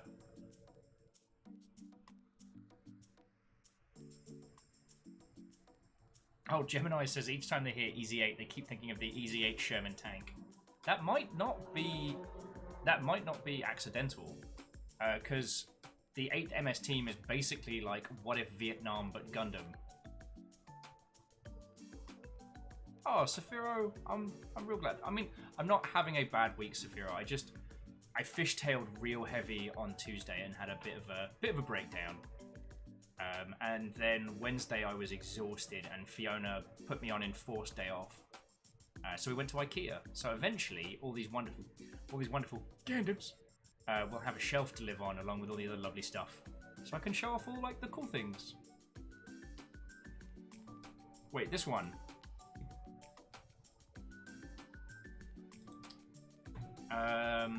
This one is DJ Cutman's groove version of the Wii U store music. And Kandarian Watto. Yeah, I've been going. Well, we built a Gundam. It was calm. Usually, I'm a lot more. Ha. So yeah, friends, I'm gonna roll credits in a little bit, but heckin' thank you. Actually, keep a Hawkeye out. Because I'm never usually around at this hour, so I might be able to introduce you to some lovely, lovely humans.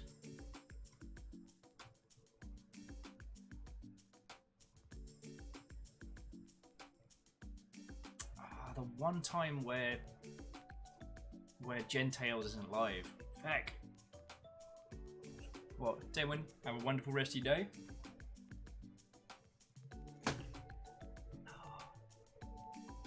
You can see the shadow of me having a slug of tea.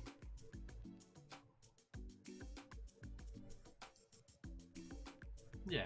Anyway, let me roll credits because I have a lot of people to thank. You have all been far nicer to me than I have deserved this evening. But I'm very glad we've had a good time.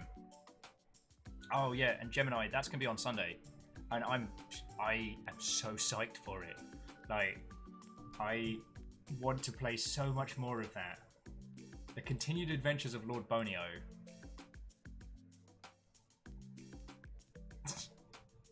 And you're right, Martin. Dash Ducks is always available. You can go raid a bunch of ducks. Anyway, sorry. Let me stop being an ungrateful, heckin' bad word, and thank you, lovely Mother Hubbards.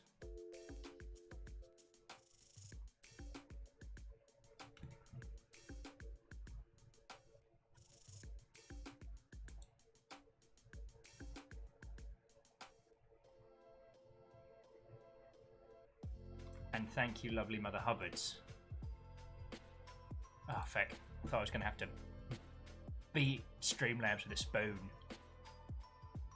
So, friends, thank you for putting up with me this week. Thank you for being just a wonderful heckin' crew. And I apologise for fishtailery, but just thank you.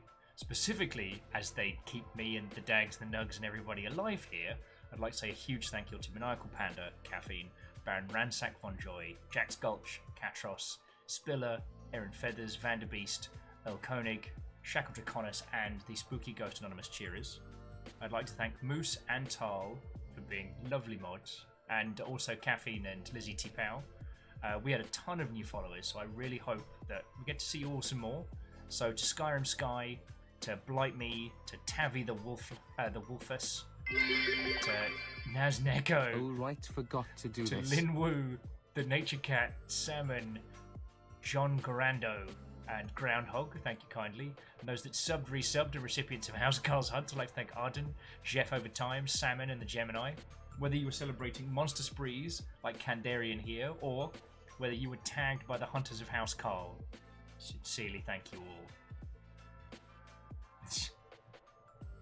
Well, Catros, you may yet get your wish, friend. You may well yet get your wish. Oh, you know I do, friends. You know I do.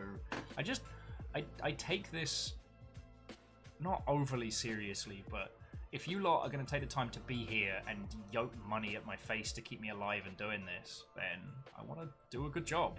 And when I feel like I haven't done right by you lot, I kind of kick my own ass a little bit. But then I also like spending time with you. Like, this evening was my excuse to just spend some time. Sip a cuppa, make a Gundam.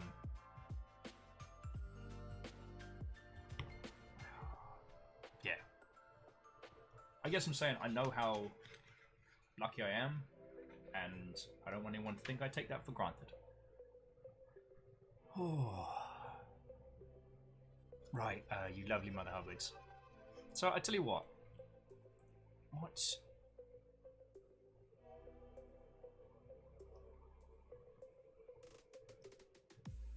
Just quickly see if those two are kicking it.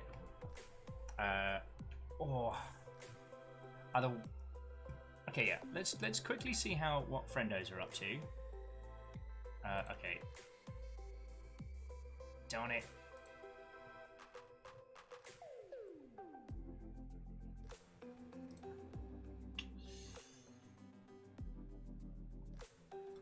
So, question.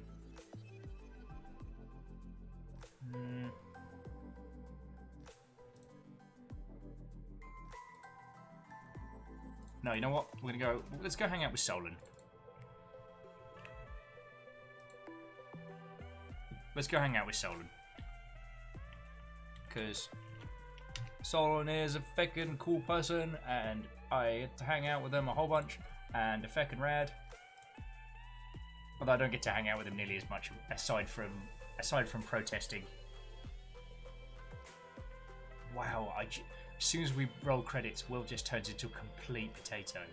Look, love you all. I don't know what state Blackout Club and stuff will be in later, but thank you all for just being the most wonderful group of peoples, and I'm very, very grateful.